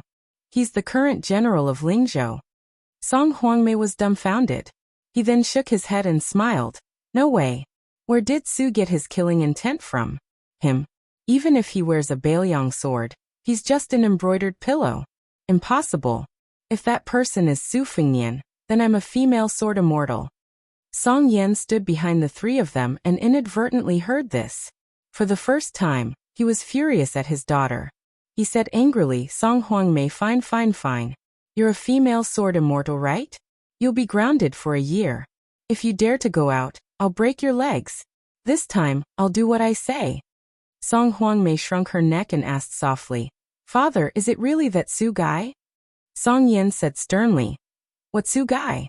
It's His Royal Highness." It was the first time Song Huangmei saw her father scold someone with such a stern face. She did not even feel wronged when she was beaten by Hong Shuwen. Now, She was so wrong that tears welled up in her eyes. She sobbed and shouted angrily, "It's that Su guy. Even if he's standing in front of me, I'll still call him Su. He's an ignorant and incompetent second generation. If he wasn't born into a good family and followed the general's surname Su, then what is he, Su Fengnian?" Outside the door, the housekeeper of the Song residence wished he could dig a hole and hide in it. He swallowed his saliva and turned his neck stiffly. He looked at the Su guy who had left and returned. He did not know how to fix the situation for his young miss. Song Yin saw his daughter suddenly stop crying. He realized the change behind him. After he turned around, even the governor who had experienced the storms of officialdom felt his heart turn to ashes. Chapter 900. Li Fujian closed her eyes, as if she did not dare to face the disaster of the Song family. Su Fengnian's expression was calm, and one could not tell if he was happy, angry, or sad. He said to Song Yan, "Official Song, I have something to discuss with you." After saying that, Su Fengnian turns around and walks down the stairs. Song Yan was angry with Song Huangmei before. In the face of a disaster, he quietly presses his hand to his daughter, who causes trouble from her mouth. He tries his best to squeeze out a smile, indicating that she should not panic. Turning around and stepping over the threshold, Song Yan let out a long breath, which was a bit cold. He quickly followed the Lingzhou general. Song Yan had been in a high position for a long time, and his understanding of shrewdness was much deeper than ordinary people who did not have to worry about food and clothing. Many of the sons of Jianliang were not evil people who bullied men and women. Normally, they would greet and send off people. And when dealing with officials like Song Yan, who held real power, they would be very gentle and polite. When dealing with subordinates, they would also have the ability to control people. They would pretend to be profound, and their words and actions were strange, making people afraid. However, in Song Yan's eyes, this kind of shrewdness was not a high realm. They would not be moved by interests, and they would not be affected by the ways of the world. No matter how big or small, they would be able to remain calm. This was the true shrewdness. Song Yan was afraid that Su Fengnian was the former. When things were going well, he was easy to talk to, and when doing business with people, he would be fair. However, if things did not go his way, he would show his fangs and not treat people as people. Song Yan did not think that a governor of Huangnam County could make His Royal Highness, who was Bailiang, angry and not have any scruples in doing things. Su Fengnian slowed down his steps and walked side by side with Song Yan. He softly joked, "In the past you scolded Su Xiao, and now your daughter scolded me. Does the Song family have a grudge with the Su family?" Song Yan was a bit embarrassed. Su Fengnian smiled and said, "I came back this time to tell you that your daughter and a maidservant tried to stop me from leaving the manor, and suffered a little. The Song family is in the wrong for this matter, but I'm afraid that when a woman holds a grudge, she will be unreasonable and talk nonsense. This will cause the governor to hold a grudge against me. So I felt the need to come back and make things clear. However, if it was just this matter, I wouldn't have bothered to make a big fuss about it. The main thing is that there are several Beimang thieves' lairs in Huangnam County that have been hidden for many years. This time, a large number of scholars are going to die, and there are many spies and men of sacrifice in disguise. Even some Beimang spies who were originally rooted in the Central Plains have begun to take the opportunity to infiltrate Bailiang. Tonight, someone will clean up Huangnam County. I will leave tomorrow morning, so I felt that I needed to inform you in advance so that you won't be flustered when the time comes." When I returned to the residence, I saw that the Wild Ape House had started moving books. Song Yan didn't dare to form a grudge with the young man next to him. He didn't care about etiquette and directly asked, "Your Highness, are you really not angry at my daughter's rudeness?" Su Fengnian asked in return, "Scolding people in my own home is better than those people who stab me in the back in Lingzhou. I can still endure the latter, and haven't made a move until now.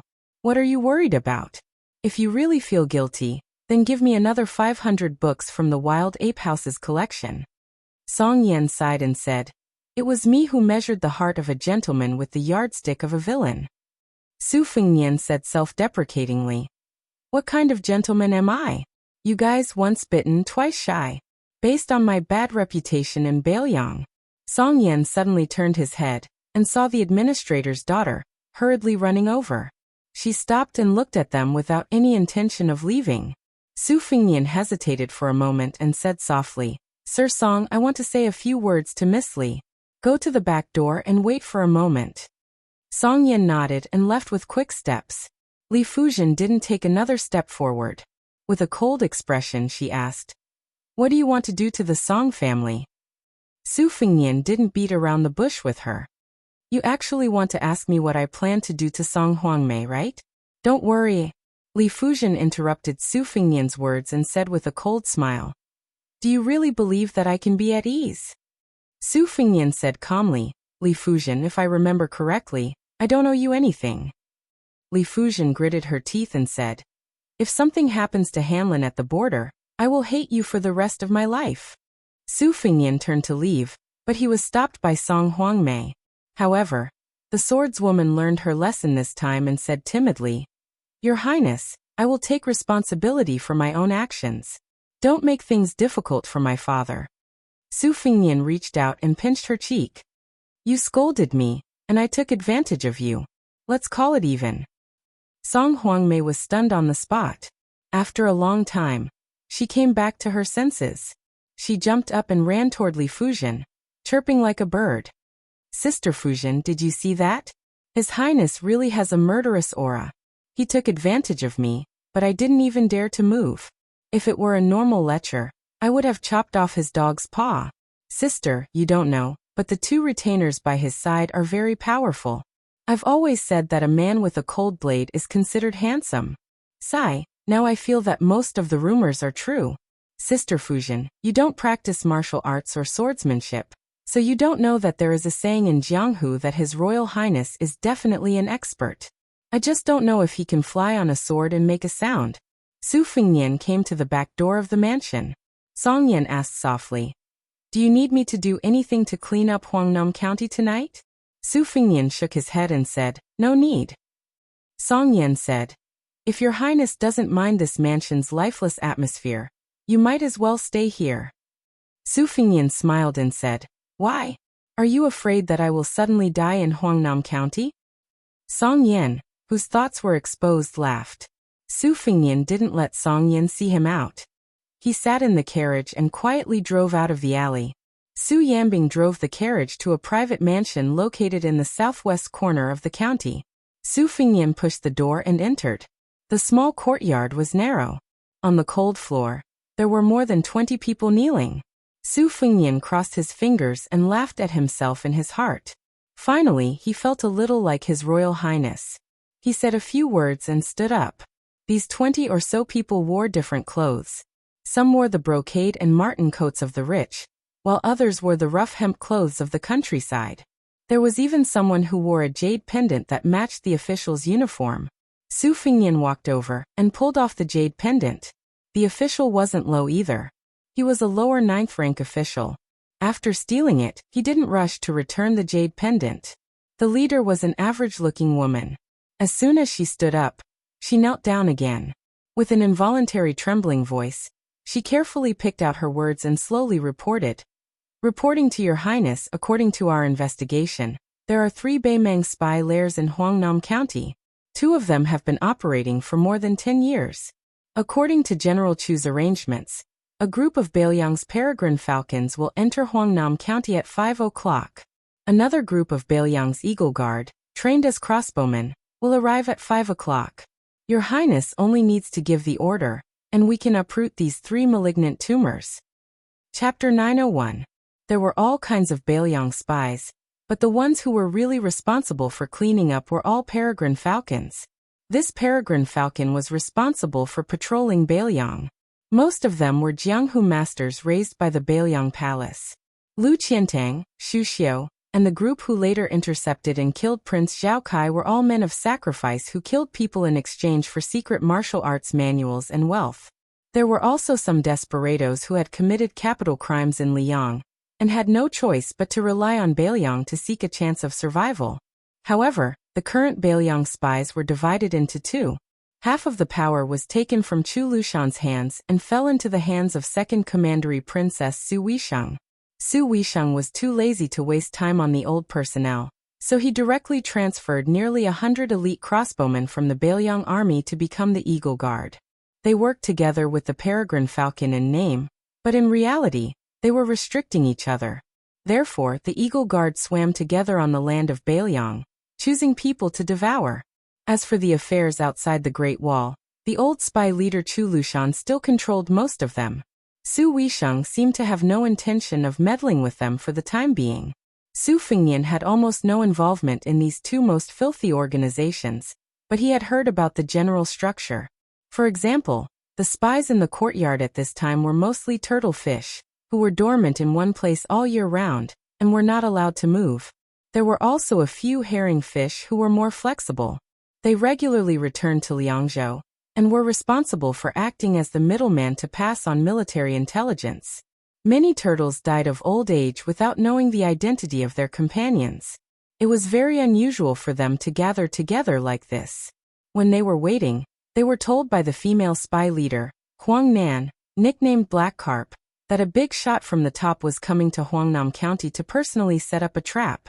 However, almost no one thought that it would be the Crown Prince of Baelyang who would come to my house, so they were a little scared for a moment. They were not commoners who only knew how to spread false information. Based on their experience and status, they had seen some secret records and heard some secrets with their own eyes. They had heard some secrets with their own ears. His Royal Highness's actions.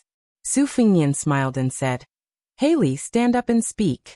Originally, it was agreed that your immediate superior, Wang Tongke, would come to Huangnam County. This crown prince came up with the idea on the spur of the moment and replaced Wang Tongchua's position. Don't mind a layman telling you what to do. For tonight's operation, this crown prince will only watch from the sidelines and will not participate." The woman who had been in charge of Huangnam County's espionage operations felt relieved. She stood up and was about to say a few polite words when His Royal Highness grabbed her neck and broke it with a crack. Then he threw her to the side with a smile on his face.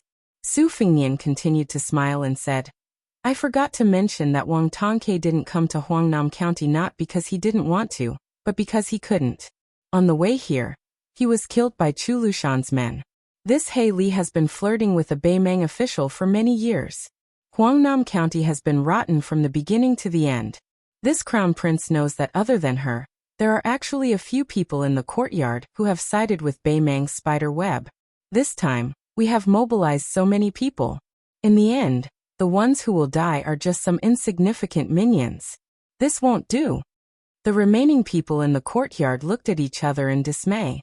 The jade turtle, who had already become a Baelyang official, took a step forward and gently looked at He Li's corpse. There was a desolate smile on his face, as if he had accepted his fate. Su Fengnian ignored the spy who had exposed his identity and ignored him.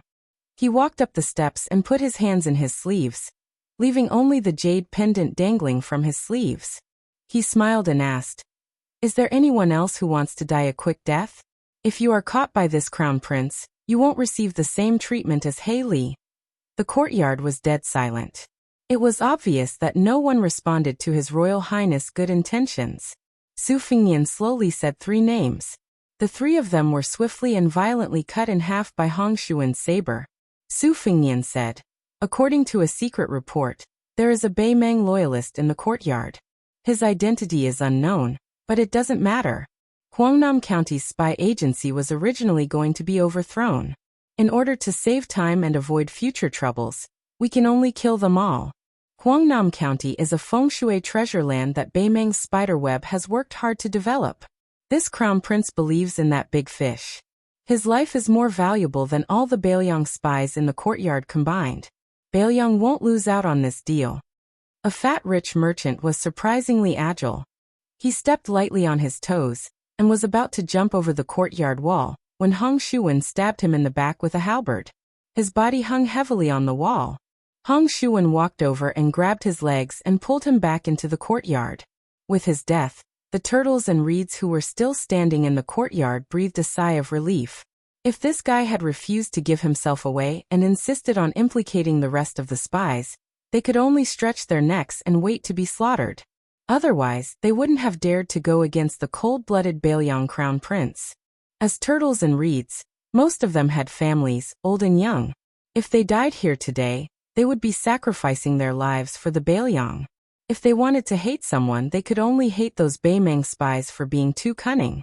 However, after they died, their families, old and young, would still be able to live without worry. Just when everyone thought the dust had settled, Su Fingnian followed Su Yambing's finger and stared at a middle-aged man with an old-fashioned face. This fatty is willing to die for you in order to protect you. It can be seen that your identity is not ordinary. Otherwise, if I were him, even if I were to die, I would drag the rest down with me. You're Han Shang, right? In the past, you've accomplished several great things at the border of Yuzhou. You can be considered to have made great contributions to the Bailiang. These years, you've been at odds with He Li and have been ostracized by him for many years. Originally, you were the most innocent spy in the courtyard. However, do you know when you gave yourself away? Han Shang smiled gloomily and looked at Su Yambing. I've long heard that there are hidden talents in the king's mansion. However, the king of Bailiang's earthly branch men of sacrifice have all made a move. Only a guy called Su Yambing has been doing nothing all this time. No one can figure out his depth. The Beimeng side speculated that this person's realm was higher than Spear Immortal Wang Xiu's junior brother, Han Laoshan. Now it seems that this is indeed the case. I've clearly suppressed my heartbeat and thought that there were no flaws.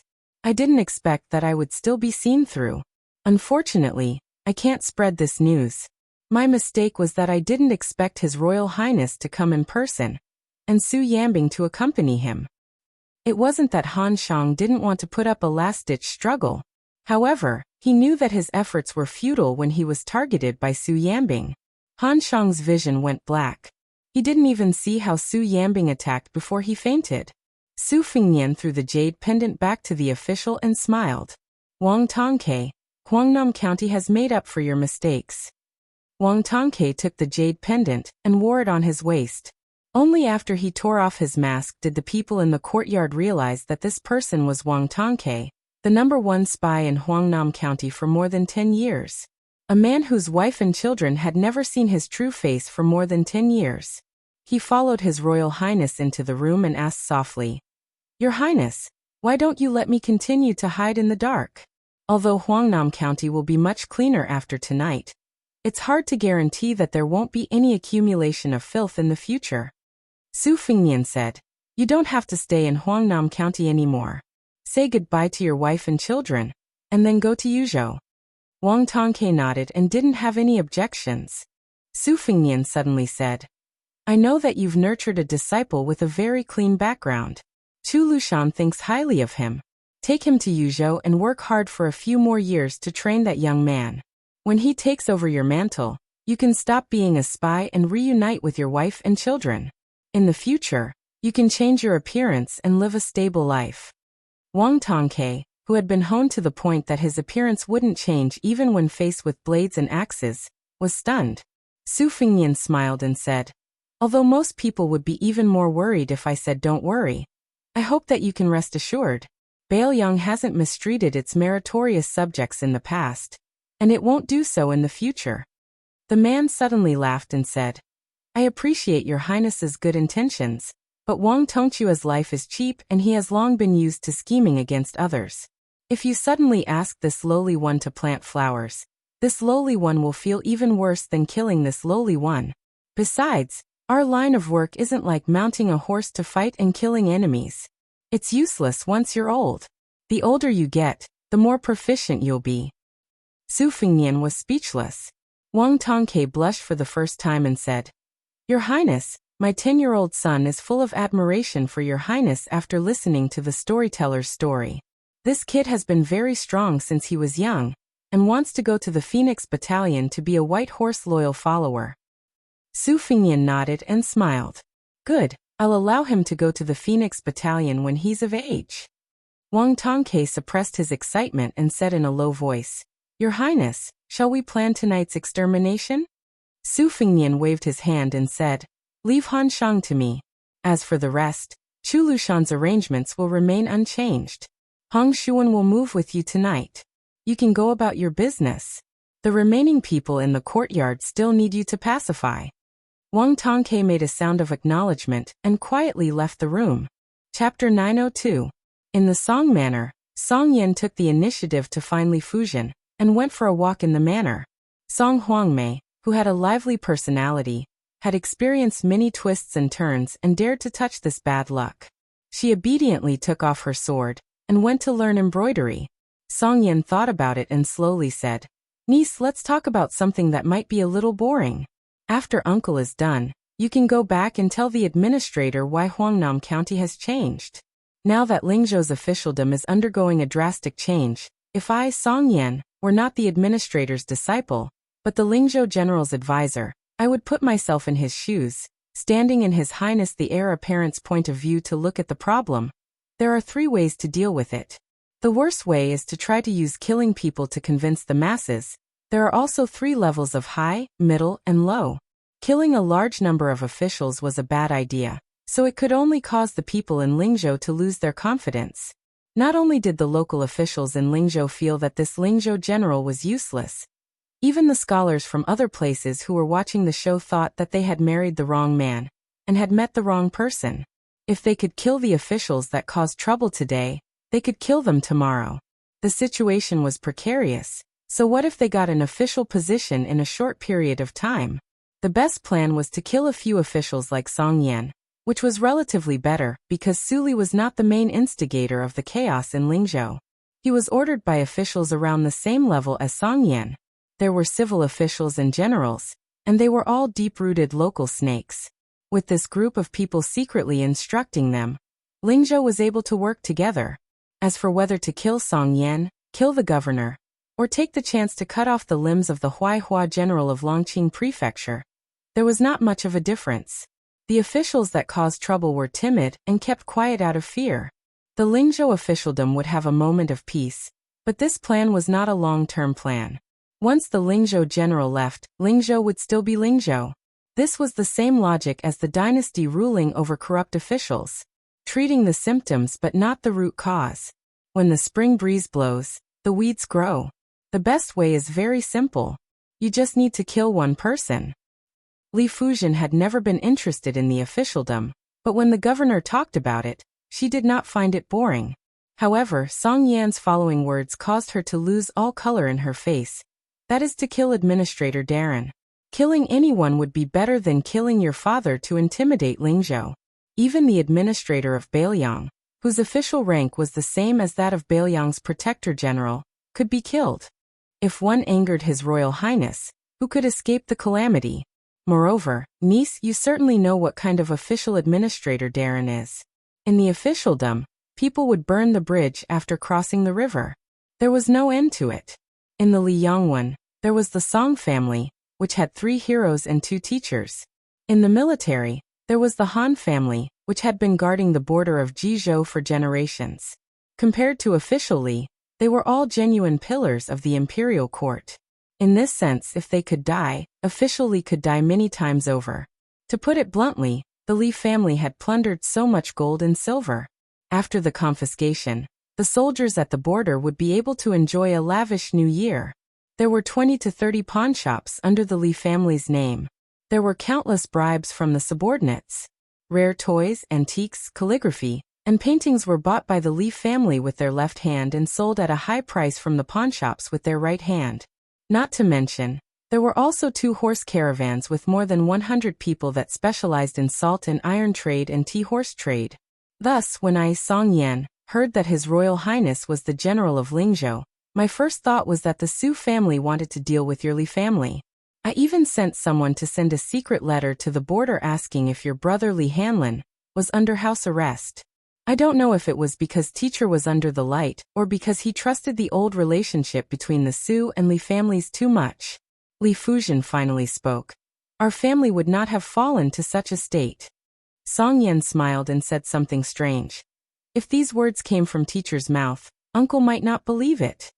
Li Fujian had a blank expression. Song Yan continued.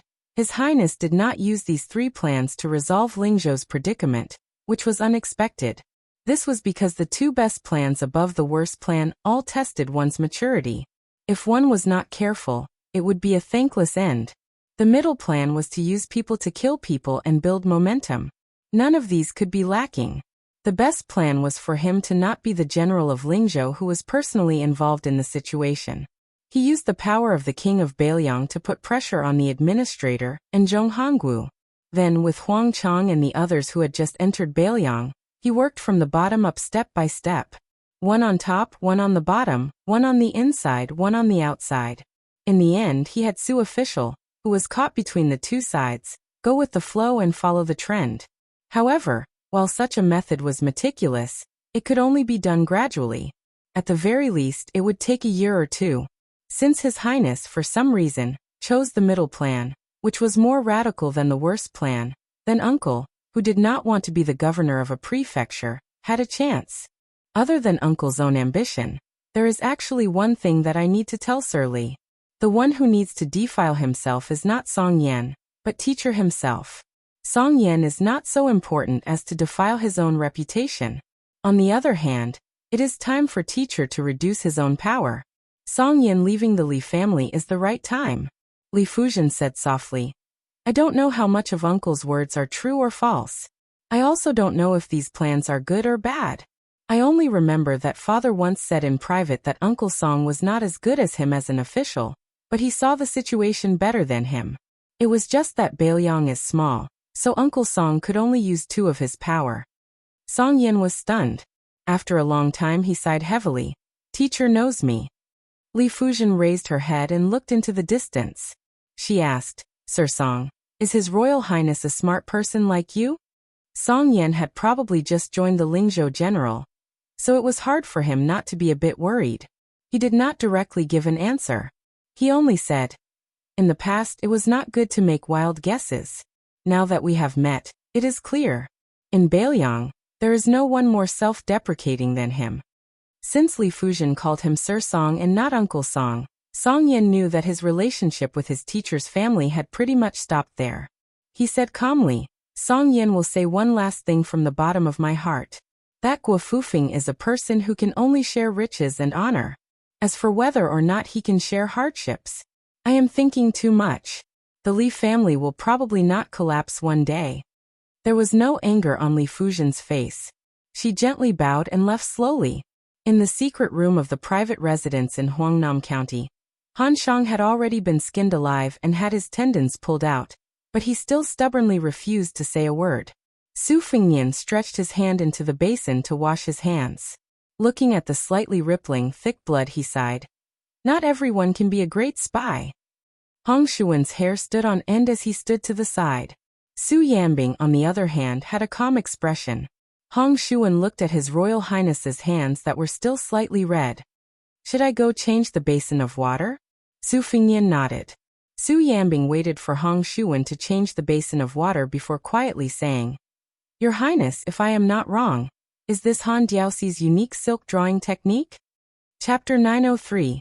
Su Fengnian didn't hide anything from this loyal and devoted senior.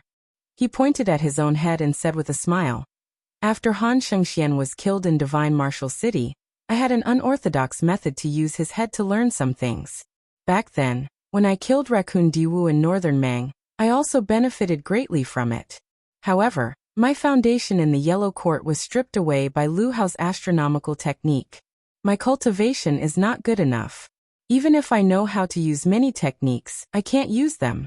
It's like a low-level swordsman who has memorized all the moves of the two-sleeved green snake, but his strength is not enough. For realm first level, I have already entered the false realm 3 times, maybe 4 times. No one has ever done it before. I don't have any regrets. Su Yanbing did not say anything else. Hong Shuwen brought in a basin of clean water. Su Fengnian washed his hands thoroughly and shook off the water. With a thought, 7 or 8 flying swords flew out of Han Shang's body one by one. They spun around in the basin of water, and then disappeared into his sleeves. As long as the sword embryo was complete, these little things did not need to be supported by internal energy. Thus Su Fengnian could use them with ease. Su Fengnian left the secret room and returned to the house. In the courtyard, the turtles and reeds from Huangnam County, who had been cleared of suspicion, began to move stealthily in an orderly manner. Some acted as bait, while others acted as camouflage. Wang Tongke also disappeared without a trace. Although everyone in the courtyard was on the brink of death, it was actually very common for some mobile spies other than the turtles, especially spies near the border. In the past, there was a county in Yuzhou where spies were so exaggerated that Chu Lushan had to personally lead 600 cavalry to encircle them. Only one of the 17 spies did not stand in Bei Mang's camp. The rest were infiltrated by Bei Mang, while the rest were lured or forced to side with Bei Mang. Chu Lushan walked in alone and faced the 17 spies. He said self-deprecatingly, "I am honored to tell you that after I joined, you only have 2 enemies." Of course, Bei Mang's southern dynasty was not much better than Beiliang's. Su Fengnian moved a chair and sat under the eaves, quietly waiting for the peregrine falcon and eagle guard to arrive. According to the secret report, the 3 lairs of the 2 old and 1 new in Huangnam County were located in a Taoist temple, a gang and a brothel.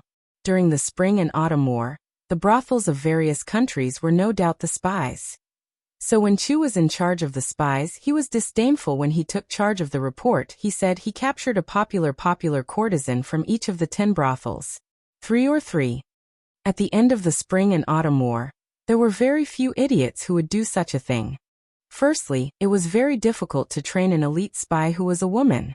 Secondly, everyone already knew that it was easy to gather information in brothels.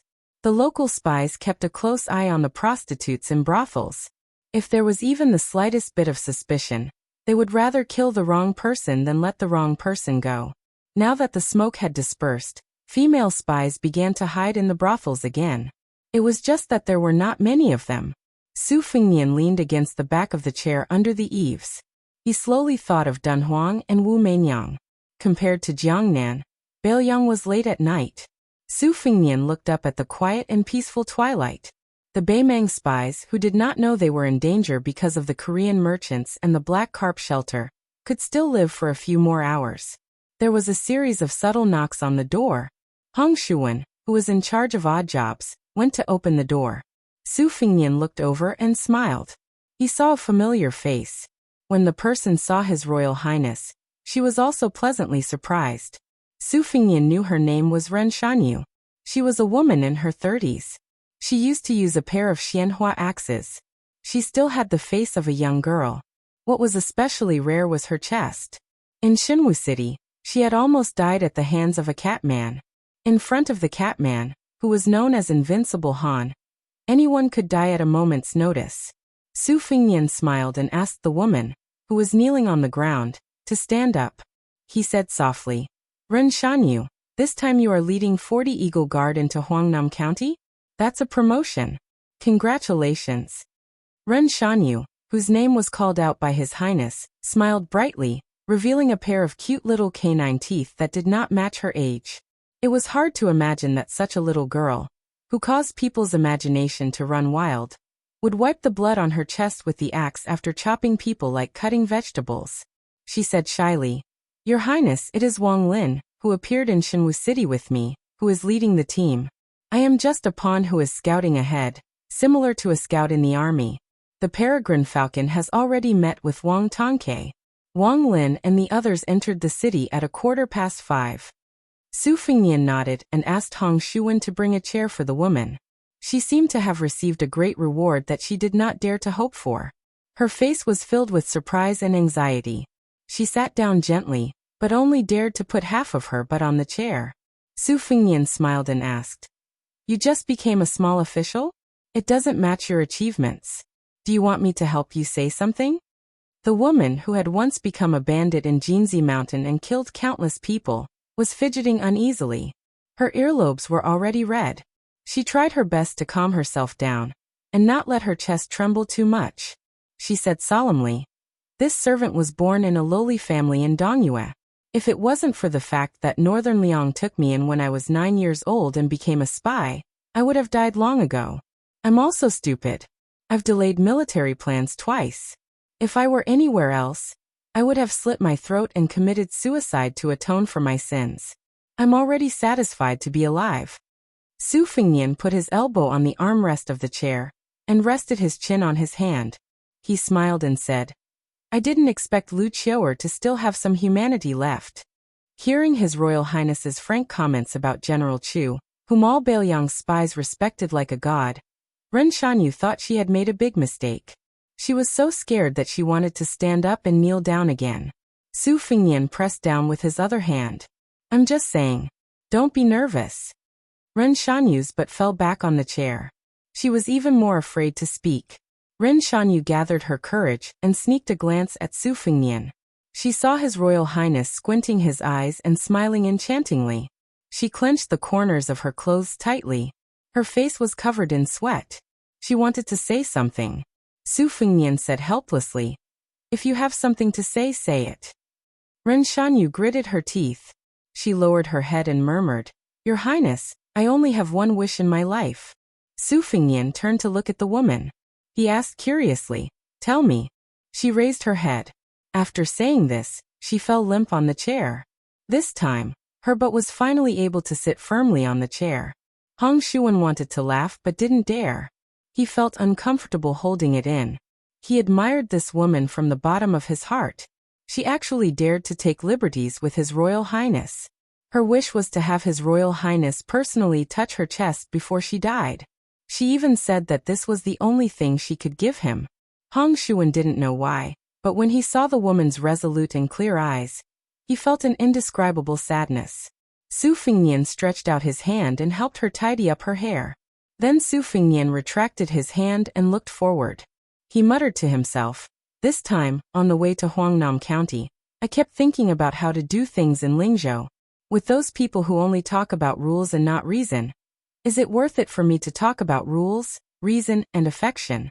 But now I understand." The woman who forgot to be shy clearly didn't understand what His Royal Highness was saying. Su Fingyan's lips curled up. "I don't need to touch it. I know that place is very..." After pausing for a long time, His Royal Highness finally spat out 2 words. "Spectacular." Chapter 904. 9,000-word chapters. In the 17th day of this month, I have only updated 18 chapters, only making up for the 5 chapters one owed last month. However, the 18 chapters already have a total of 90,000 words. The average word count of each chapter is close to 5,000 words. I think that the lack of updates is still a necessary effort. Moreover, this kind of updating without deliberately splitting the chapters to make up for the lack of updates is also an effort. In the future, I won't talk about updating in the chapters. In any case, I will remember it in my heart. When night fell, Hong Shuan excitedly followed Wang Tongke to fish with the net. The other 2 members of the Phoenix Battalion stayed in the courtyard. Su Fingyan left the courtyard and only brought Su Yambing and Huyen Guanyin, who had disguised herself as a page boy. They came to a place that would make a virtuous gentleman both spit and swallow his saliva. The brothel was coincidentally adjacent to the brothel alley in Huangnam County where the net was being collected. Lingzhou was rich and populous. Visiting prostitutes was a common practice. Many of the bodhisattvas and heavenly maidens that merchants spent a lot of money to provide for also had plump bodies. Many monks who saw the sculptures and murals all lamented that the human heart was not what it used to be. Walking in the brightly lit and powdered fireworks alley, there were many ambitious and arrogant guests wearing mink coats. Huyen Guanyin followed behind Su Fingyan, afraid that she would lose him. No matter what situation Su Yambing was in, his state of mind was like an ancient well without ripples. Perhaps he was also like this when he attained Heaven's Gate. As the former hedonistic leader of Bailiang, Su Fingyan was familiar with this kind of work. He chose the most brightly lit Peach Cheeks brothel. The brothel was 3 stories high and the lanterns hung high. It was not like the neighboring brothels where a few women with heavy makeup were sent out to solicit business. Su Fingyan waved his hand and threw a piece of silver to the brothel's turtle leg. The silver did not even need to be weighed and instantly slid into his sleeve. The young man's smiling face immediately became attentive. This kind of person was not simple. He had good eyesight, a good tongue, and a strong body. He sized them up from head to toe and decided that there were a few distinguished guests who could spend a lot of money. He immediately shouted, but in reality, he was sending a secret message to the brothel keeper. As expected, a woman walked out slowly from the brothel. However, compared to most brothel keepers who were middle-aged women, this woman was very young. Su Fengnian's discerning eyes saw that she was the brothel keeper's daughter, commonly known as the little boss.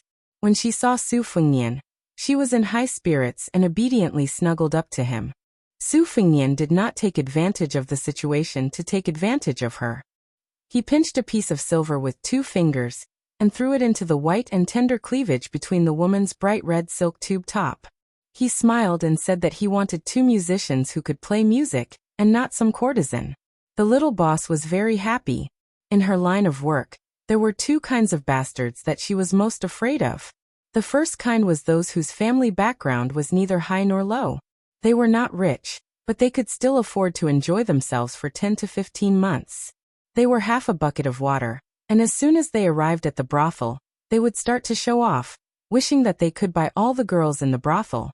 The second kind was those who did not have much money, but could not be considered the son of an official. Not only did they rely on their family background to eat and drink for free, they also liked to cause trouble. In the end, if they could not solve the trouble, they would only give the brothel a hard time. The gray-haired young master in front of her was very heartwarming. He was generous and tactful. Because he spent money on the courtesans, the amount of money he spent was not much less than those popular courtesans. Moreover, he could also increase the popularity of the courtesans. If he was a poet or scholar with a small reputation, he could sing a few poems with the girls, and these courtesans would really become outstanding. Without needing Su Fengnian to say anything, he was invited to an elegant room on the 3rd floor. When they were going up the stairs, the graceful little head's slender waist swayed more vigorously than usual. In her mind, if this elegant young master wanted her to accompany him, even if she offered a lower price, it would not be a big deal. Most of the men in Bailiang were strong and rough. With his appearance and temperament, which was similar to that of a scholar from a Jiangnan aristocratic family, in the end, she should be the one to take advantage of the job. When the young master reached the 3rd floor, he asked for a room facing the street. She kindly reminded him that it would be a little noisy here, but he dismissed it with a laugh. The little head was also happy to go with the flow.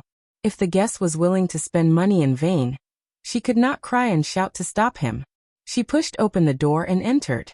In the room, there was already a young courtesan waiting for business. Before she went out to call for another guest, a young master with a pair of red phoenix eyes tugged on her sleeve. Without batting an eyelid, he asked her to hold a banknote. He smiled and said, "What's with riding a donkey looking for a donkey looking for a donkey looking for a donkey?" The little head's eyes jumped with joy. She knew the answer, so she teased the young master, and asked him what he meant by riding a donkey looking for a donkey looking for a donkey. But that young master did not overdo it. He did not say the word ride, which slightly tickled her heart. However, this kind of small ripple came and went in a hurry.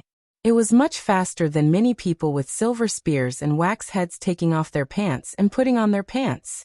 Su Fengnian did not sit down. Su Yambing went out of the room and closed the door. He stood at the door with his eyes closed and focused. Huyan Guanin's back was almost leaning against the wall. She was wearing a large mink hat as she stared fixedly at her own boots. The young manager's eyes were sharp. How could he not recognize that this was a woman? Bailiang had always had an open culture. Women were not only experts in riding horses, drawing bows and hunting. Some bold and unrestrained women would not only pay to invite the courtesans into their manors to sing, they also dared to personally come to the brothel for a stroll. Some of the more bold and unrestrained women would not only pay to invite the courtesans into their manors to sing, they would also dare to personally come to the brothel for a stroll. Some of the more unique and gluttonous women had long been accustomed to this sight in larger brothels.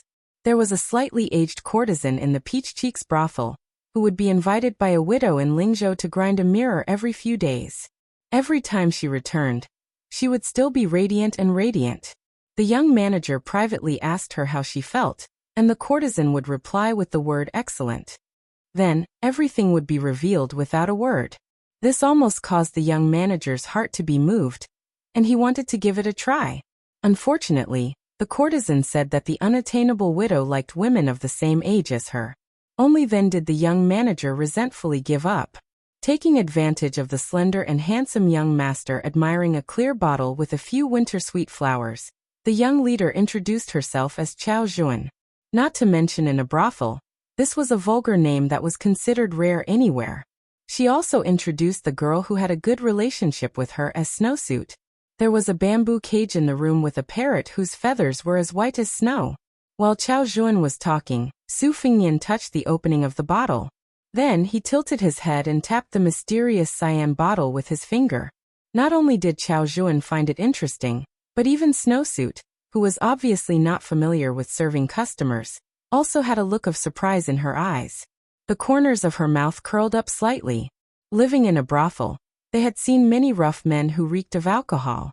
They had seen many old men whose bodies were soft and fleshy, but had lecherous looks.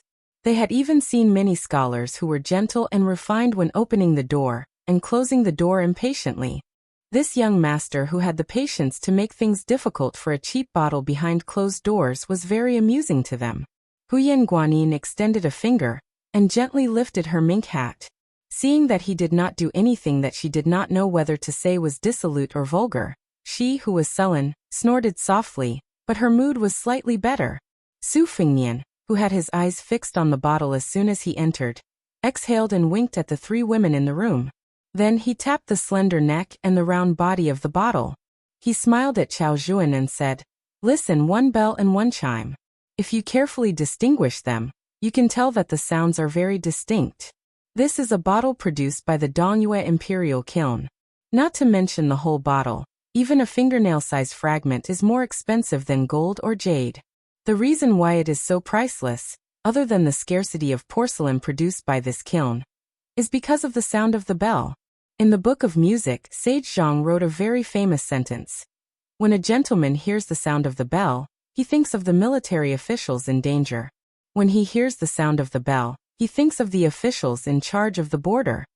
How could Chao Juan believe in the Dongyue Imperial Kiln's gallbladder bottle? She also did not know what a scholarly gentleman's bell was. She only thought that he was a man who flaunted his knowledge. She threw a coquettish glance at him and smiled tenderly. "Young master, did you come to visit a brothel or to knock on a bottle? If you want it, go ahead and take it." If Chao Juan frowns in the slightest, Chao Juan and Snowsuit will recommend themselves to you when you come to Peach Cheek's house. They will even give you money every time. Su Fengnian smiled and shook his head. He took out all the banknotes, rolled them into a ball, and gently threw them into another flower vase. "It's up to you to believe it or not. In any case, I only have this much money on me. If I take the bottle, I can live with my conscience." Chao Juan suddenly widened her eyes and said, "Young master, you're not joking?" Su Fengnian sat down and asked with a smile, "Are you regretting it?" Chao Juan hesitated for a moment, then laughed heartily and said, "What's there to regret? If young master didn't say it, sooner or later, it would have been broken by that clumsy girl. I would just take a dustpan and dump it on the street. Maybe someone would even think it was a hindrance. However, since young master is penniless, Chao Juan won't ask for an extra copper coin tonight. But young master must promise to come to Peach Cheek's house often to visit my little sister Snowsuit. Is that all right?" By the time she finished speaking, Chao Juan was already glued to Su Fengnian's body. The two of them sat on the same chair. He sat on the chair, and she sat on his lap. They didn't delay each other. Chao Juan had a graceful figure. Her full breasts were cleverly rubbed together. Her charming face was full of charm. Su Fengnian patted her leg and motioned for her to get up without hurting her feelings.